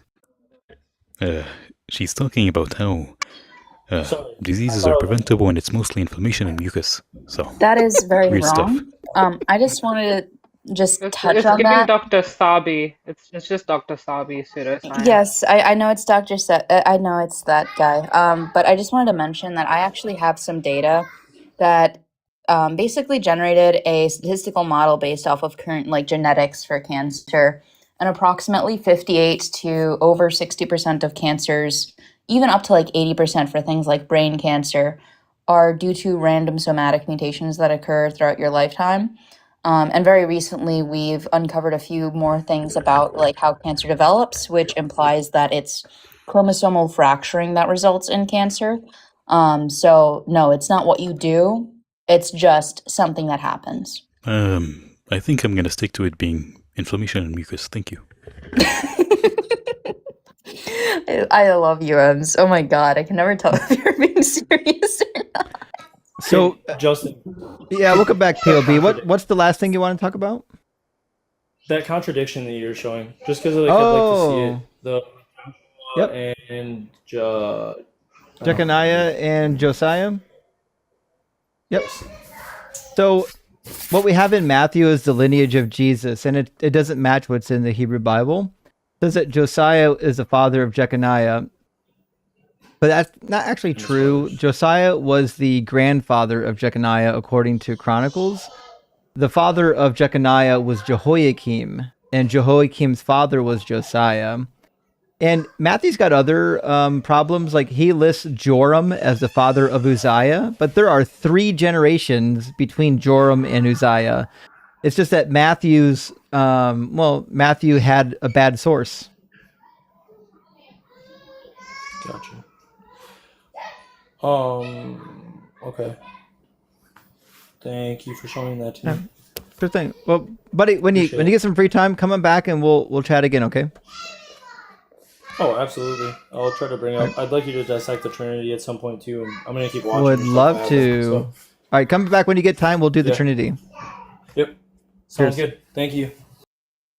I love the Trinity. That was one topic as a Christian I rejected even before I completely deconstructed it. It's like, nope, can't make sense.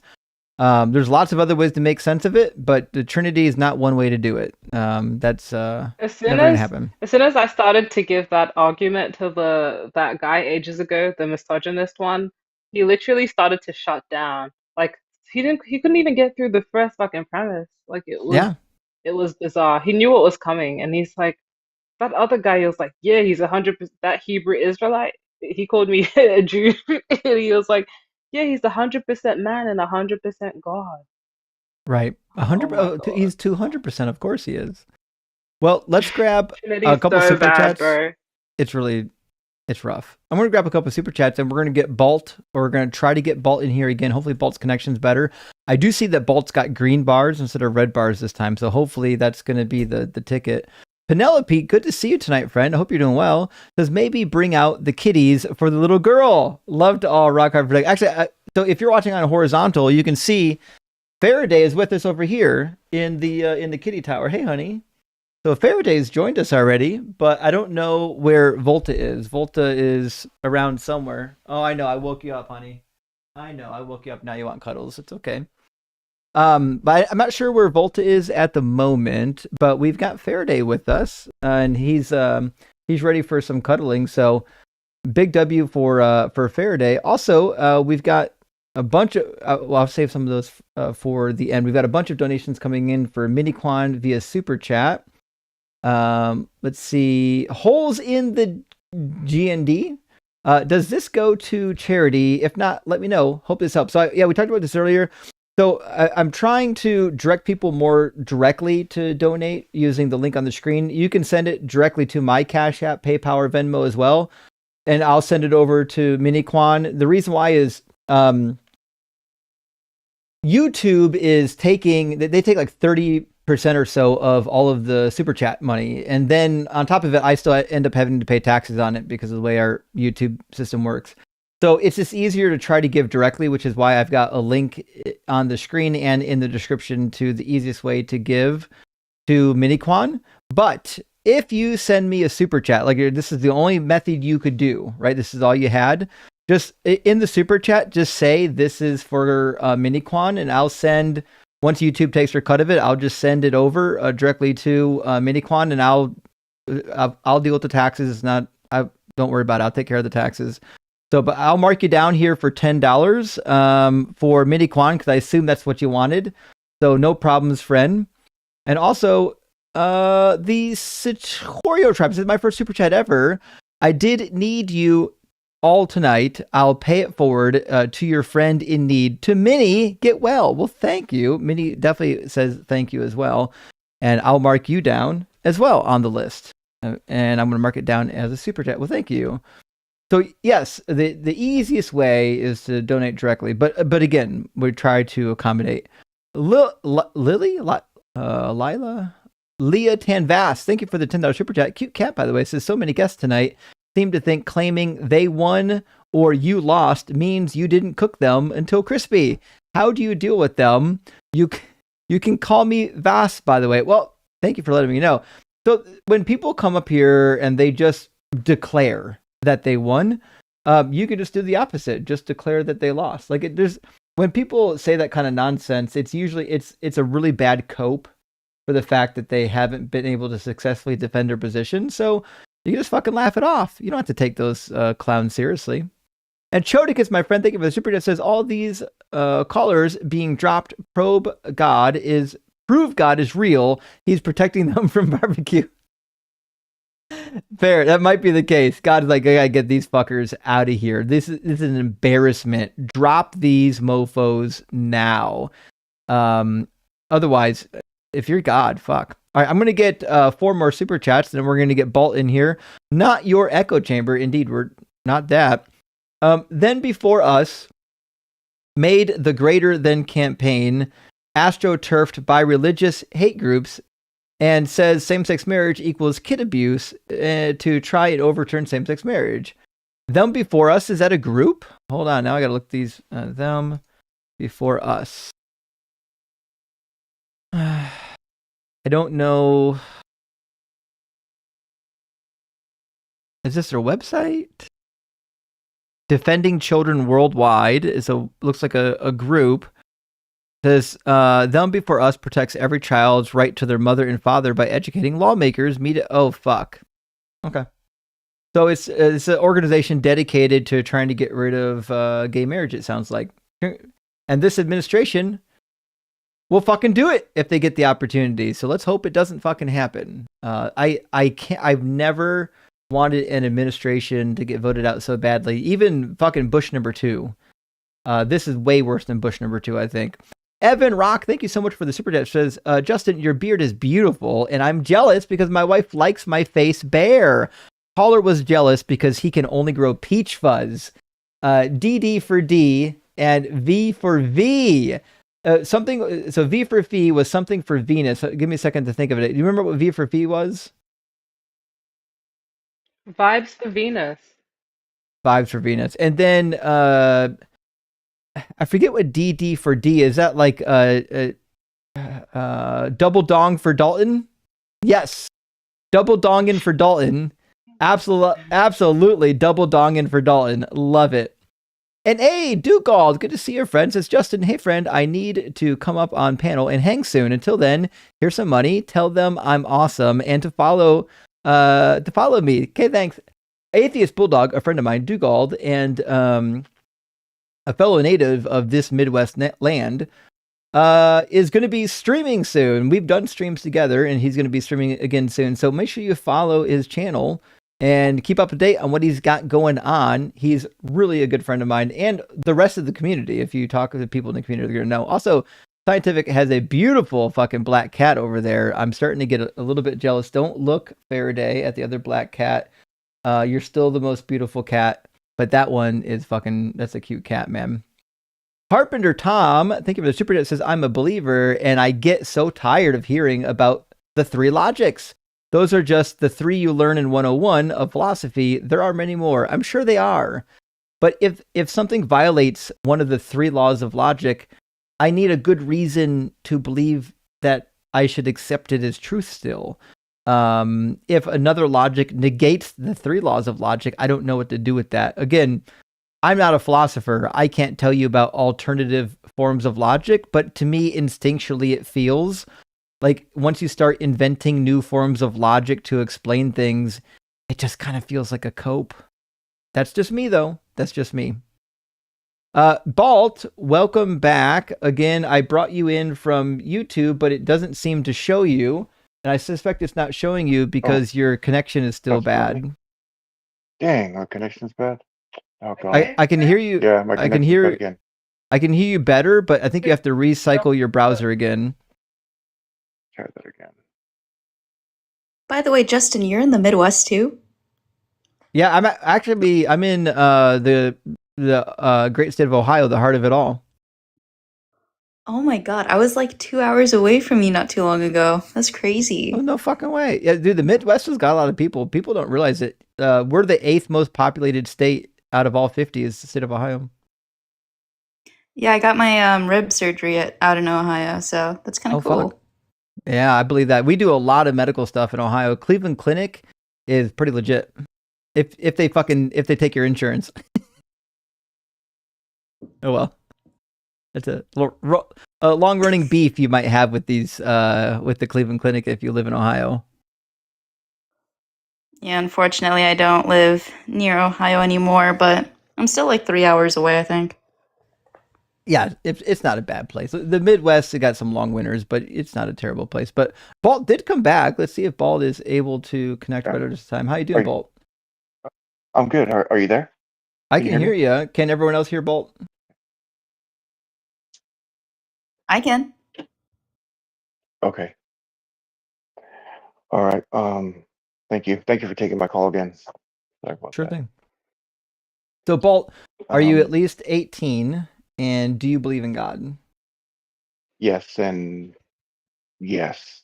Well, I'm struggling with it right now. I mean, I've been listening to you for a while, and because I have so many questions. I mean, they're just, gosh, I've been a Christian for my whole life.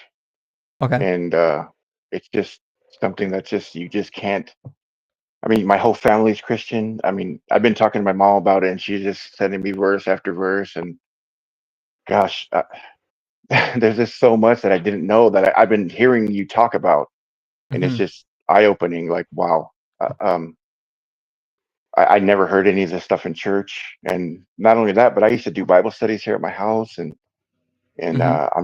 I'm struggling with a lot of things. I just like spiritually wise, like, yeah, I mean, if there's no spirit world, then that means there's no heaven, right? I mean, no hell, no heaven, none of that stuff. Yeah, and that's a difficult thing to accept, that this might be all we have. Yeah, and gosh, and I would have done things a lot different. I mean, I lost a son, 10-year-old boy, and he died in my arms here at my house, and that's all I had to look forward to, to see him again. And that's what I was taught, like, you're gonna see him in heaven and all this stuff, and to know to, I mean, to not know, but like hear that stuff is not true. It's just like first it made me angry, now it's making me sad. Now it's like, what else don't I know? Yeah. It's just very hard to deal with. It's But I do want to. It's very destabilizing. I think a lot of us went through a lot of the same emotions when it was us. And I'm sorry you lost your son. I can't. I don't know if I could deal with losing my son, but you're stronger than I am, I suspect. But you need to know that these thoughts and feelings and emotions you're experiencing aren't unique. There's nothing wrong with you. These are what we all went through. It's a process. I would highly recommend talking to a therapist that specializes in this field, and we happen to have one in our community named Dr. Joanne Ketch. And I direct everybody I can to Dr. Jo because I think she's amazing, but she is a well-educated, she graduated from seminary before she went on to do her PhD in clinical counseling, and she's a clinical counselor now. And she deals a lot with people in deconstruction that are really struggling. And so I would highly recommend getting a hold of her. I can definitely get you information for her. It's also in our Discord, and we've got a thread in our Discord from Recovering from Religion that if you need to talk to somebody and just have a chat, there's a place there that can happen. And there's a couple other places as well. But I don't want you to think that you have to go through this difficult process all by yourself. There's a lot of us did it that by ourselves, and you don't have to do it by yourself. Yeah, I'm sorry that happened to you, Dalton. And even though I don't believe in a heaven, the way I like to think about it is eventually, we're all going to be united when we become worm food, and then our atoms, go through the cycle. It's called quantum immortality. So I guess even though we won't have memories, you're still going to be a part of him, right? Your atoms will go on into the universe and be recycled into a million different things and dispersed. And you'll get to be with everyone who's ever been. So even if it's not in heaven, eventually you'll be together. And I hope that can offer some sort of reconciliation. Well, it does. Like I said, that's like just really all I'm looking forward to right now. That's what I'm holding on to, like to get to see him again. It was such a fast life, and it was just gone. So in the blink of an eye, literally. But and yeah. That's why, and our life is a blip. You know what I mean? That's why we emphasize here, like it's really important to focus on this life. Don't throw this life away thinking that there's something better on the other end that we have no evidence for. If you're going to have this one life here, let's make it worth it, and let's make it good for those around us.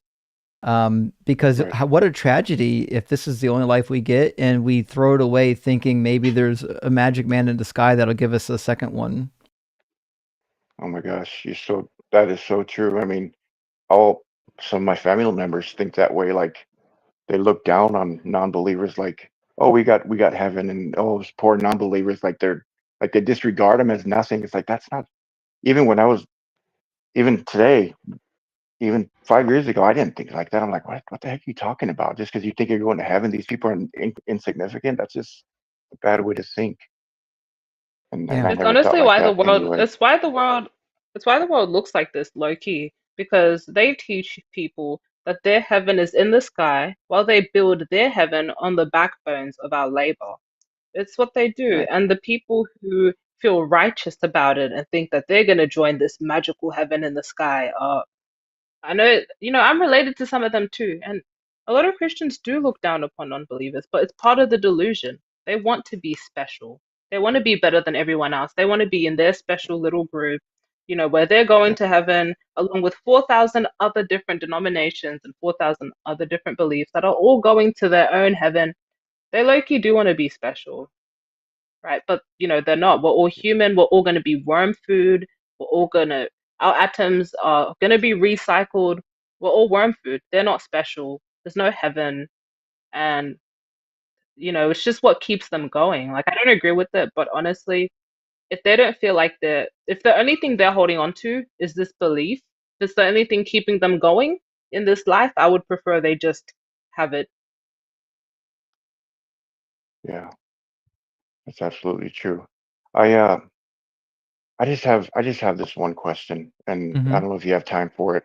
Um, Sure. so my mom keeps telling me that I'm fighting principalities and powers like the Bible says and all that stuff, and she told me this story that she had when she was younger, that and I saw it. I didn't see it happen, but I can witness to it. She was telling me that her grandmother took her somewhere where there was this man, and she asked this man to put a curse on someone, and it was for them to be bedridden, but so he did, and my great grandmother was bedridden. I didn't know why, and I asked her about it, and that's what she told me. But the man said that he couldn't put one on another woman, which was my grandma, because she had God's seal on her heart. He's like, I can't do her, but I can do her. So that's what my mom's holding on to, as far as the spiritual aspect that we can't see, and that's why my mom right now believes in predestination, because she believed that my grandma was predestined to go to heaven, and my great grandmother wasn't, and honestly, I didn't know what to say about it. I'm like, well, mom, I mean, I Is this saw guy I a saw my great warlock? grandma die. Yeah, Is yeah, this yeah, guy a exactly. warlock or something? What the Yeah, fuck? Sorry for yeah, laughing. It's so. that's exactly what she said. So that's why I'm confused. Like, Come okay, on. if that is something that happened, I didn't go with my mom. This is a story my mom had, and that was her experience. But if that experience is true for her, and I don't know if it is or not, I mean, that's kind Like, of The the thing is, sliver that I was holding people on who to. believe in people who believe in curses, the one thing that I haven't seen them answer is if that's a thing, if people were able to put curses on others, why the hell Mhm. haven't governments been doing this to each other? Right, Like, right, why that's isn't true. Trump using the fact that Ayatollah whoever doesn't have Jesus in his heart and just like put a curse on him using some wizard or something? I don't know. like That if that curses existed, they would definitely be used in war. Like these cunts will use anything to get other people. It would definitely become a right, war. And I'm West African, so trust me, I understand the whole witchcraft thing. It is so yeah, deep in our DNA. Like it's so insane. The indoctrination when it comes to voodoo and all that stuff and curses, it's very, very ingrained in our culture. And it's like if this shit was real, then I don't understand why we didn't just take to the skies when they were kidnapping us and putting us on slave boats. Why didn't we have these mm, witches flying up on broomsticks and collecting people and taking them to safety? So it's mm, honestly it's that makes really sense. ridiculous, and it is so convenient for these people, right? It works Right. so conveniently. Yeah. I would Mm, say I was going to add one thing to this. I don't want to belabor the point. I think I've heard lots of stories like this from people, and I think the problem for me is I have no way to validate that what they saw really happened, or if it was some other thing that they misunderstood. I wouldn't trust somebody else's personal experience. I would trust my own for sure, but I wouldn't trust somebody else's. I've been told all kinds of personal experiences. My own, I'll give you an example. My own mother, and sorry, mommy, for listening, but it's a real thing. Most of my life, my mother has told people that she witnessed my sister walk on walls and ceilings when she was a baby because she had a disease that allowed babies to walk on walls and ceilings. The reality wow. is, my mom had a psychotic break. She has a very loose relationship with reality, and she'll never take medication for it because people who aren't in reality refuse to admit that they have problems. Now, I'm saying that this is your family member. What I am saying is that it's very easy for somebody to believe things that don't happen, which is why I think it's important when you hear personal experiences to take them with a grain of salt and to maybe prioritize your own personal experience over theirs. Right. Honestly, Justin, Yeah. you won't believe it, but my dad said the exact same thing about my sister. My two sisters. He said he saw them walking on the wall. Mind you, they're not babies. But what is this? Like, I reckon it has to do with arachnophobia. Like, these people are scared of spiders, so they be imagining people walking up walls. The What exact it same tells thing me, happened with my dad. is that these are linked events in the same way that near-death experiences are. There must be some weird disease that causes people to walk on. Why would there be two disconnected cases of the same thing happening. Must be true. Exactly. It's there's got to be people walking on walls. It's got to be. Yeah. So sorry about that. We gave you a whole lot there. But Balt, listen, like you're doing the tough work. You're asking good questions. I think you're watching the live stream and kind of realizing that maybe Christianity is not all it was cracked up to be. And if you're watching for a long time, you'll probably hear that we have arguments for all the versions of God. Like no versions of God really seems to make a whole lot of sense. And I understand it's very difficult to deal with when you're kind of new to it. Eventually you get over it.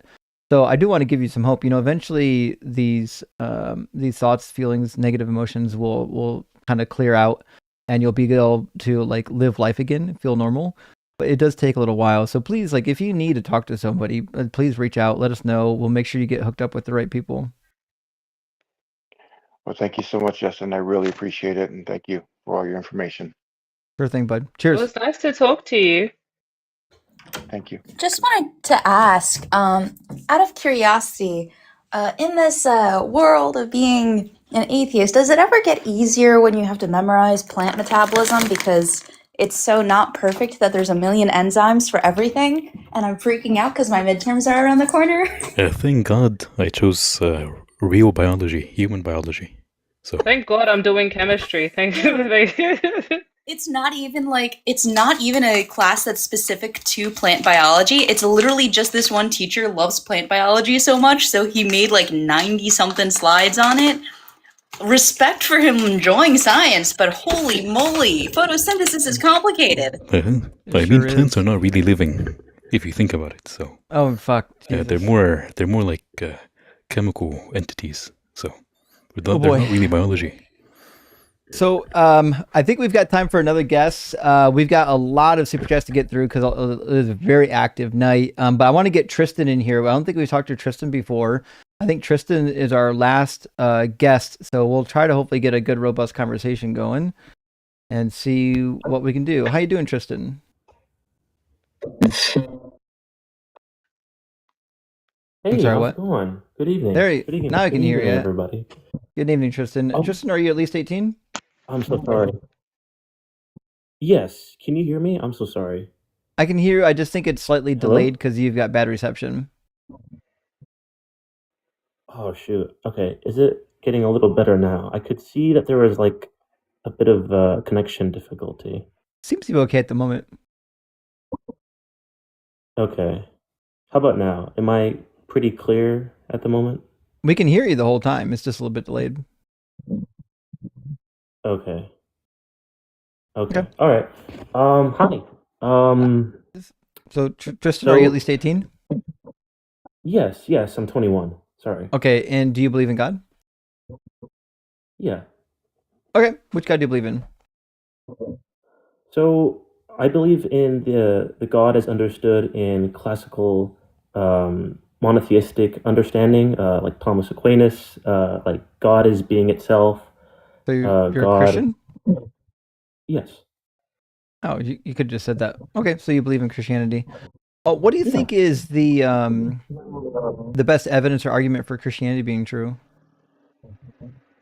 You mean as in like the theology, or just like the morality of it? Well, the validity of it. Like, what would be a good reason to believe that the God of the Bible exists?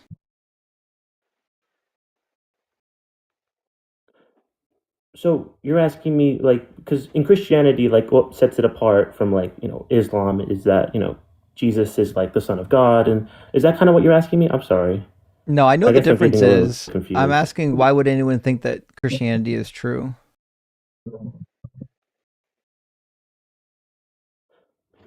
So I'm trying to answer it as best as I can. Like, could you give me like an example? I think that would help. I'm sorry. I don't know what the example is doing. So, like, if I said M's, why is Islam true? Pretend you're an Islamic apologist. What would you say? Well, first we have to prove that God exists in the beginning. Yeah. Go into Islam. Yeah. So we have to prove that God exists, and God existing is true because things come into existence through They have to come into existence, and the universe came into existence, so God brought it into existence. And Islam is true because semen comes from the chest. You kind of see what you were talking about here, Tristan. We just need some sort of argument, reason why we would believe that Christianity is true, like that Jesus was the Messiah and that the Trinity isn't complete nonsense or anything like that. Okay, so I think what you're just asking me, like, Mate, just some is like evidence God that real? proves the validity of the Bible. Give us something outside of the Bible that demonstrates the Okay, events so in the Bible to be true.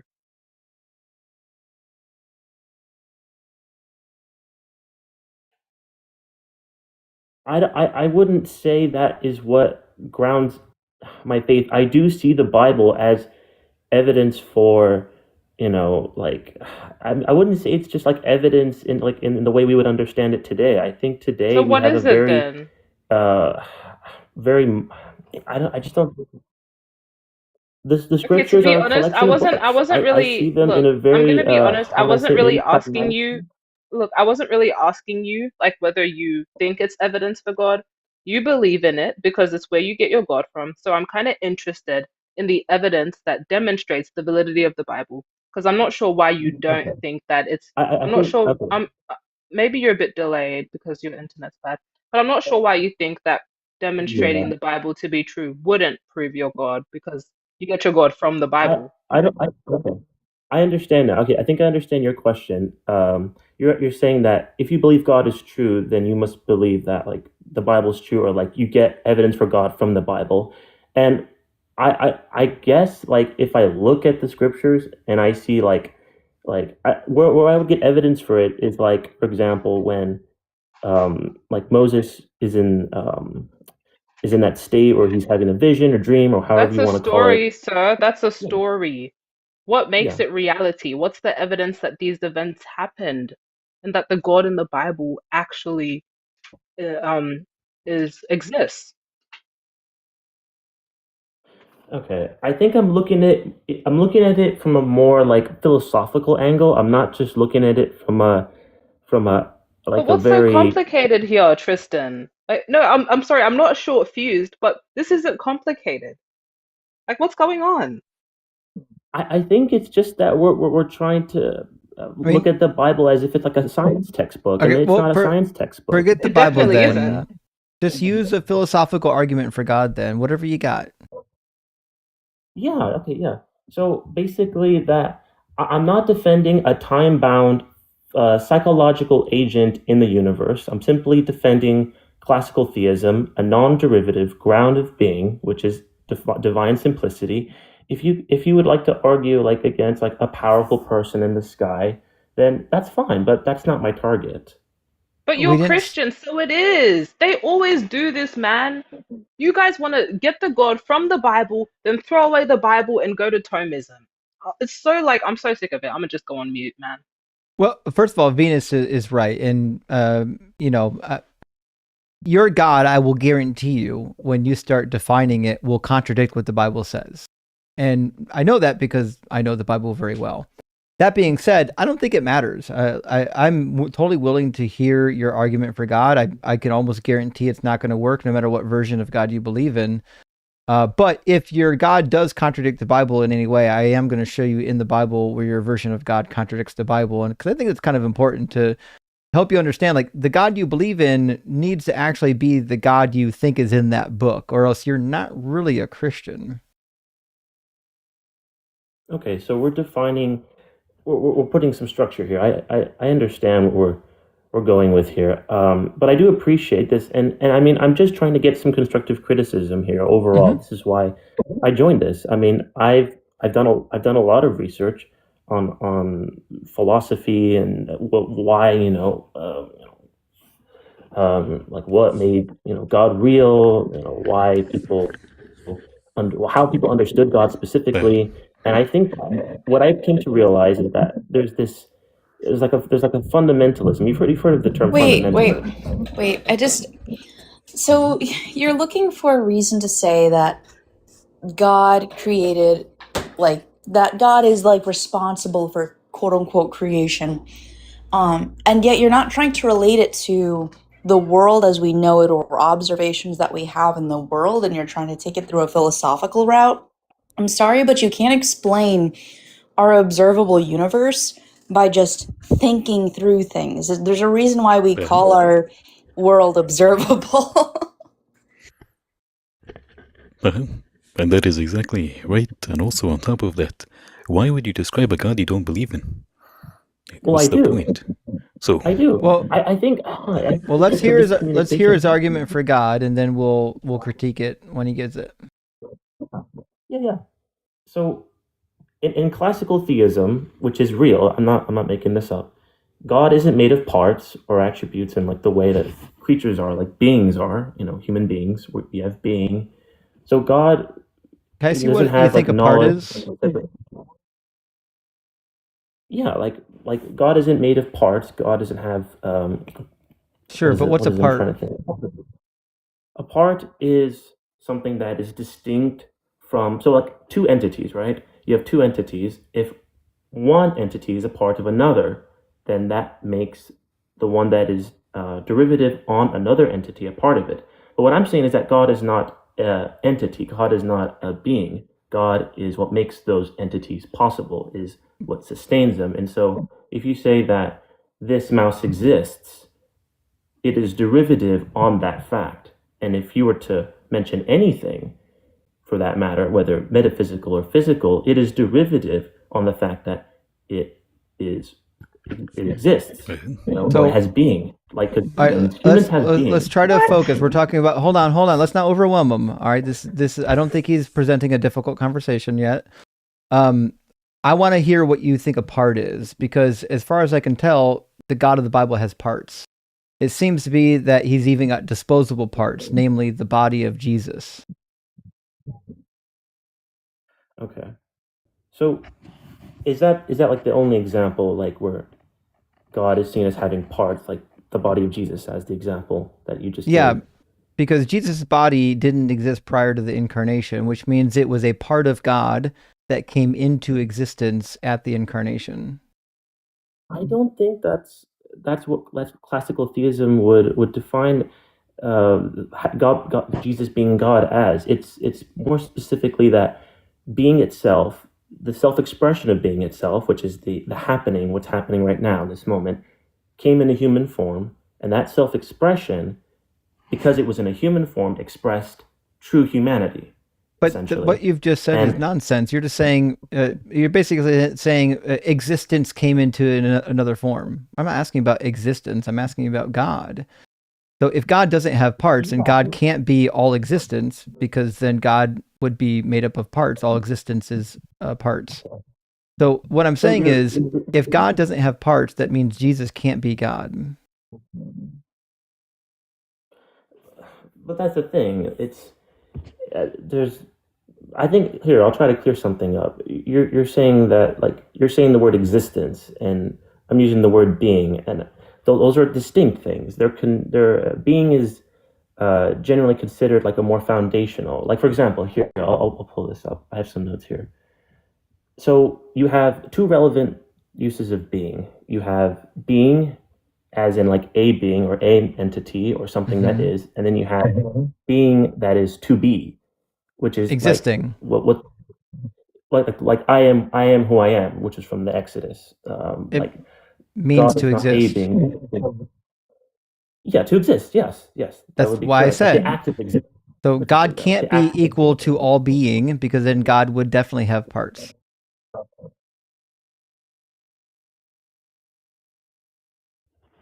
Interesting. Could you elaborate more on that? Yeah, everything that exists has being, and they are distinct. I'm distinct from Venus. Ems is distinct from me. We have being. So God can't be all being. He must be something else other than all being. He can't be synonymous with being. Yeah, that's interesting, because when you use the word God, do you use it as a name to describe a being or as a title, because that would be the more correct term. God is seen as functionally as a title, like the word teacher. Teacher can be used as like a... It's both in the Hebrew Bible. El is used to refer to God and also the name of a god, and that's perfectly fine. But what I'm suggesting is that if you're describing God that is pure existence, you are really just a pantheist. You're not a Christian. No, I do not believe that all is God. That is a common misconception. I do not believe that all is God. Yeah. Okay, so what is God? There's a lot of nuance. I think there's a lot of nuance, and I can see like why some people can get like, this is nonsense, because it was confusing for me. I struggled with this. It was like, what the heck? Like, it just sounds like nonsense, because it kind of did for me at one point, and it kind of took me a while to really just. I had to like put it into like. I'm trying to think. It's like. It is hard to understand. I do get that, but I know you're following me like to the best of your ability. So I do give you credit for that. I want to thank you for that, though. So I mean, when you say that God doesn't have parts, it sounds like either he has parts or he's completely non-existent. So you're saying because like you have being and I have being and anything else you can describe that's distinct has being, that means that each thing that has being is like a part in a sense, that so there's a separate being for each distinct thing. Like what you're tracking? Yeah, based on the definition of part, that's just true. I'm a part of the universe, just as a scientific snitch is a part of the universe. Mm-hmm. But if we were to look at being not as a attribute, but as not something that's like an attribute, something that's just like trying to think of the word. I'm trying to think of the exact word. The problem here would be that you don't have a mind without a brain. Right. So until you can demonstrate like an actual human mind without a brain, there's no reason we should believe that there is ever such thing as a consciousness without that physical component. Right, exactly. So yeah, I agree with that. And then that kind of led me down this thought where like, okay, so the mind is dependent on the brain is dependent on this. And I honestly have no problem with the infinite regress view, or just everything's like derivative infinitely. But I did come to the conclusion that all of those... Wait, but that's not infinite. No, I'm talking about the mind specifically, or the attribute or entity or whatever, like the mind or the brain. I'm not saying that those are infinite, like by themselves. If that's what you're mentioning. Do you have any evidence? Because this is like kind of just. Do you have an argument or anything? Yeah, I mean, if you got a premise-based argument, we're more than happy to write down the premises and work through them. Yeah, I'm not like an expert in debate per se. You don't have to debate, just talk with us. Yeah. So like the premise, as in, let me see here. Premise. Like in what way? Well, like let me give you an argument I think you may or may not be interested in, since you are a Christian. Yeah, I've been wanting to do this with somebody tonight, and it's been a little bit of a struggle. I think Venus and I both have been trying to do a Trinity syllogism with a couple guests, and they keep kind of running away from it. So let me start out. They hate it. They really don't like it. But let me start out with the typical argument, right? This is my formulation of it. There's different ways to formulate it. Premise number one, to be 100% of something, you have to possess 100% of the defining characteristics of the thing, right? So if I was going to say this is 100% a crystal ball, it must at least be a ball, and it must at least be crystal, right? Yes. Okay. Now, if this was broken in half, it wouldn't be 100% crystal ball. It'd be like 50% crystal ball, right? Right. Okay. So in order to be 100%, you must have all of its essential characteristics. Premise two, if you lack 100% of them, then you can be in the category of that thing, but not identical to it. So for example, if this knife that I'm holding had a blade, but the blade wasn't sharp, it could still be a knife, but it wouldn't be identical. It wouldn't be 100% a knife. It'd be a category of knife, but it wouldn't be 100% knife because you still need the blade to be sharpened for it to be a knife. We agree? Yeah, of course. Okay, those fair are enough. all Okay. contingent. Oh, sorry, derivative Yep. things. So in order to be 100% of something, you must be identical to it. But premise number 3 is God's qualities, the essential characteristics, include all-knowing, all-powerful, and omnipresent. Do we agree on that? I think you're a classical theist, so you would, right? So the only thing, no, I do love this premise. It is coherent. There's only one thing here. It says God's qualities. That's the only thing there that may give the impression that, oh, God has qualities rather than God is what sustains those qualities or is those qualities. Does that make sense? That's a tautology, sir. We could say God's properties. We could say God's characteristics. We can use anything you want to. What I'm saying is that God has a describable nature, and that nature includes being all-knowing, all-powerful, and omnipresent, right? Yeah. And if God is being, then all those properties have being. No, you can't have God as all being. We already went over this. That means you're a pantheist. So God is either being or he's not. He's clearly not. So premise number sorry. Right. Describing God as being is I don't know who told you that, but this is a useless thing to say. It doesn't mean anything. That's like me saying I am existence. What does that even fucking mean? It's a useless statement. You're derivative on things. So saying your existence would be category error then. No, it wouldn't be, because something existing, even if it's the most powerful thing, even if it is the source of all things, like it created all things, it doesn't mean that it's identical with being. That they're two different things. Being is a state.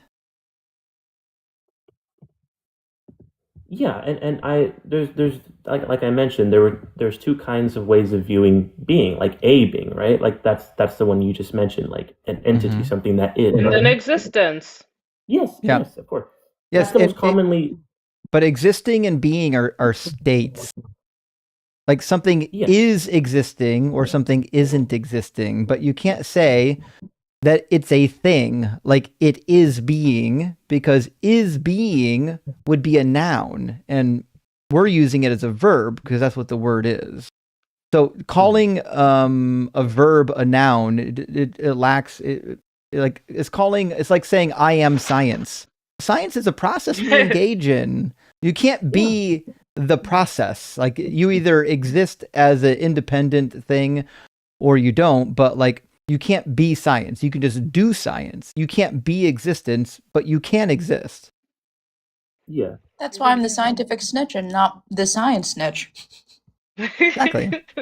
Yeah, you're acting out a process. Yes, that makes sense. And so, I think that's why, because you guys are using the being as in like a being, an entity, something that is, and the being that I'm referring to is to be. Oh, sorry. Wait, was that did that not track the first statement? Entity, and I'm not using it to refer to an entity that exists. I'm actually using it the same way you are, which is being just refers to existing. Yeah, like the act of existing. Yeah. Okay, Which means so like you can have being, but you can't be being. Yes, that's true. That's what I'm saying. You can have being, but you can't be being. Yeah. Agreed. Okay, so God has being in your worldview, but God can't be being. But so when you say God has being, you're still agreeing with what I'm saying, that like like you're agreeing, like you're understanding what I mean by being as to be, the act of existing, but then you're saying God has being. So you're saying that the name or the title, which is how it's used, it can be used as a name. Like you can call your teacher, yeah, you can use that as a name. That's how I see that being used when Judaism says, oh yeah, you can use the word God as a name or a title. But I think ultimately it fits functionally as a title more often than not. I don't care. Call it a title if you want, but different. We're talking about being. Being is is a state. It's an act, but it's not a thing. You can't be being. You can just exist. So what I'm saying is, keep calling God being is a useless thing, but it doesn't fix the syllogism, right? The syllogism is still, we're trying to figure out, does God have the characteristics of being all-knowing? God is the characteristics of being all-knowing. Because Nope, Can you stop doing that? all those things. That's a category error. Characteristics aren't things on their own. They're descriptions of things that have existence. So this ball has characteristics. Yeah. Okay, so this ball has characteristics. It's a property. Anything that has existence has characteristics. We can describe it, right? One of the characteristics of God is that he knows all things, correct? Yeah, and I think too that's like, I think when we use like anthropomorphic language to describe God, that's when it can get into the realm of where we're able to it starts to break down when we look at it. Well, sweetheart, it's your belief. You said you were a Christian. No one chose you to pick an anthropomorphic God. This is your God, not ours. I think so. You're just. Does God know things? Does God know things? God sustains the knowing of things. Does he know things? Get me out of here. It's not that simple, because then if we say God knows things, then it is not as simple as just him having information. Like, why, like, the thing is, like, he asked you a question, he said, does God know things? And then you said, God sustains the act of, what does that even mean? You know what he meant by asking you, does he know things? You know exactly what he meant. It's just that he knows or has the knowledge of something in nature. He either knows that Jesus was a thing, he knows that you're alive, he knows blah, blah, blah. Why do you have to phrase it in such a weird, convoluted way? Justin. I'm sorry. Okay. It seems like I'm confusing you guys, or it just sounds really nonsensical. No, you're confused. You're not confusing us. You're confused. I'm not trying to like make it like confusing, and I don't know. Let me been easy. Let me bring you back to what the Bible says. I'm going to bring you two verses that would illustrate my point. Now, I realize you're going to say that words don't mean words. This is anthropomorphism. I already know you're going to say that, so don't say it. Exodus 33, verse 5, God needs to decide what to do with the Israelites. This is after they really fucked up. It says, the Lord said to Moses, say to the Israelites, you are a stiff-necked people. If for a single moment I should go up among you, I would consume you. So now take off your ornaments, and I will decide what to do with you. It's really interesting.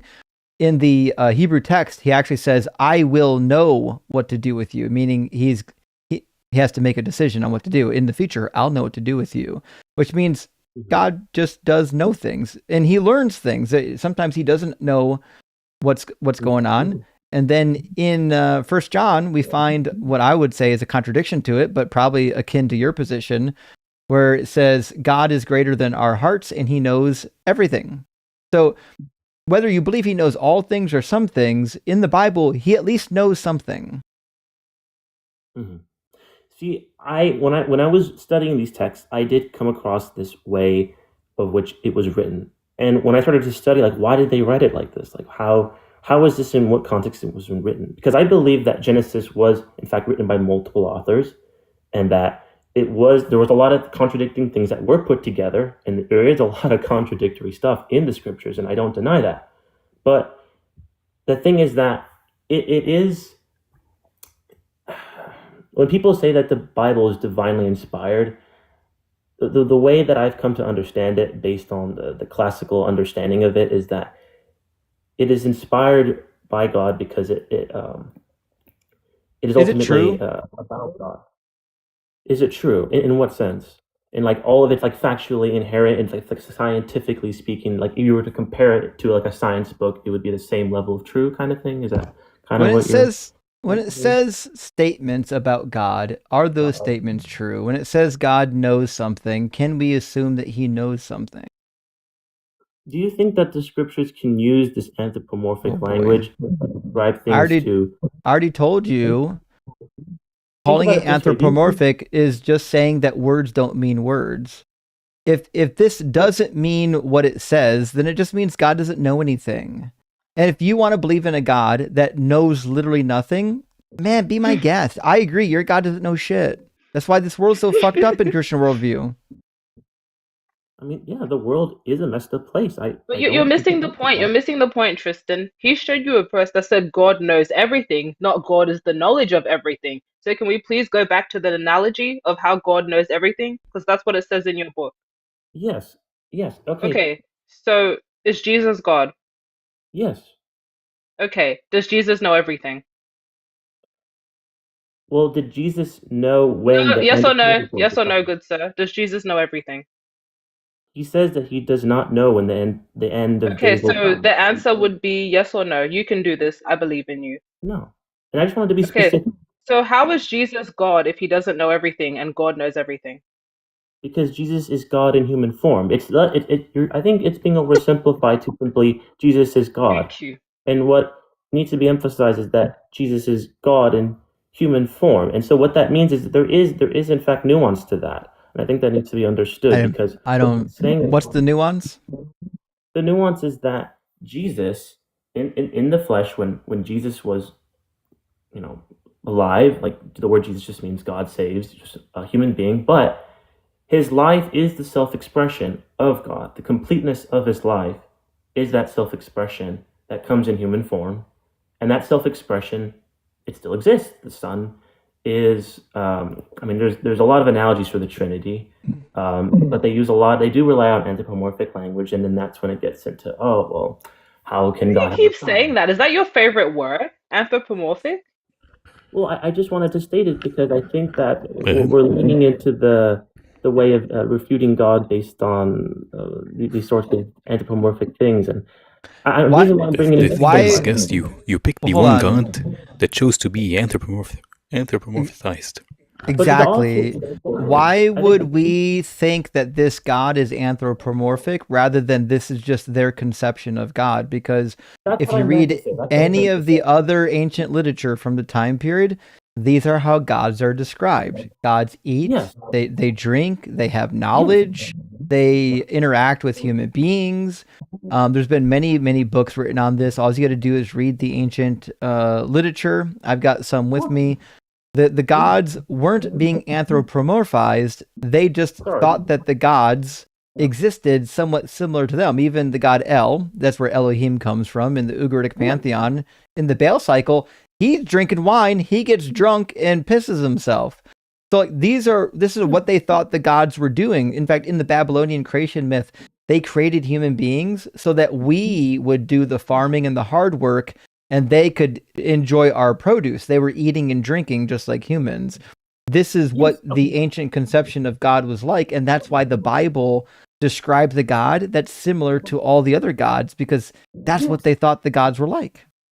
Okay, yes, I love. Okay, that's awesome. You know that because the story of creation myth it does come from, and I'm looking at this from a historical point of view, because if you do believe that there was a kingdom of Israel at some point. How is Jesus God? Okay. Well, we can go back to that. So what I'm saying is that Jesus is the self-expression of God in human form, and that his whole life is. It means that Jesus lived the self-expression of God, and since God is truth. But what's that mean to be a self-expression? If I said Venus is a self-expression of God, would I be wrong? Well, that's then where it comes into the idea that in order to be the self-expression of God, you have to be truth. You have to be like the real. What does it mean to be truth? Yep. Because we're humans, that is specifically tied to what it means to be human. No, but what's it mean to be truth? Because truth is an evaluative process. So I'm talking about truth as it pertains to humans, and that's why Jesus, self-expression of God comes in the human form, which is Jesus, right, and then right. But we know what it means to be true. I'm asking, what's it mean to be truth? Like if I say I'm holding this ball, and I am, that statement would be true. But what's it mean to be truth? So what I meant by he is truth is that he is the truth. Yeah, I could have worded that better. Basically, what I'm trying to say is that Jesus is the true nature of what it means to be human. So he's not God then?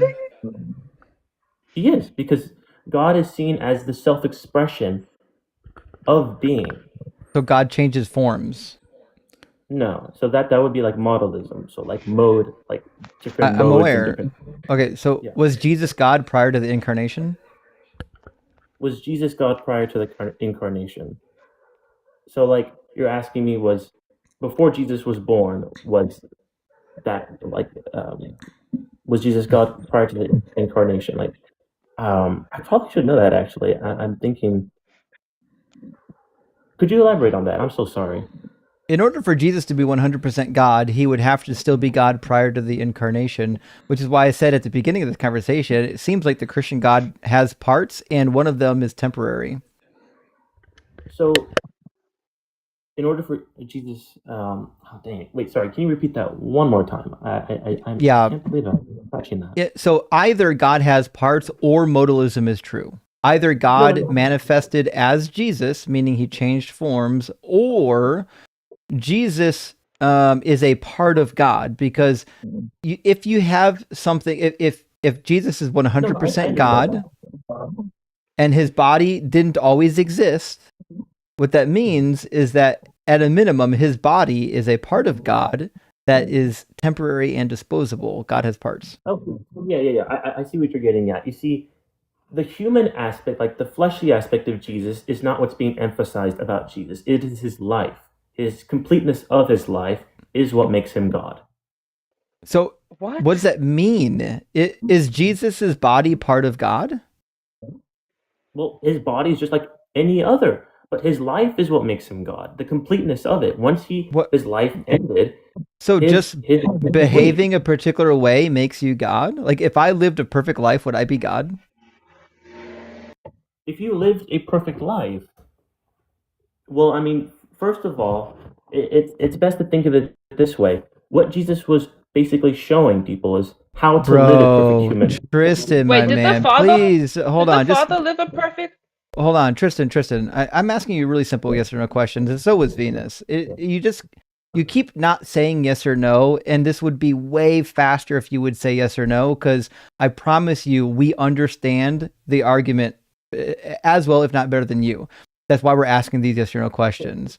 So please say yes or no before you ramble on about some other non-essential thing in the conversation. So, I mean, yes or no. Like, was Jesus like part of God when he was incarnate, and when he wasn't incarnate, was Jesus God entirely, like his body, his mind, his heart, his soul, God when he was here on earth? And if Jesus didn't have a body, would he still be God? If Jesus didn't have a body, would he still be God? Without the body, the life that which he's living is just a self-expression of God, and then the body itself is just a vessel for that. Okay, so what does that even mean? So Jesus's body is a vessel. Vessel for what? The vessel for the self-expression of God. What is a self-expression? A self-expression is the happening. So, like I mentioned, what is a happening?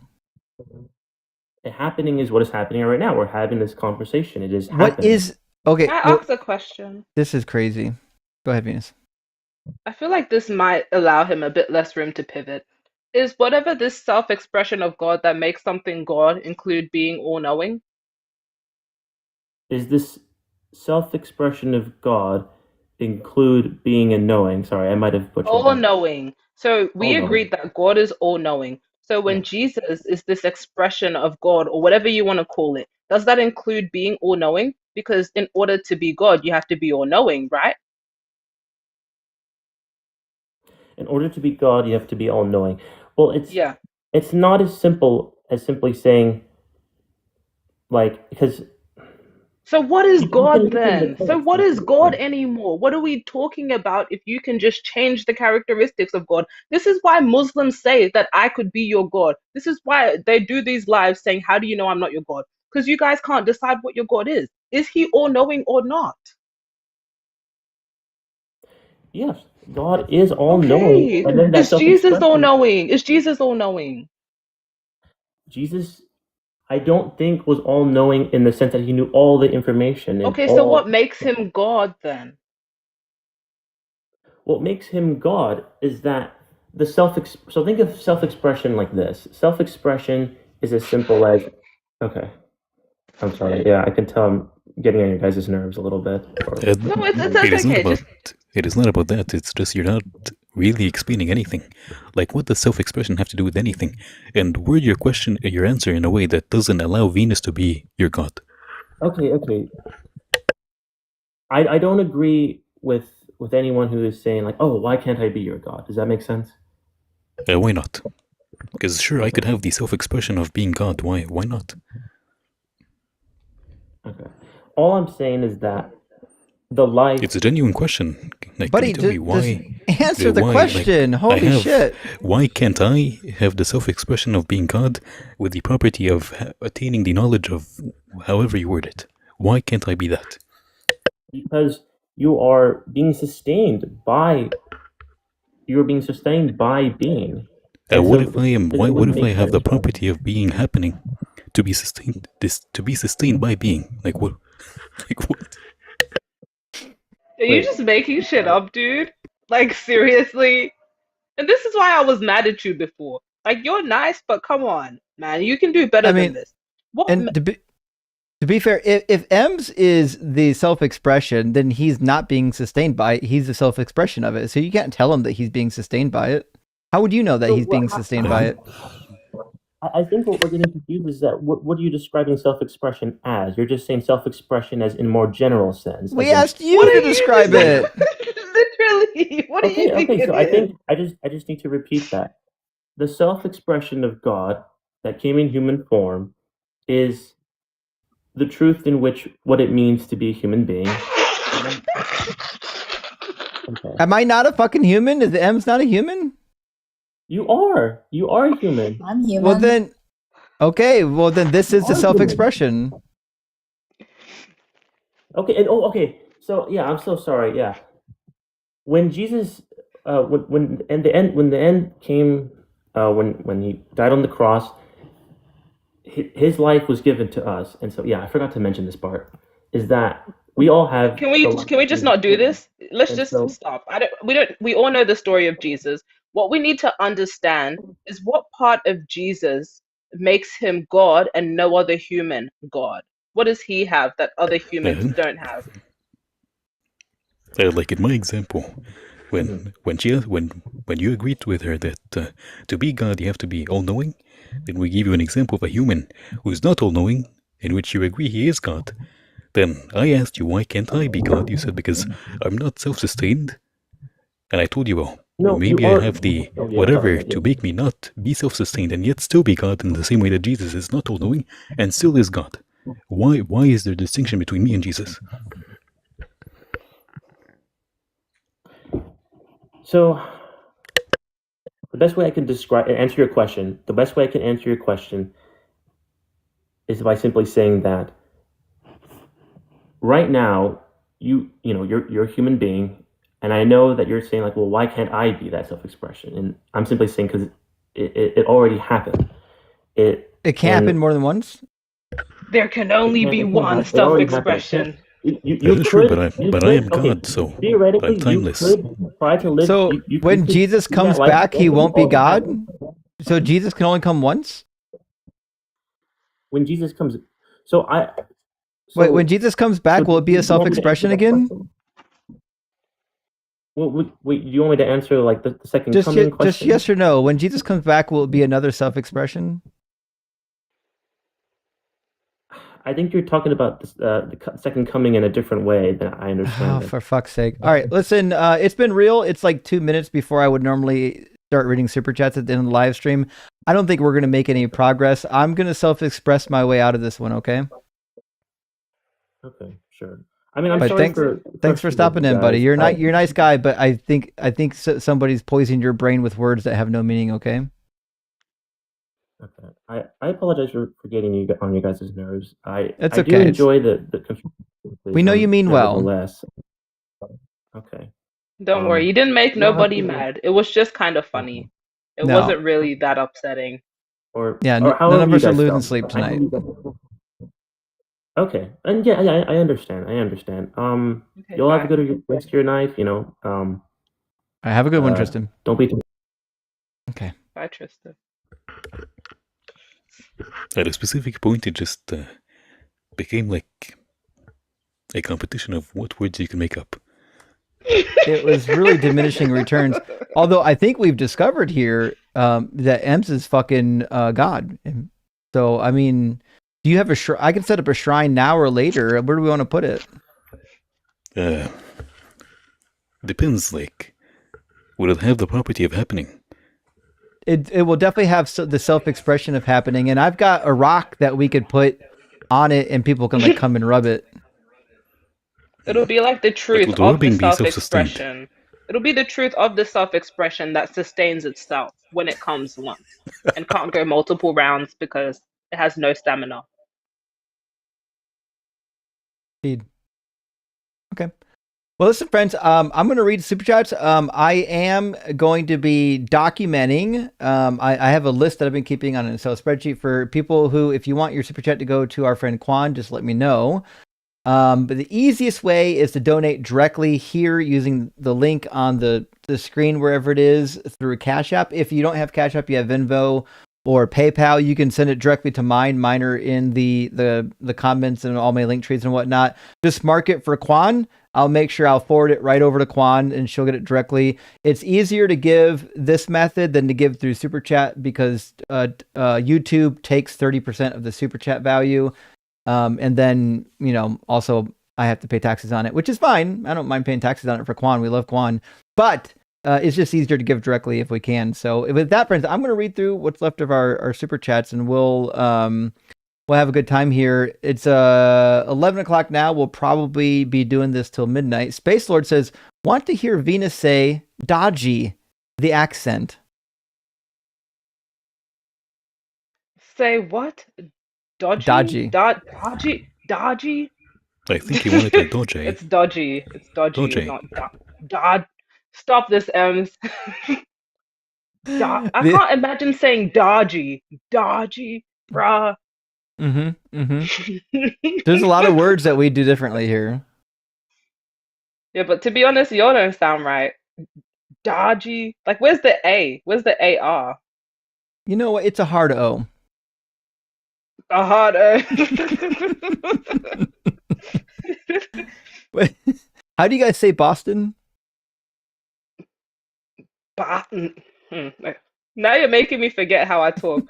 Boston. Boston. Boston. Well, what's better, Boston or Boston?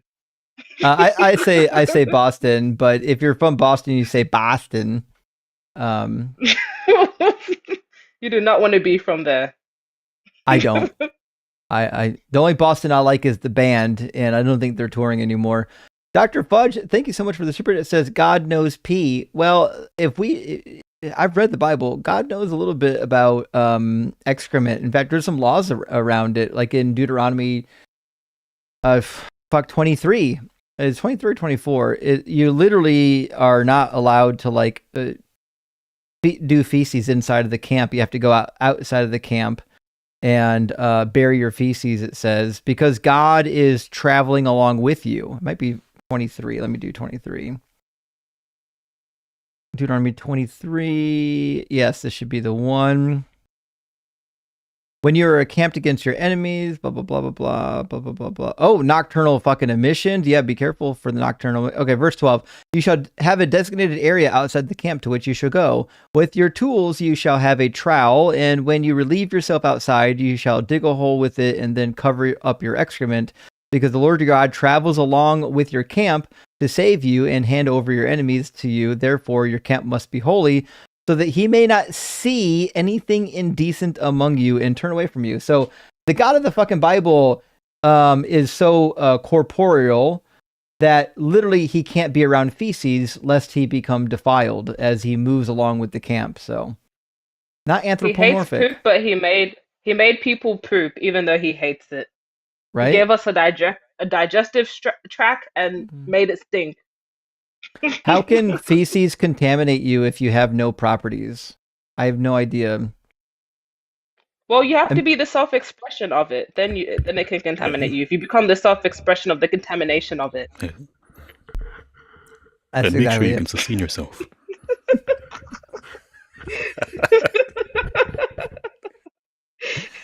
Amir, my friend, thank you so much for the super chat. Amir says, is it Quan on Cash App? Well, on Cash App is exactly what it says here. It says sheabuttababy.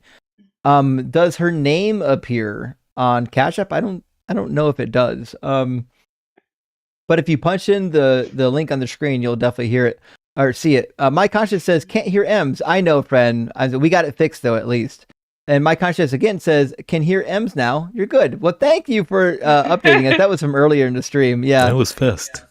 It was a really easily solved problem. Dr. Fudge says, now this guy definitely likes the special candies. Oh, yeah, that's our first caller. Listen, we had some doozies tonight on the line. It was a tough one. Philo says he thinks Chariots of the Gods was a documentary. Yeah, unfortunately, it was not. Neither was the 10 Commandments by Charleston Heston.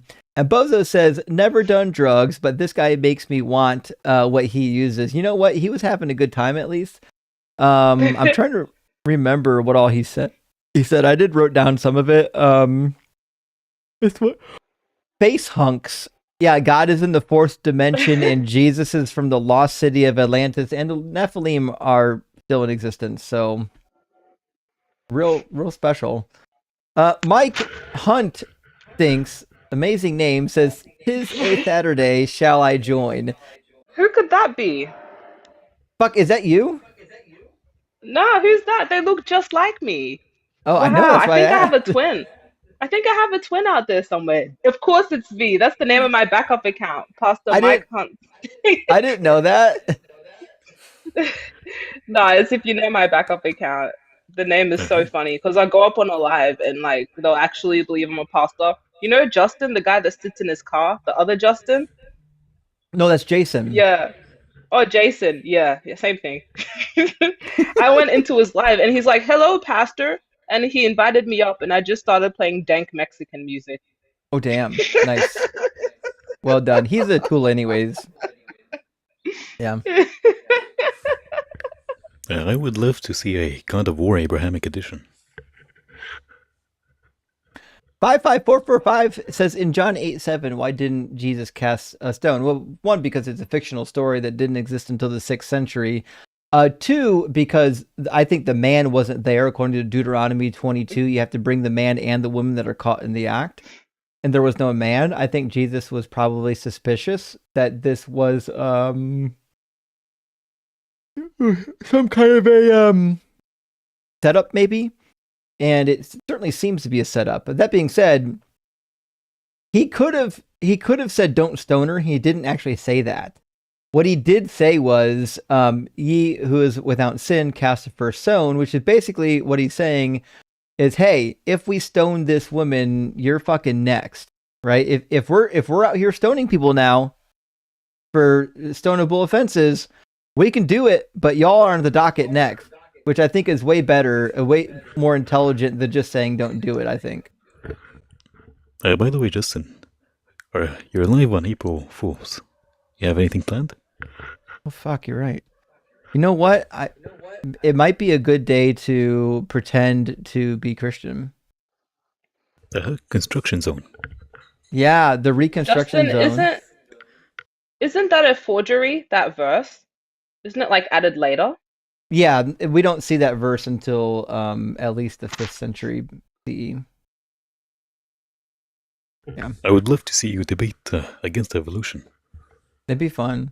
I know like all the old talking points. I'm sure you and Flat Ems. Yeah. Oh shit. We could definitely do it. Kane says Atlantis. Stay in school, everyone. I know. I know that a lot of ancient people believe in Atlantis, but you don't have to believe in it.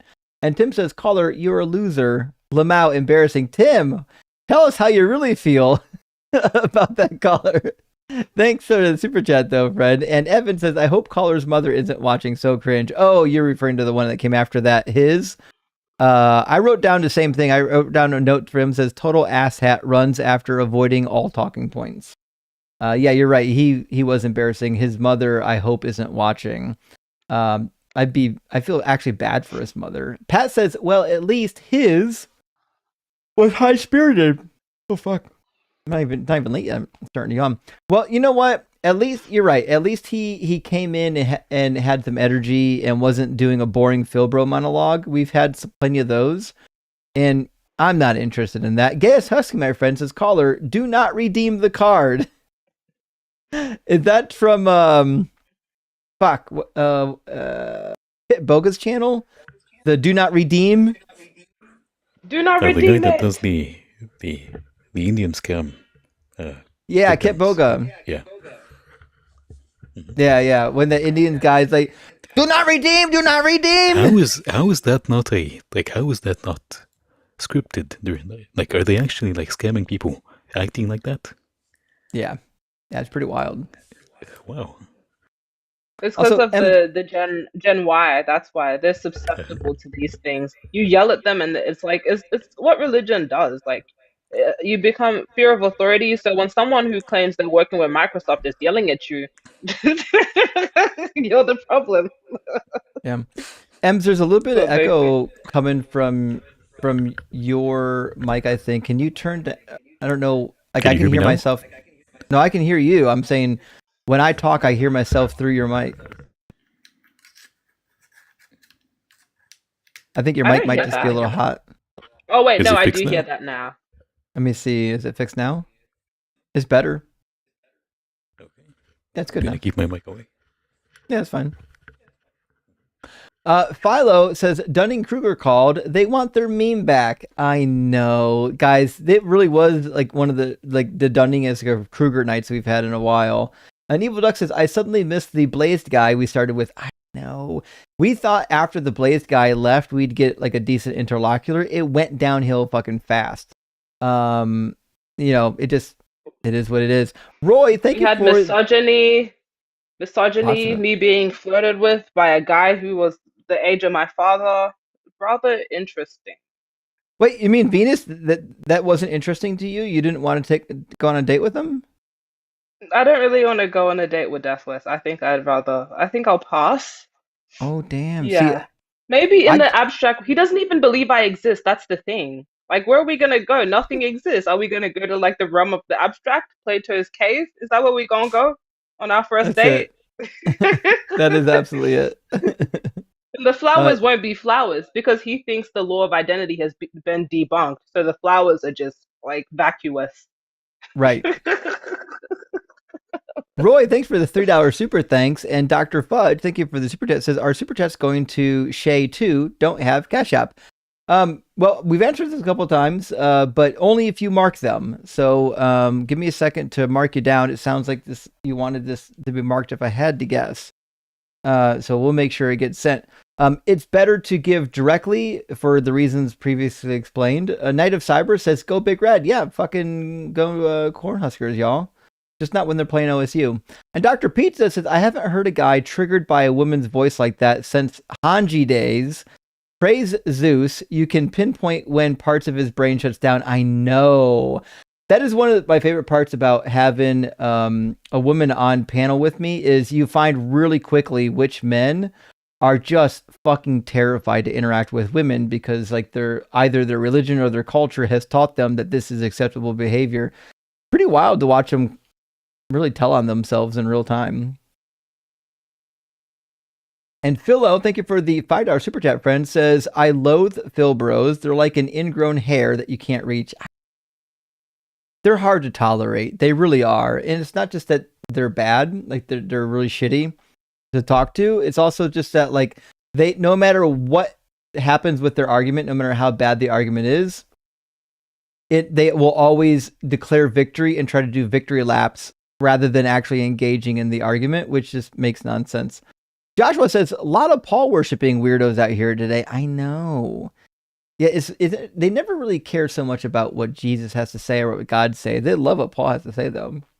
And Dragoon says, every Philbro ever. I'll use big words I don't understand and overcomplicate simple questions that'll show how smart I am. Well, Dragon, don't you know, or Dragoon, don't you know, I'm sure you're aware that if you use big words that other people don't understand, it can only mean that you're really smart. It doesn't matter if you understand them or not, as long as you get them out of your mouth. Erzmont, good to see you again, says Christians are servants of the prophet Paul. That is the fucking case. They are not reading those red letters, and if the red letters disagree with Paul, they're going with Paul. Cynthia says Minar is more muscular than this caller and Venus. he is. I'm beautiful. Who is I'm gorgeous, Minar? I'm big. I can do handstands. Minar Reports is a guest that came on and spent an entire hour crashing out, and the whole time he was flexing his muscles, saying, "I'm Minar, king of the world." And that's where I got this clip from, right here, actually. I'm beautiful. I'm gorgeous. I'm big. I can do handstands. So he's big, beautiful, and gorgeous. I don't know if we can compete with that. And that was tame. Yeah, it really was. If you haven't seen the Minar crash out, I highly recommend it. Philo says, Justin, start a Philbro bingo card, please. Diamond cutter for Doug. Well, thank you for that. I never thought about doing a Philbro card. I used to have a Christian bingo card, and it's still in my link tree.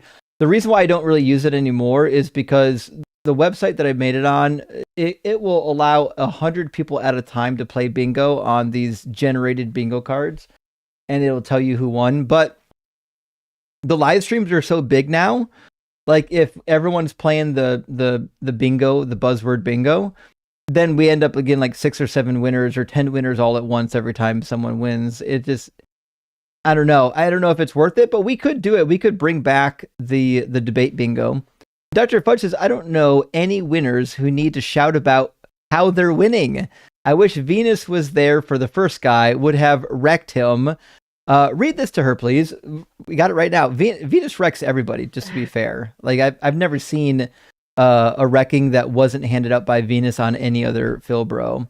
And we got Axe 2423 coming in, giving me their Christian money to cry in my comments. I just found out Dan McClellan is a Mormon. What? Yeah, he's a Mormon. I don't know how did you not know that? He's talked about it pretty openly. Nevertheless, yeah, Dan McClellan is absolutely a Mormon. I don't think he believes it. I think he's a cultural Mormon. I think he stays in the faith because like all of his friends and family are. I don't think he actually believes the nonsense. If he doesn't believe like the shit in the Bible, he definitely doesn't believe the shit in the Book of Mormon. And Shand, I don't know how to pronounce this. Thank you for the super chat. Says, I have to apologize, Justin. I've been telling a bunch of mentally ill believer psychos to come debate you since they're delusional in Insta comments. Oh, fuck. Well, they found their way over here, and don't worry, we got them. We got quite a few of them today. It's not a problem. We're pretty used to it, actually. And Carpenter Tom says, OHIO, baby. That's what I'm talking about. Ohio. HP Lovecats says, Domini had a heavy Greek accident. He's an embarrassment to all of us. I know, Lovecats. It's embarrassing when someone comes up here and like does your culture wrong. Like I would be devastated if somebody repping Ohio was behaving like that. It is what it is. But you know what? The world is full of clowns and asshats. Why not have them in here? Charlie, whoa, this is the name. Charlie Malmberger, musician. Hey, good to see you, friend. Dope Beard, thank you for the super chat. Says, love your stuff. Do you ever use Mark 7:27 when Jesus calls a sick child a bitch? Okay, so Mark 7 is the Syrophoenician woman, and he doesn't call the child a bitch. He does call the woman a bitch. You could extrapolate that to the child, though. Do I use it? No, not really. Most of the passages I use are like super like just super over the top passages. I think this passage is so common and it's so easy for apologists to like wash away Jesus being I don't know, kind of a jackass to this woman, that I don't know if I want to spend a lot of time on it. I agree with you, obviously. I think what Jesus said to her when he called her a dog is horrific. But I don't think a lot of Christians would care. I think they're going to look at that passage and they're going to be like, yeah, well, he still healed her. And, you know, dog doesn't really mean dog. It's just, I don't know. It just turns into a silly back and forth that everybody on our side knows it's stupid. Everyone on their side will probably remain unconvinced. So I don't use it that much. But I have used it before, and I think it is important to recognize that it's there. And Vincent says, you claim God is fiction. Can you prove it? Yeah, I can, Vincent. Call in. I'm more than happy to give you the argument for why God doesn't exist. And Jay says, Hermant Meta has debunked the military claim. Oh, really? The claim of, oh, fuck. Interesting. I read the articles. I didn't see the sources. I wouldn't be shocked if there were no sources. Our news organizations operate a lot like these TikTok debaters. A lot of fucking trust me bros and rumors. Game Guy says Deathless brought us all this word salad and not a drop of dressing. What a D-bag. Indeed. It's still like baffling to me that people get up here and behave like that, and they really like honestly do. I think they honestly think that like they've just won an argument. Or they're just full of shit. I don't know. I think it began, I reckon he started promoting DMT, like in the middle of his whole TikTok journey. I reckon he did some of that, got scrambled, and is just a completely different person now. He's gone. He's been. How are we gonna listen to someone who doesn't think objective reality is real? That is dangerous. Yeah. Because if you don't think that people actually exist, you won't feel any remorse about hurting people. You would do insane things. So I think he's gone. He's gone. Yeah, too far gone. My conscience, thank you for the additional super chat. Says you are an actual prophet. You called that. These people are predictable. It's like it's not even hard. Like everyone here knows the shit that's gonna come out of their mouths before they say it. It's hard sometimes to like even fucking wait for them to say it, because like I already know, like just fucking say it. I already know you're gonna say it. Stop making us wait for it. But anyways, thank you, my conscious, and also for Sport Ill. Says rock hard for Doug. We are all animals in the animal kingdom. Animals eat each other, or naturally for survival. Humans show more carnivorous traits. Why are you anti-meat? Well, I'm anti-meat because my ethic is do the least amount of harm as humanly possible. And I can't see a good reason to think that like something that's very sentient and feels pain and emotion on a deep level, like a cow or a pig, that we should be harming them. Like and you guys know classically, like my exception to this has been fish, because fucking fish is like just seaweed with scales. It's not. I have a hard time understanding how these things are sentient enough to care about. But like most of the other animals, like you can look at them and be like, this is like an animal that could have some kind of well-being while alive. And I don't know if it makes sense to fucking hurt them. Especially the more intelligent animals. We got lots of intelligent animals like cows, dogs that are being eaten places, and they would be much better suited as companions than to fucking eat them. And we don't need it. Like we don't need, like we can get proteins from so many other sources.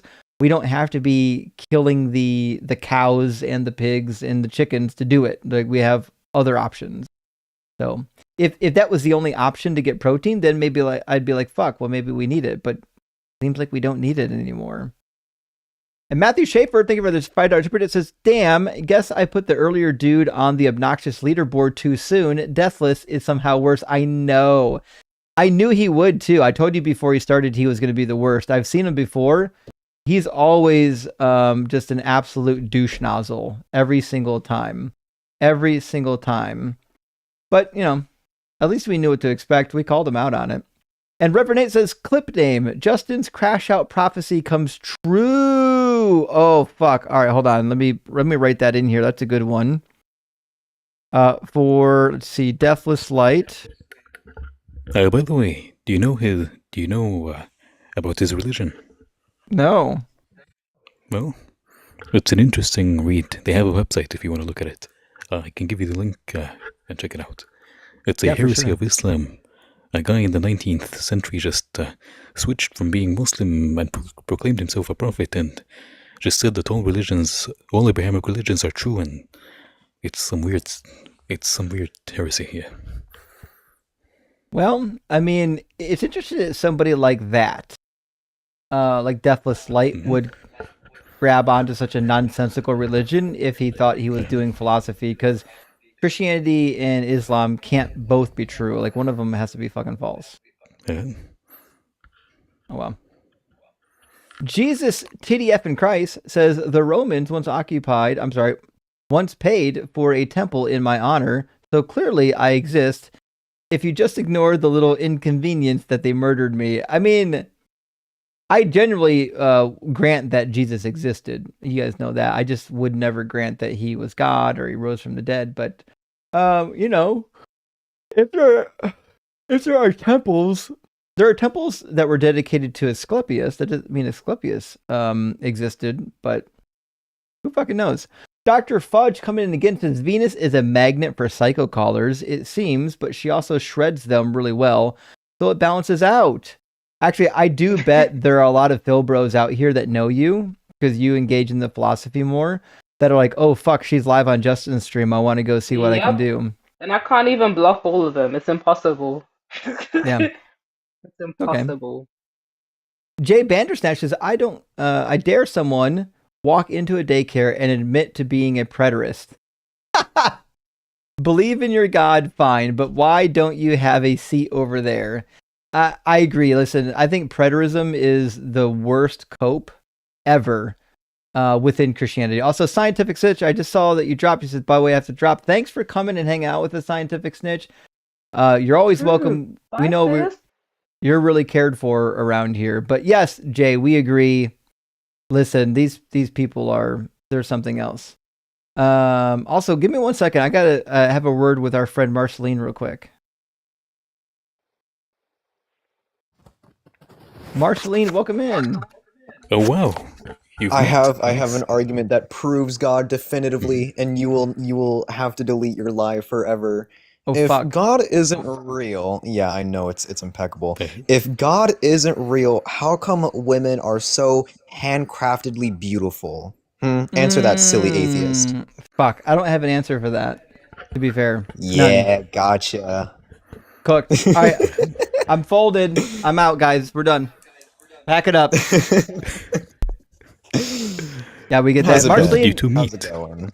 Yeah, when are you going to come cook with me? Although you keep wanting to join the live, like right as it's ending. You got to come at like 6 o'clock when it's starting and come cook.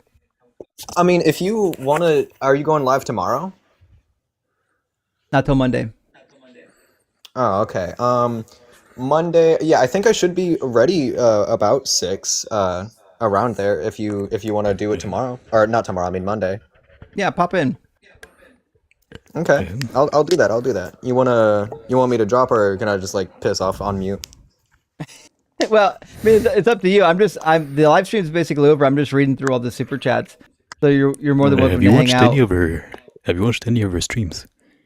I haven't caught the live streams, but I've been watching her videos for at least 2 years now. Yeah, the streams are horrible. Like the streams are like actually insane. Like it's pretty much just Muslims coming on and talking about her being trans. That's all. Yeah, no, 90% is just the fact that I'm trans. Literally, I've had people admit that they believe that me being transgender is morally worse than raping prepubescent little girls. Wow. And that's like a consistent thing. That is a consistent theme. Okay. Well, and they go up talking about a lot of them even give death threats and weird stuff. I'm not She shocked. gets like the worst type of Muslims, like the British Muslims. But like she can handle it. She knows her shit. She's read the Quran. I've been watching the videos for a long time.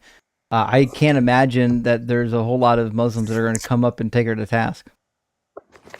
Yeah, I was gonna say Handles herself. I was gonna say because I'm nowhere near M's level of knowledge. But I'm like I like to describe myself if M's would like to put his thought in it as M's light, because I'm close. I'm getting there. I'm holding myself in a majority of my debates. The very few times I have to pull M's up, it's typically for like just to read Arabic. Right. Pretty much I'm the premium subscription you get Arabic with. So yeah, subscribe for Arabic. That's awesome. Well, guys, make sure we're following Marceline. Definitely an up-and-coming streamer that's going to be kicking ass. So you want to get on board now rather than later, because good things are happening. Yeah, I was gonna say if you would allow me to do a self promo, do it. I was gonna say, yeah, Marcy reads religion, full name Marceline, because it's just short for me. I'm 18. I've debated Islam for 3 years. However, I have read the entire Bible and the entire Quran almost twice now. The Quran twice, not the Bible once. I've debated it for quite a while now, for 3 years. Most of my arguments pertains against Islam, pertains child marriage, sex slavery, apostate killings, and sexism, forced to job. Nobody ever really talks about the apostasy killings, and it's so weird because like one of the biggest like contentions with I don't want to say the biggest, but like a very prominent contention with Islam is the dangers that ex-Muslims face. That like ex-Muslims are consistently in danger due to their society, due to their government, due to their family. A girl I personally knew, like me and her were friends, like I personally knew her. She had disappeared for like 3 months and then randomly messaged me saying, "Hey, my parents almost choked me to death because they thought I was ex-Muslim, and now I have to pray 6 times a day and spend hours reading the Quran just to convince them that I am not worthy of death." I personally know her. And what else? Yeah, I go live relatively every day. I'm going live tomorrow. I don't know what time. Probably around 4 or 5 Eastern Standard Time. During the weekdays, I typically go live about 6-ish Eastern Standard Time, because that's when I get home from school. Because once again, I'm 18. I'm still in high school. I'm still in high school, and I'm still this smart. I've been, whenever I talked about Christianity, Justin, you like every time I ever asked you something about like Christianity, like my takes were like perfectly valid. They were perfectly normal. Nothing to add, nothing to lose. My comprehension was fully spot on. That's what always cool. I sound like a fangirl, and I'm honestly okay with it. But every time like I had like asked for like approval of like my interpretation from you or M's on Islam, and they were like, either one of y'all were like, yeah, that's what it is, perfectly normal, perfectly, you got it, nothing to add. It's like it feels so it feels so good, like I'm knowledgeable, I'm intelligent. Hell yeah, you're doing good things. You don't sound 18. Ashley, I was born 2007, October 12th. I don't care if you don't think I sound 18. I am. You can't Right. All right. Well, let's get back. I've got about 30 minutes left in the live stream, and I've got what looks about. Yeah, you're good. My bad. 40 minutes of super chats, but definitely, we're going to be on the lookout. We're going to get you involved. Peace, love, and Kate. Good to see you, friend. Says caller has 40 hertz of BS being transmitted into his brain right now. I got to be honest. I've heard of a lot of weird things. I've never heard of anything involving the 40 hertz conspiracy, but now I feel like this might become the next thing. I might integrate it into the Woo spreadsheet. We'll see. Mr. V-Ball, hey, thanks for the super chat. Says, old joke, but just an excuse to give money to the cause. Well, thank you. What does the N in the Nebraska helmet stand for? Knowledge. Oh. Wait. Hold on. Wait, am I stupid? Where's the joke?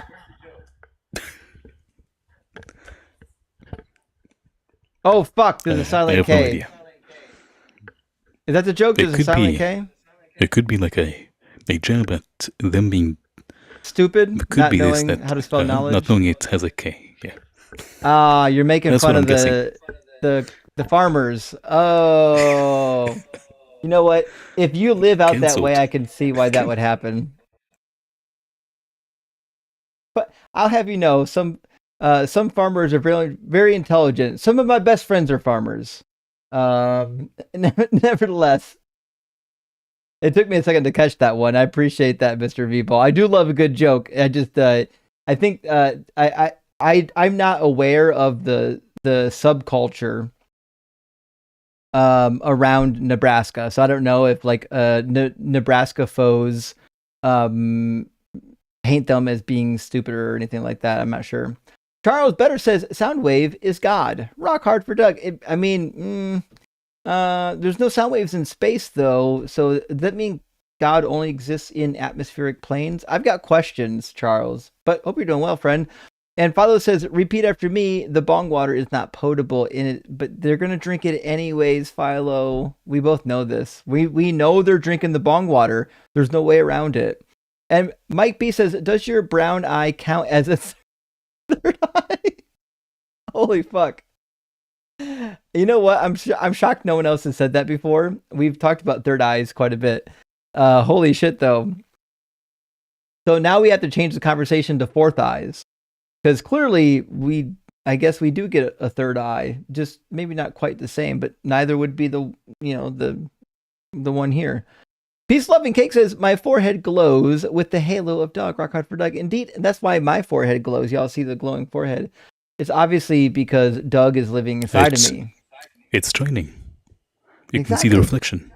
Mm-hmm. Yeah, because I've made a crystal now.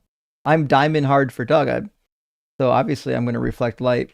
Jason said EEG is too long a word for brains to contain. You'll need to Google it and marvel at its complexity. I think Ems had it right off the rip, didn't you?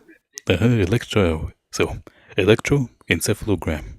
The electro is just like an EEG, etc. Like just like uses electricity, and then encephalo is like the Latin word for brain, and then gram just that's all. Yeah, I'm looking at it now. I didn't realize it was all one word. I assumed it might be multiple words, but it's holy like, fuck, it's all one word. It's like ECG, electrocardiogram. Right. Carpenter Tom says, how about writing a book about shower thoughts, about writing a coffee table book about coffee tables? Can you take it in the shower, though? That's the question. I would love to write a... Mm-hmm. My phone is about to die. I'm on like 2... Oh, fuck. And there it goes. Oh, reincarnated, wow. We lost you. We can't hear your audio anymore, Venus, but thanks so much for stopping by. We really love and appreciate you, friend. We can't hear you. You broke your phone. Can someone block this guy called Ems? Oh, Toast, he's out of here. He's gone. All right, bye. Thank you for having me so much, Justin. I was going to go live after this, but I don't have enough stamina. I'm going to go play Call of Duty. Black Ops. Oh, it's midday for you, isn't it? Huh? Oh, it's midday for you. Yeah, it's 2 p.m. Yeah. Wow. Yeah. The place that I am debunks flat Earth, actually, being in Australia. But anyways, bye. Actually, next time we get a flat Earth, or if Venus is up here, we should try to show the sky at the same time while night's upon us both, and show the opposite star pattern. But Flow TDI, thank you for the additional super chat. Says, guest, premise 1, the Bible is the only source of truth. Premise 2, there are no cell phones in the Bible. Conclusion, cell phones are of Satan. You should get rid of your phone, guy. I mean, some of these people should have their phone taken away. I don't feel bad for saying that. Some of these people don't deserve the internet.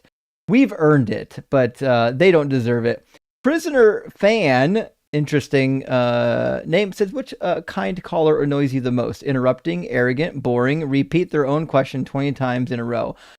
I will gladly take a guest that is arrogant and or interrupting and or boring before I take someone that makes me repeat the question 20 fucking times. Nothing drives me more insane to be in a 20-minute conversation and not make any progress because I have to repeat the question 5,000 times. That is infuriating. I don't know what everyone else is like. I don't mind being interrupted all that much. It happens. It's part of conversation. I don't mind the guest being an arrogant piece of shit. I don't even mind them being boring, although the audience hates boring guests. But when I have to repeat myself 1,000 times, that's where I want to draw the line. Dirty Base Atheist, thank you for the $10 super chat, says, for Mini Quan, get well. Well, thank you for that. I'm going to mark that down on the spreadsheet to send to Mini Quan. And we really appreciate you helping out. Friends, you can give directly to Mini Quan using the link on the screen. There's a clickable version of it or there's a copy and paste version in the description of the video as well. And Miss Megs says, Venmo donation sent. Well, thank you. I should be able to get, I got a number of Venmo notifications during the stream. I'll get those tabulated after I end stream and send them directly over. If you Venmo me, PayPal me, or Cash App me money for Mini Quan, that's the best way if you don't have Cash App to send directly to Mini Quan, because I can just immediately forward it over to her. If you send it via Super Chat, Google is going to take 30% of it, and then we have to pay taxes on top of it because there's not really good counting methods for this. But nevertheless, whatever way works for you will make it happen. Reverend Nate says, kids are STIs that take at least 18 years to cure. Holy shit.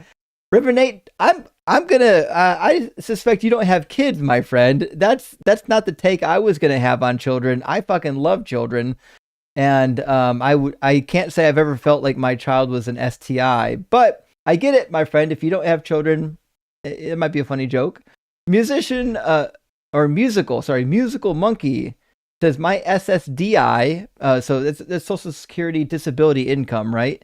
Comes from a work injury, and I know the struggle. I hope you can get this to Quan, hoping for a speedy recovery. Thank you for all you do. I definitely will mark it down right now for Quan on the spreadsheet, and we'll make sure that it gets over to Quan. And I've got friends and family members on SSDI right now too, and it's scary because I'm a little bit concerned that the current administration is going to start like kicking people off the SSDI rules.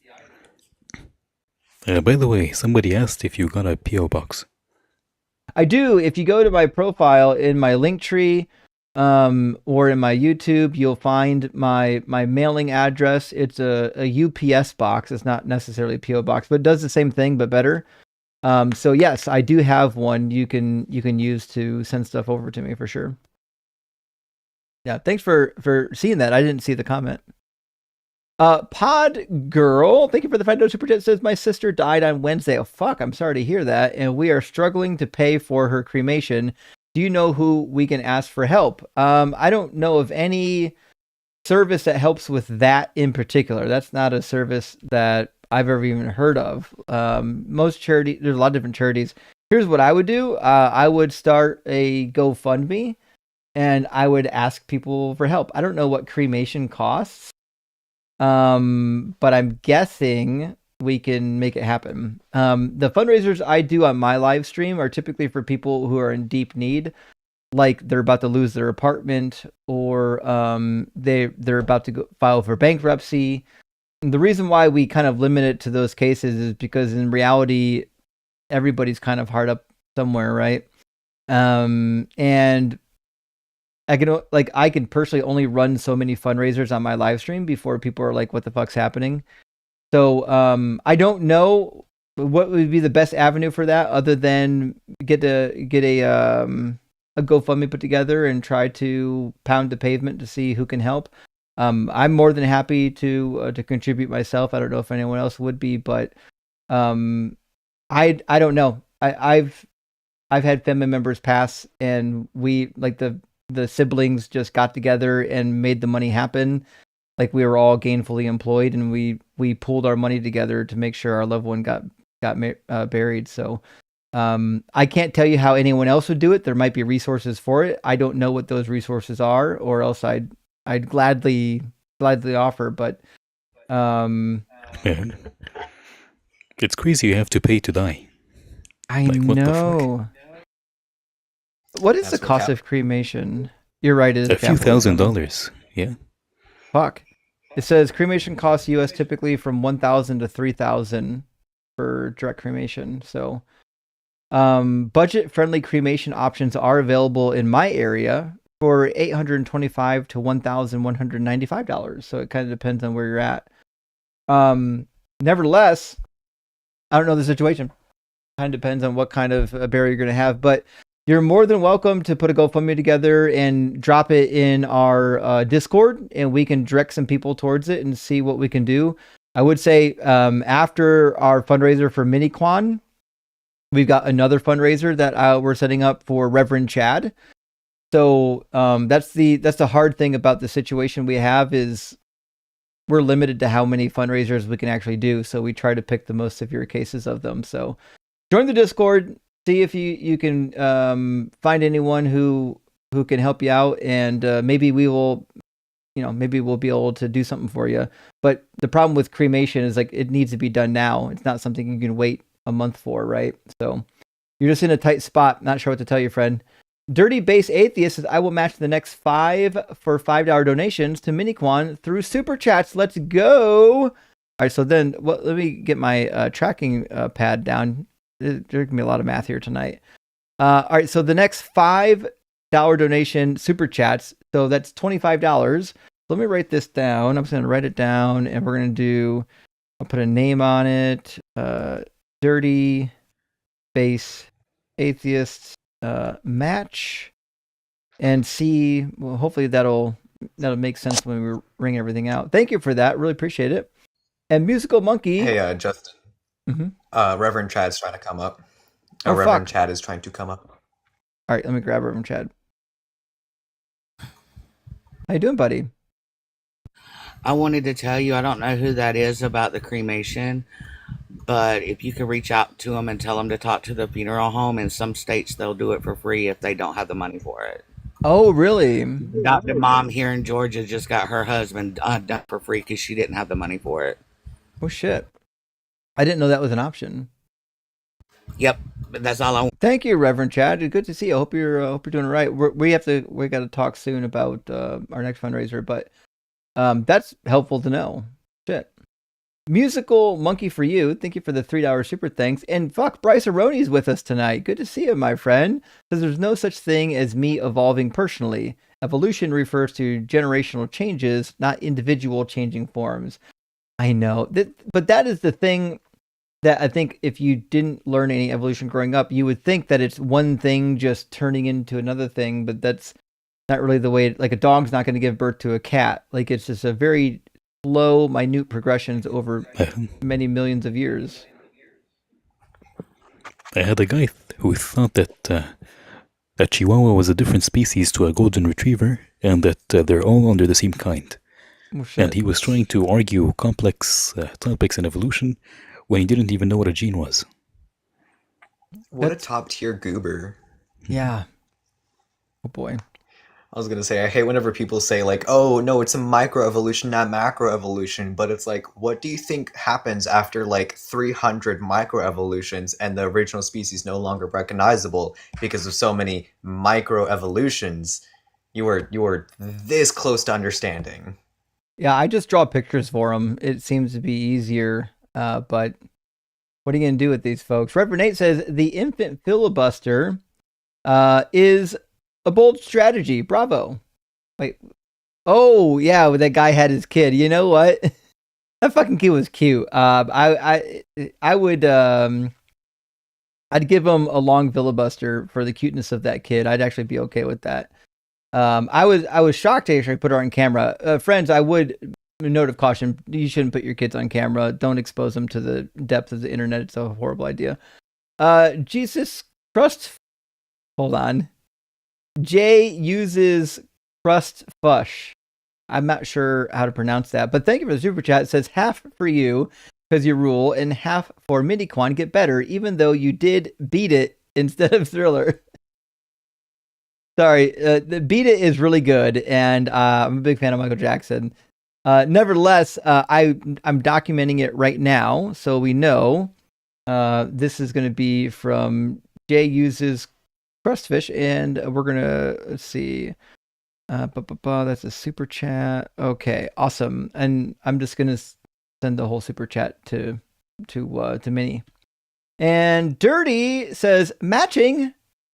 Okay, 30 more. Gotcha. Wait, I got you 15 more because you matched the half, but I just gave the whole thing. Okay, so we'll do 15 from another super. Thank you for that. Big W. I think Mini Quan should find some from help or a lifeline at least from this stream tonight. Liberty Giblet says for Minnie, matching Dirty Bass. Liberty C, Liberty Do.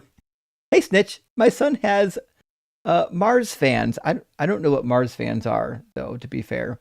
But thank you for the matching. I think the language here might have something to do with like a game or a movie or something I'm unaware of. But thank you. I really appreciate that. You guys know my pop culture references are pretty rough. Matthew Schaefer says, and we learned all these things because people didn't just accept God did it as the answer to everything. I know. It's funny that over time, the excuse God did it became like dumber and dumber and dumber and weaker. And like some societies were like, okay, maybe fucking this God doesn't exist. But then there are still some of them that are like, no, God definitely still exists. Even though every time we learn about our universe, it seems kind of clear that God doesn't exist. But, what are you going to do? What are you going to do? Chris, thank you for the super chat, friend. Says, is there a liturgical calendar we can follow to give Doug proper worship throughout the year? Hail, Doug. Fuck, I never thought about that. I do still have one of the liturgical calendars with me. When's your birthday? I can't give that information out for security reasons. Fair. We're just going to say it's April 17th. That is just miss. April 17th is just miss. Perfect. We should get a Doug liturgy, though. What's that, Marcy? I was going to say April Fool's would be funnier since it's like, it's kind of like a parody religion, Yeah, I really should. It's just one true religion. Yeah, Marcy, you'll find soon enough dealing with the Muslims. If they get your information, they will definitely be sending you death threats and all kinds of things. So do protect your guys' personal information. Yeah. But yeah, we can work on a liturgical calendar. Simple Programmer, my friend, thank you for the super chat. Says, for Mini Quan, please, the baby palette cleanser was nice. I thought it was. I'm marking it down right now, but I thought it was nice. The baby was fucking adorable. But you guys know I love babies, kittens, and puppies. Dirty Base Atheist says, matching at Simple Programmer 95, 52 for Quan. Oh, that's the rest of the name. I'm marking it down right now, friends. I really appreciate that. And so does Mini Quan. We're actually getting a lot more supers. I guess a lot of people don't have Cash App, which is fine. Jeffro, thank you for the super chat, friend. Says, I mentioned DC Comics, but you, Ems, Ian, Blitz, and Forrest, and Erica are the Avengers. Thanks so much. My first book will be dedicated to the MFN superheroes of our time. Love you guys. Keep saving in lives in real time. Well, thank you, Jeff. I appreciate that. We're definitely trying. I realize that there are some people that are doing a lot of political isms and political debates. I think this is how we're trying to move the needle. I think if we can deconvert enough people from these toxic fucking religions, we can also make some momentum in society as well. So we'll have to see about that. Liberty Giblets coming in again. Thank you. Says, for Mini Quan, matching that filthy fish guitar on non-believer again. Well, fuck, you got it. I'll go to mark it down right now, and we'll put it in the right column. And thank you so much. Anthony coming in as well says, no Cash App in Australia for Mini Quan. Well, fuck, no worries, Anthony. I'm gonna mark you down over here, and we're gonna put down 20 for Mini via super chat. No worries, we can deal with that. Again, not everyone has Cash App. You can still send it directly, guys, to my Venmo or my PayPal if you have Venmo or PayPal, and I'll send it directly to Mini Quan. You don't have to send it via super chat. The super chat's going to take 30% for Google. Liberty says, for the tax man. Thank you, Liberty. That's very sweet. I do appreciate that. A tax man is going to come and fuck you up if you don't pay attention to your numbers for sure. Although we fired like half the IRS. So like, I don't really, we'll see. Cameron, my friend, says, hey, Justin, I like this quote. Science gets us to the moon. Religion gets us war. You know what? That seems to be the fucking case right now. That's never been more true than this moment. It seems like there are a lot of people that are hungry for war on the Christian side because they think, I don't know, fucking as long as we get this war done, we can like bring back Jesus or build the third temple or fucking Armageddon. It's nonsense, y'all. The religion is ruining things. Hey, bend over. Good to see you. It says, for Fundraiser, use my useless New Zealand dollars to wipe with and cash in your toilet paper. We certainly will, friend. Even if it is useless in the States, we love you. Don't worry. Every dollar counts. It really does help a lot. And Lee here says a little towards, hey, hold on. Cateralizing cats. Fuck, I gotta look that up. What's cateralizing? I was gonna say earlier, the 20 Australian dollars is about 15 US dollars. Oh no shit. Okay, well I've marked them down as US dollars anyways because I think our dollar is stronger. And if I send more than I needed to Mini Quan, I don't mind. It's not a problem for me. I love Mini Quan. So we're gonna make sure Minnie gets everything that she needs to keep going. I don't know how much people know about her situation, but it's a pretty rough situation. You know, at risk of like losing housing at this point. So we're just trying to come together. Brandon Paramore, thank you for the super chat, friend. Says, was Jesus born in Bethlehem or Nazareth? Which one is supported more scripturally for Mini Quan? Well, thank you, Brandon. I'll mark you down for Mini Quan, and I personally think, this is my opinion, I think that it's more scripturally supported to have Jesus born in Bethlehem. It's not entirely clear. It's not entirely clear if the other gospels, like the Gospel of Luke actually, is suggesting that he was born in Nazareth, but it does seem to, because previously he's called Jesus of Nazareth. He lived in Nazareth. The prophecy of being a Nazarene seems to be rooted in this. So there's definitely a tradition that he's like a Nazarene. But if you take all the gospels seriously, then there's a timeline of events. He was born in Bethlehem, then he moved to Nazareth. So in real life, though, like if you threw the Bible away or you went back to the real historical Jesus, I would say he probably was born in Nazareth. I have no reason to believe he was born in Bethlehem. It seems to be a plot device to fulfill prophecies. That's it. Simple Programmer says, this is for you to cover taxes on my Mini Quan donation. Well, thank you, Simple Programmer. That's very sweet of you. I appreciate that. And I do. I think this last year, because of the way we were doing fundraisers previously, I think I probably got almost $1,000 of additional taxes I had to pay, which is fine. Again, I'm more than happy to help the community. But now that I know how the system works, I'm trying to do things smarter in 2026. But I really appreciate that. And EB with an argument, thank you for that. It says, premise 1, we are 100% human. Premise 2, Jesus was 100% human. Premise 3, Jesus was 100% God. Conclusion, God is 100% human. And we are 100% God. Now, how do I turn water into wine? Actually, I have a trick for that. There's some chemicals you can buy on Amazon that when you mix them, turn water into wine. That come this Easter, I'll be doing that trick on screen. You'll love it. It's a fun trick. And Lee here says, sterilize cats. Sorry, typo. That makes a whole lot of more sense. Okay, to get the cats sterilized. Now, I really appreciate that, but you'll be pleased to know my cats are already neutered. They're not going to go out and go banging other cats. So perfectly okay. And Reverend Nate says Ohio is the 8th most populated state. It's true. It is true. I'm saying Ohio is the heart of it all, y'all. It's not even big. Christ on a motorbike. That's a lot of disappointed MFers. I know. It is. That's why we call Cleveland the mistake on the lake. That's why Ohio's main export is crippling depression. Nobody wants to be here. We just all fucking happen to be here. And Turd Burglar, great to see you, my friend. Thank you for the super chat. It says, fellow atheists, Cat father of 4, hell yeah.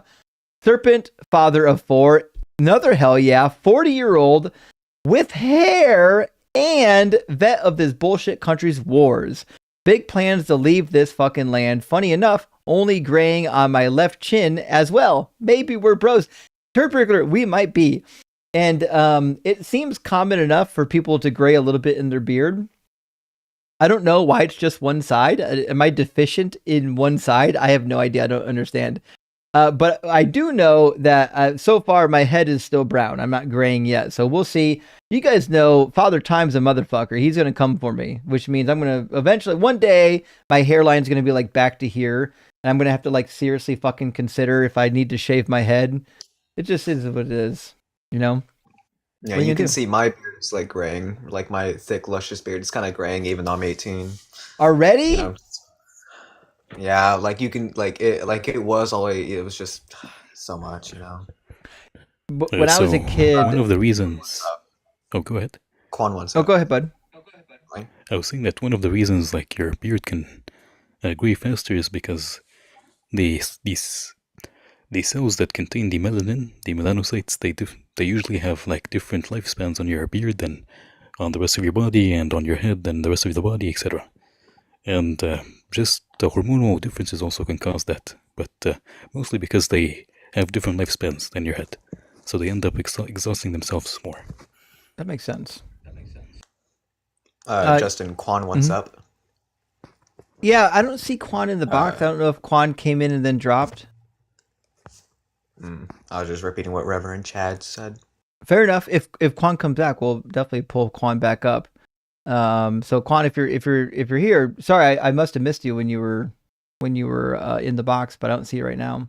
UK Witch says, that was so disrespectful of my way of life. Venus doesn't understand Witchford. Well, that's a run-on sentence, so now I don't know what you're talking about. Also, it was used during World War II to do some research, and I don't know what you mean by it. When you use words like it, you need some sort of antecedent, so we know what you're referring to. I think they meant like we were talking about like witchery, right? And how like they used it to, like if it was true, then Trump would have done it to Ayatollah blah blah blah or the vice versa. Mm-hmm. So I think that is what he's talking about, Witchford, and it was used during World War II. I think that's what they're talking about because I mentioned it being used in wars. I see what you're saying now. Yeah, I actually didn't know that. That's interesting. Fair point. Fair point.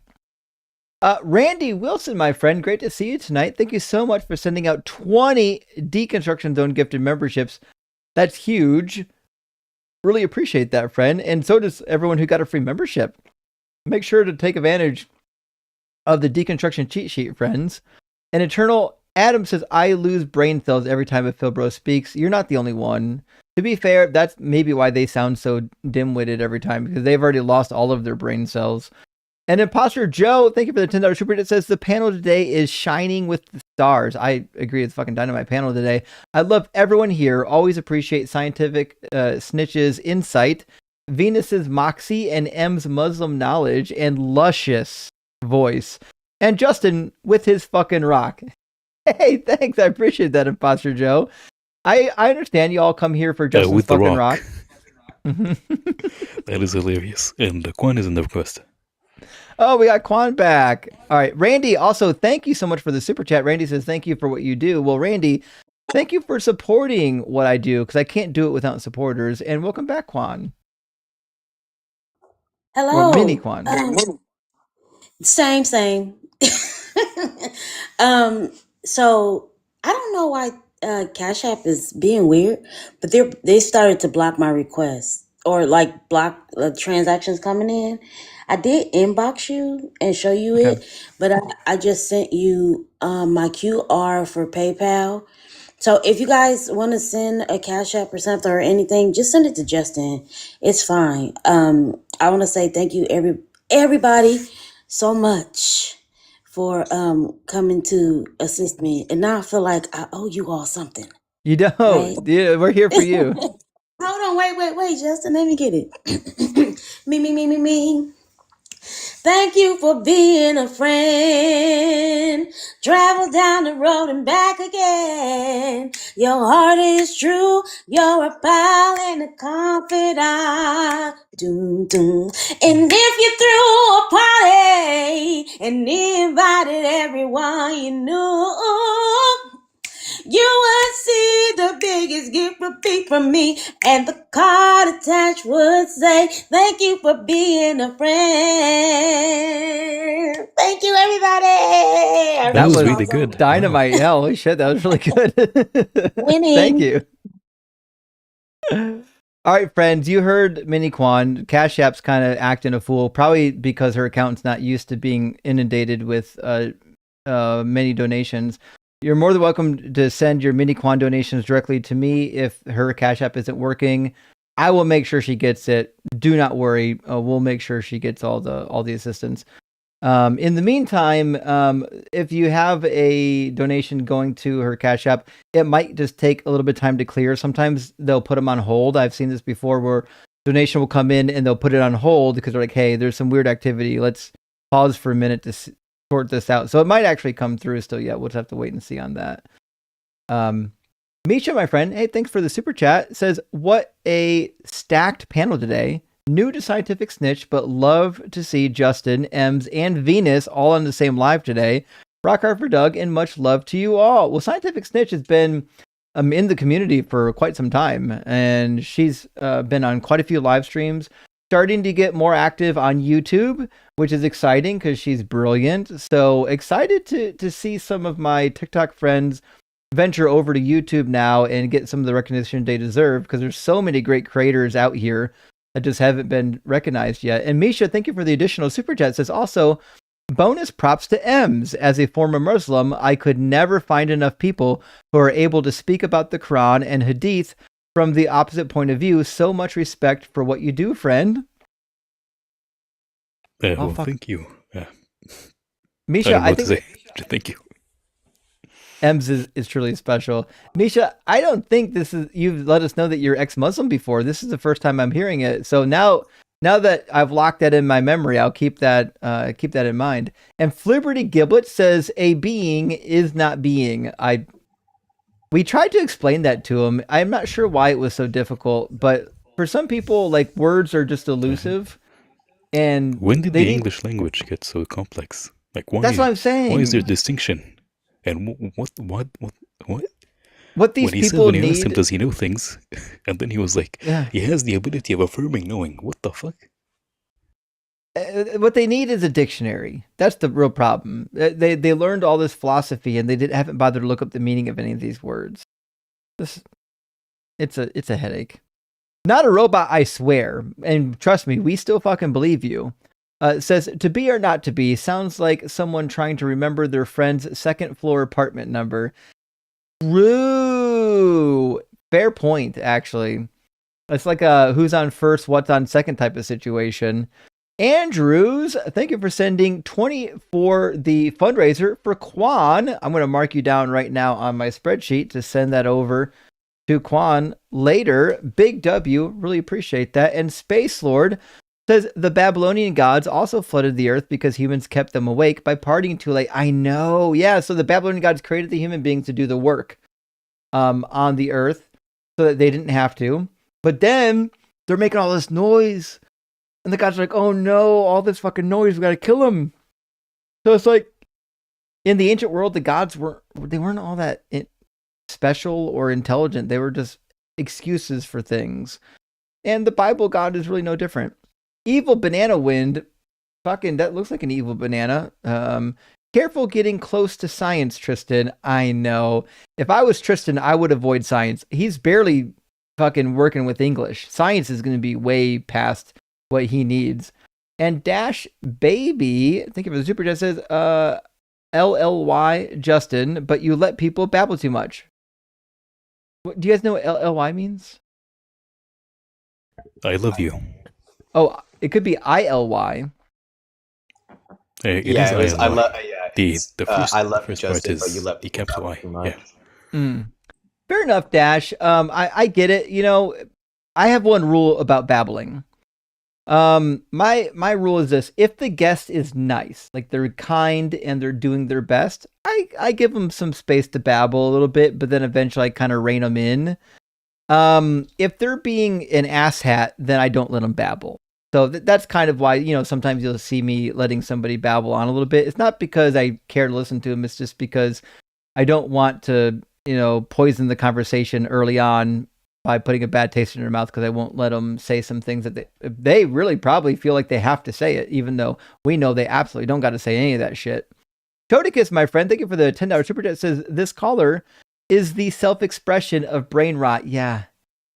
I still was disappointed the entire conversation. Never once did he define what self-expression means. I don't even know what that means yet. So, I don't know. We'll try. Dirty Base Atheist come in and again says, caller Tristan finally proved consciousness exists without brain matter. Oh, Tristan, we know you are nice, but you're gonna catch some heat for that conversation, my friend. I hope you're not still watching. It's gonna get worse before it gets better.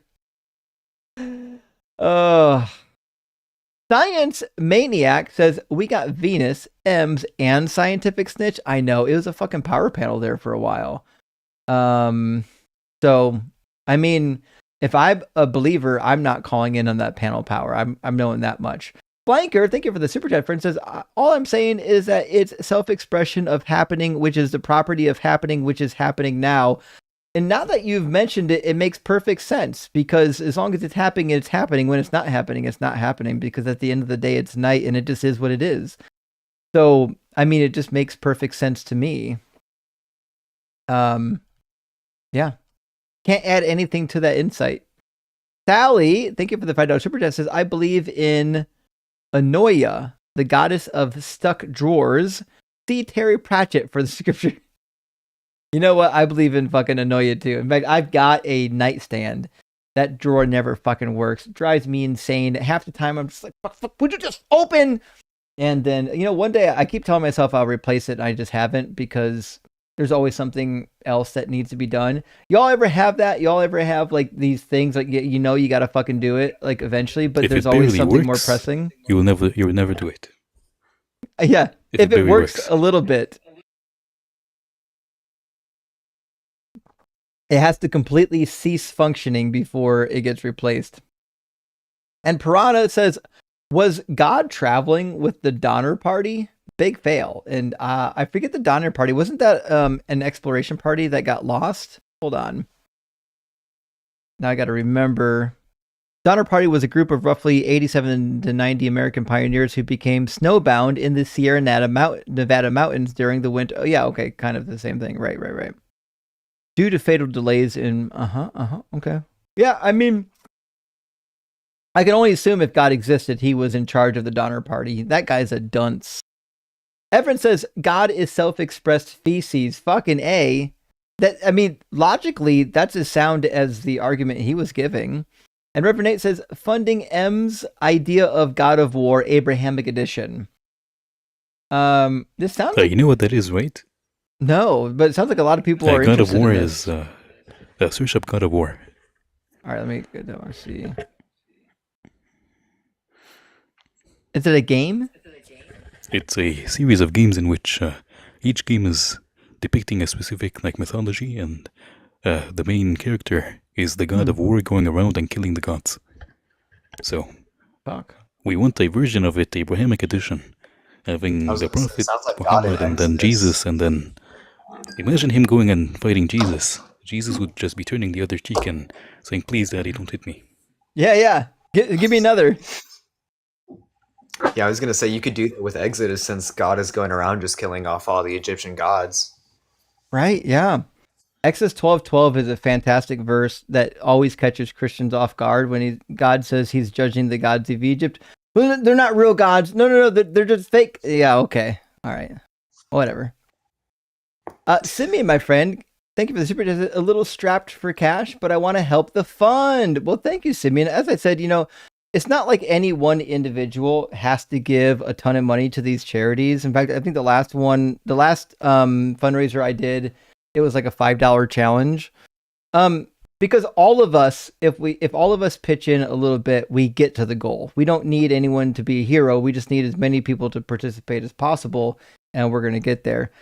Speaking of Carnage, thank you for the additional super chat. Friend says his mother was wrong for having him. That's a Menard quote. I have to add that to my soundboard. I'm so glad that you did that. There's a quote from Menard when he was so mad at me. He's literally shouting, "Your mother was wrong for having you." I had Ian watch the crash out on his live, and literally the first second it's like, "Your mother is a whore." It's such a fucking wild ride. Just the opening of that. Hold on, I'm gonna put on the screen. Just the opening of that crash out makes me so fucking happy. It's so good. Let's see, do Menard. I did like a little bumper at the beginning of it. Let's see here. I'm gonna pause it and mute it, and unmute it and put it on the screen. This is for you, Carnage. This is for you. We're gonna do a little bit of Menard crash out, and I believe the TikTok audience can hear it as well. Let me make sure the audio. Your works. mother is a whore. Menard, the king of the world, hold on, let me turn my proves his audio might. Your mother was wrong for having you. I own you.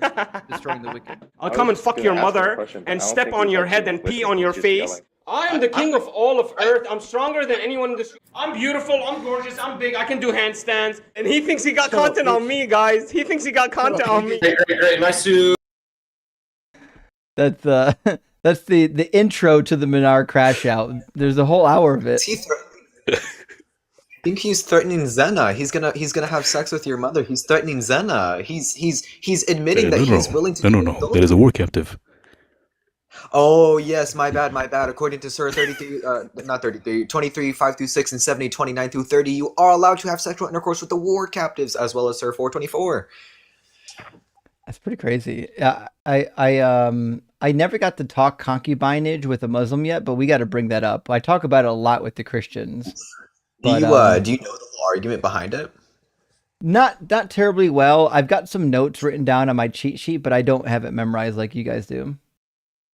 Yeah, if you ever want, I can teach you it. It's not that complicated. Well, we'll definitely have to go through it. We're definitely going to have opportunities to do this live. In fact, next time you come up, maybe we could do a Muslim topic. We'll have to do some time, try to bait the Muslims. But yeah, I was going to say Muslim topic with that? Wow. Yeah, because I gotta replace you, Ems. I'm your heir. I'm your would never. Whatever the. I know. Yeah, but whenever I come up Monday, we can do that if you'd like. If you'd like. Steven, my friend, thank you for the super chat. Says Dan McClellan, and the fit for this video is my Magic Temple card. That's what we need from Dan. Show us the garments. Show us the garments. And Geraldine Scene, thank you for the super chat. Says, can only the unhardened heart be circumcised? That's a fair point. The Bible talks about this period where the heart will be circumcised. But if the heart's been hardened, I have to assume that God would have to unharden it before he can circumcise it. But that seems to be a question of whether or not God would do that. If he's hardened someone's heart, I think he's done with them, right? Only LC says, do Marceline and Ems have YouTube? I don't want TikTok. Well, I don't think Ems has YouTube yet. What about you, Marcy?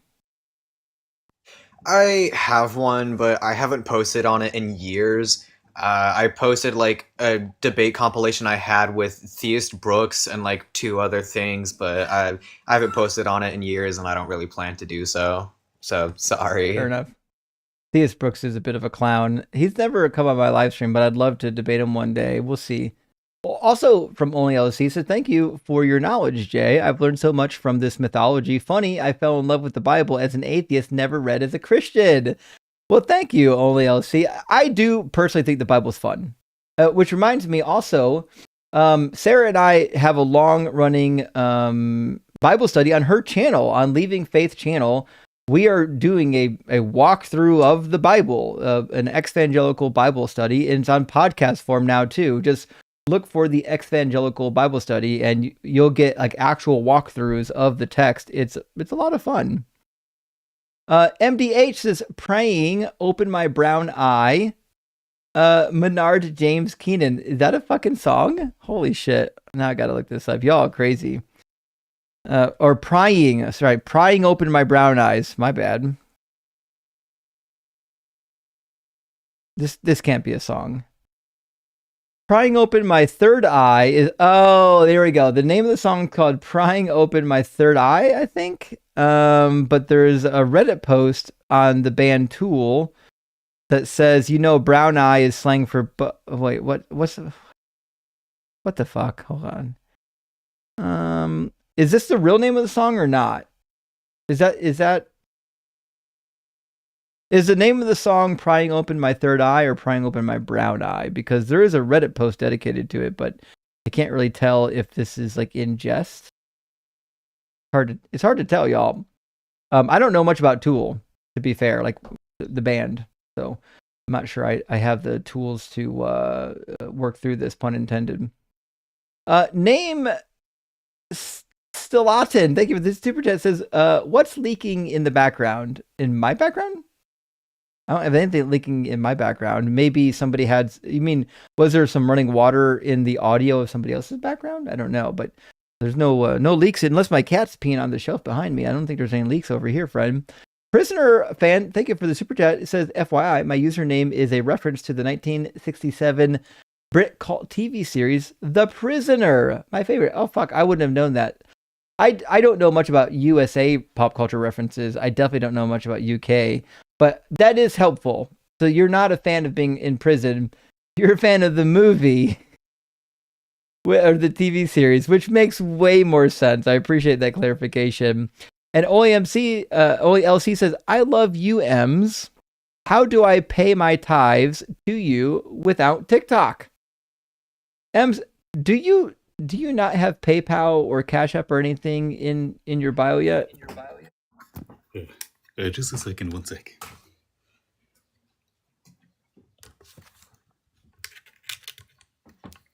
When was that?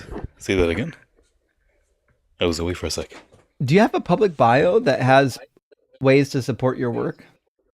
No, I don't. Not at the moment, I guess. No. You have to get one eventually, so we could direct people to it. When I make a YouTube, eventually. Possibly before 2030. Let us know. We'll definitely support you, friend. You could, I get you don't want TikTok, but it is an option. So you could also, if you want me to send M's funds, send them to my account, like my PayPal or my Cash App or my Venmo, and just say this is for M's, and I'll send it over to M's. Not a problem. It failed last time, so I think there's a problem on my end. So just don't worry about it until I figure it out. I did, yeah. Oh fuck! I didn't get a message saying it failed. I'll double check it. I don't know why. Oh, okay. Check Discord after. Okay. Reverend Nate says, correct. No kids. I am the funkle. That means fun uncle. The kids are best when they come with the return address printed on them. Reverend Nate, I do get that. When I was younger, I really did love being the fun uncle, the funkle. But I would say there is something, as you get older, you may want children of your own when you get ready for it, when you're prepared for it. And it's a lot of fucking fun. It's a lot of work. I get it. Being an uncle is fucking awesome because you have fun with the kids and you return them. But there's something particularly rewarding about having your own children as well. I would highly recommend. It's not for everybody, but I can't see a good reason to if you love kids, to not have one of your own, maybe two of your own. But I get it. Everyone's life is different. Not everyone wants kids. Evan says, Republicans, we can't afford universal health care. Also, Republicans, let's start another war. Shake my head. Friends, please vote. Rock Hard for Doug. And I will also reiterate, please, please, please, if we have elections in November, can we just vote these fucking clowns out of office? I know we can't get rid of Trump for another 3 years, but can we at least flip Congress and hold them accountable? Like, oh my God. Have you seen Nick Fuentes? What he just said recently. He turned Democrat. No fucking way. He said that if next election, J.D. Vance or Marco Rubio are on the ticket, then he's voting for the Democrat because he's done with MAGA. He's over with MAGA. That's when even the top Nazi tier is done grifter. with you, that's insane. I was gonna say, reminds me how like the Republicans were dogging on Biden for pulling us out of Iraq, and now Let's is talk like about supporting Chile. Trump for putting Specifically, us into Iran. I am a little Why bit do we concerned so though often- when Let's Nick talk about Fuentes Chile. is like, I'm Specifically, joining that Chile con that carne. team over I'm talking there. about that I'm not sure that we want him on our team. You know what I mean? For sure. But the thing is it's hilarious when even the Nazis saying you're doing too much. Yeah. Fucking Nick Fuentes. Oh well. I mean, yeah, at least it's a good statement when like your most ardent supporters, even if they're trash and toxic, will be like, yeah, I'm fucking out of here. At least we got some of that. You know what I mean? Thomas Baker, my friend, thank you for the super chat, says the Cremation Society will do them for around $1,100, including cards and a book and stuff. Had both my folks done there. Well, I never heard of them, but that's helpful information actually for anyone who might be in the market for a cremation. I hate to say it, but death is a part of life, my friends. And Twitch of Scripture, it's great to see you tonight. I hope you're doing well, my friend. And it says, my mom had no money. She donated her body to a teaching hospital. Then they cremated her for free and sent my family her ashes. Not nice, not a nice subject, but hope it helps. Rock hard for Doug. Thanks, Justin. Well, of course, Twisted. And that's something I haven't considered. I do want to donate my body to science, though, when I die. I don't know if I'm going to get cremated. It's a very useful thing. The thing is here that is not an option.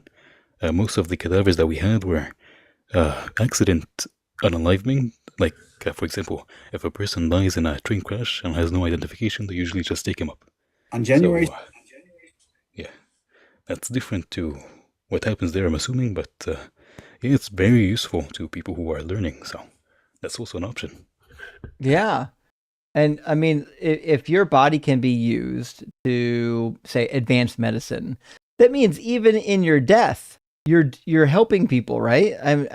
I see that as a win-win. So, Liberty Giblets, thank you for the 1999 super chat. Says this may sound morbid, but if you donate the body to a medical school, they cover the cremation when they're done. But maybe don't do that if your sister wouldn't have approved. Marfans is a CDT cousin to Ellers Danlos. This is getting deeper. I don't know who any of those people are. Hold on, let me see. Mars fan. Their ailments. Ehlers-Danlos is like your joints are like not they aren't as good, or like the connective tissue. It's commonly known as EDS. Scientific Snitch, and I have it. Hypermobility. Yeah, I didn't know that. Have you seen anybody your like joints are just not jointing? Bending their fingers all the way back to the wrist? That is part of it, yeah. Oh, yeah, that like a lot of those contortionists that you see that twist themselves up into balls and stuff. Yeah. Oh, I didn't know that. Okay, that's good information. I can cross my legs like almost 3 times. What? That's insanity. Hold on, let me. 1. Okay, no, 2. Almost 3. Yeah, about 3. Almost 3 times. I can cross my legs almost 3 times. Barely once for me. Okay, well, so that means that disease makes you incredibly flexible, I guess. It affects your collagen, which is the steel rods in your body, so makes you more malleable. Mr. Chris O'Brien, thank you for the $5 super chat. Says, in response to cremation, search Caitlin Doughty, Order of the Good Death. It's a great resource that should be helpful. Oh, I've never heard of it, but thank you for the resource. Also, it must be a sign if the name of the place literally includes Doug. Yes, exactly. It's right there. It must be a good resource. Doug approves it. In fact, Doug will help you, I'm sure, if you give him a look. It's a resource, a double resource for sure. And Misha, thank you for the additional super chat, friend. Going for Quan, says join late, so missed mini Quan info, but good luck to them. Hope things work out well, and this little bit helps some. It absolutely will. I'm going to document it right now, Misha. and we'll make sure that this gets sent over to Mini Quan, who is actually with us right now. So we're almost we went a little bit late. It's 12, almost 12:30, but I got a couple more super chats left, my friends, and only LC sending more love for Mini. So I'm going to mark that down. We got it. Thank you so much. And remember, every little bit counts. It doesn't matter if it's $1, $2, $3. Every little bit counts. So you don't have to be a hero, but all of us together can make big moves. And Evan says, science, because you can't pray rocks into space. I know. Could you imagine? God did not launch a satellite or get us to the moon or get us to outer space. We did that shit on our own, and we discovered that God wasn't there when we did it. Space Lord says, for Mini Quan, you brought up my second super chat earlier and got distracted and moved on. Oh, fuck. Did I really? Space Lord, I'm sorry. It can be difficult sometimes because, like, if I'm reading a super chat, I can just address it and move on. But sometimes when I've got multiple people with me, chit chat starts happening, and then I get lost, and my ADHD kind of takes over, and I just kind of lose track of what's happening. That's on me. I'm sorry. A lot goes into running these streams. I think people would be shocked, like how much multitasking I'm doing at the moment just to run the stream. Which is why I have to have 4 monitors open to track everything. It's pretty crazy. But I'm sorry I got distracted on you. What's that? You need a producer at some point. That would be great. I know like what it costs to get a producer, and I can't afford it. But I would love to get to a point where the channel's big enough to do that. We'll see. Certainly would be nice.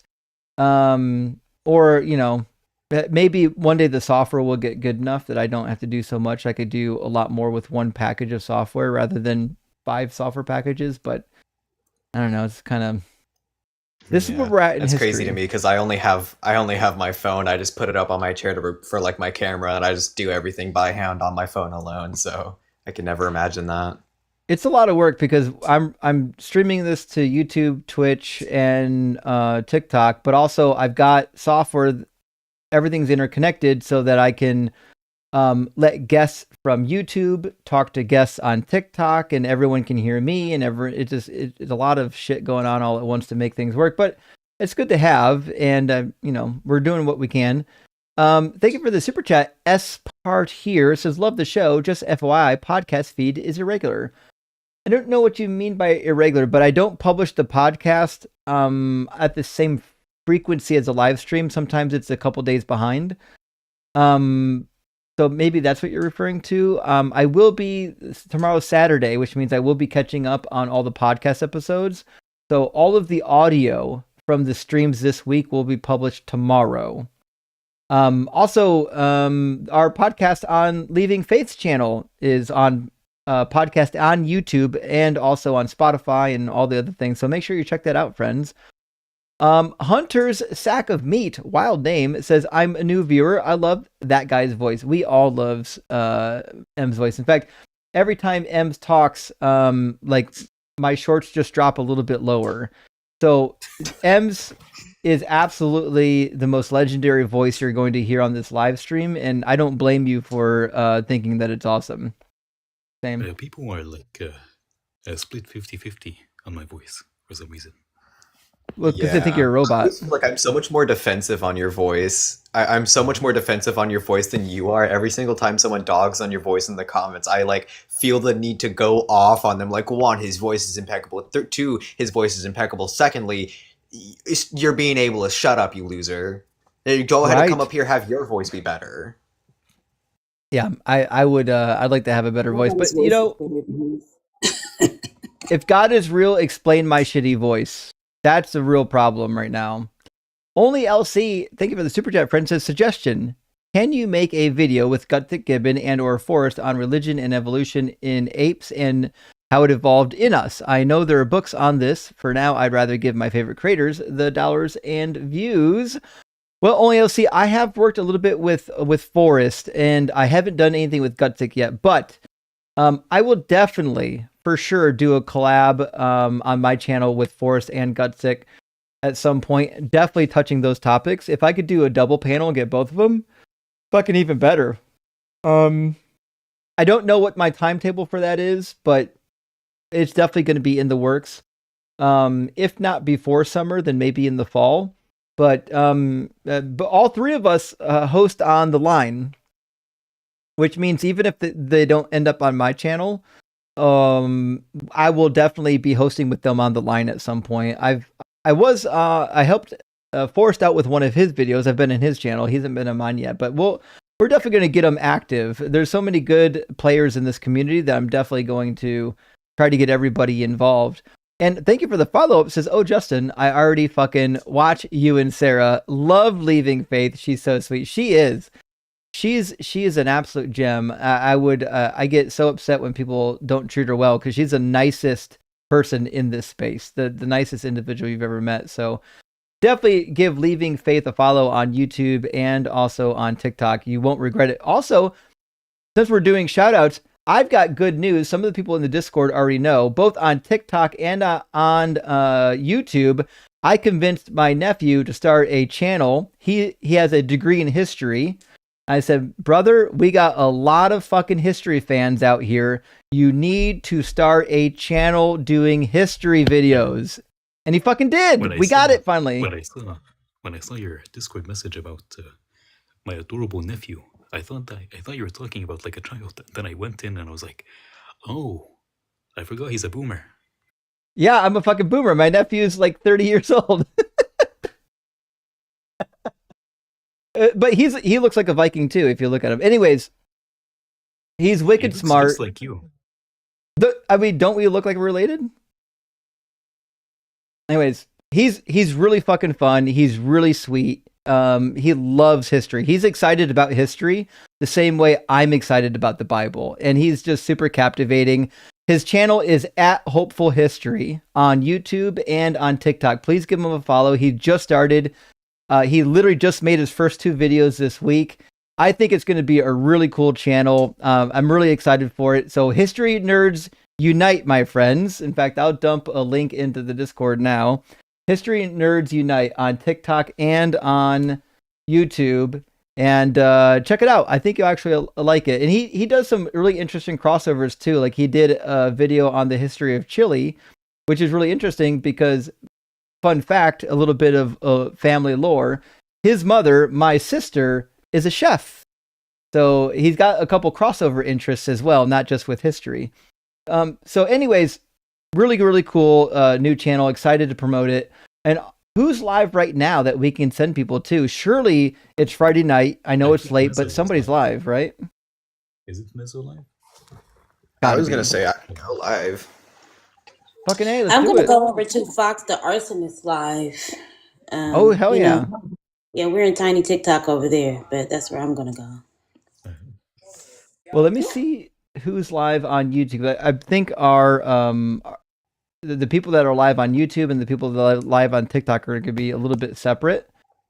So I see right now live on YouTube, we've got Mezzo live. So I need everybody on YouTube to go over to Mezzo's live stream and tell them Justin, Ems, Marcy, and Quan, I'm going to show you what the live stream looks like for those who might not know Mezzo yet. Let's go raid Mezzo's live stream. He's saying God is make-believe. So it should be a really fun topic. And wait, is he still live? I think it just ended live. This looks like a recording. It said he's live right here. Hold on. There we go. Yeah, thank you for having me, Justin. I have 12 miserable hours of ICU for the next 12 hours. And Ems, you're a beast. Thank you so much, buddy. By the way, I sent you the email that I got. I'll check it out when you get the chance. I'll check it out after this. Thanks, Ems. Big W to Ems. And then Marcy, you're gonna go live right now? I was gonna go live.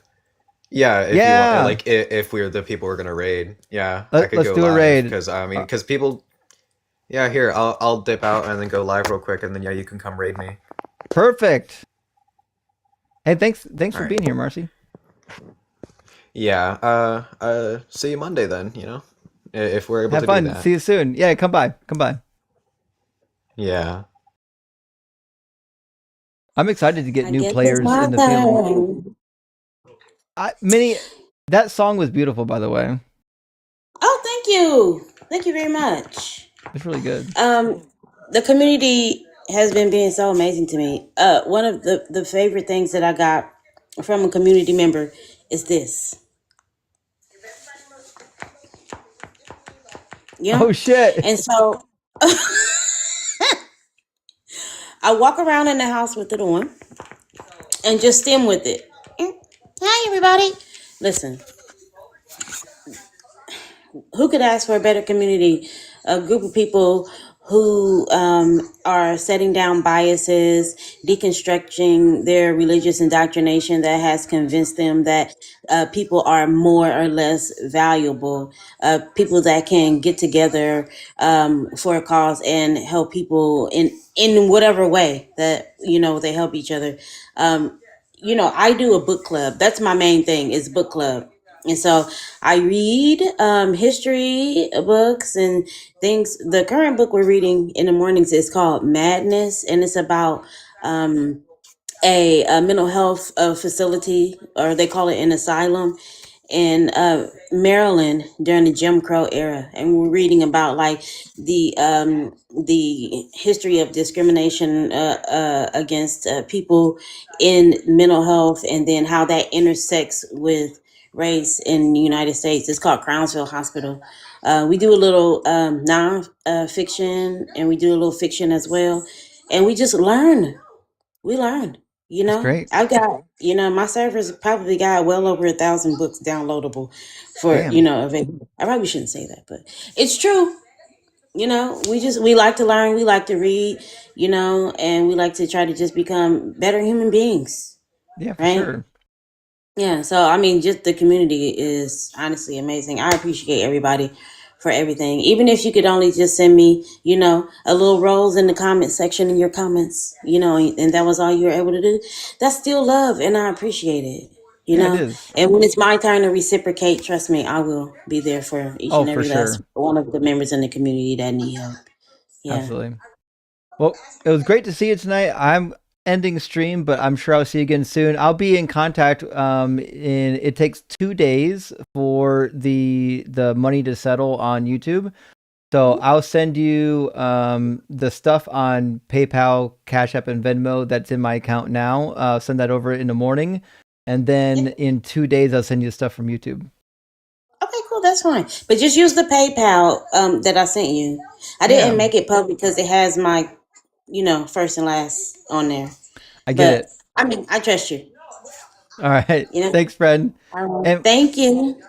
We had 2 more super chats come in while we were closing. One from Only LC says, and again, I already fucking watch you on the line.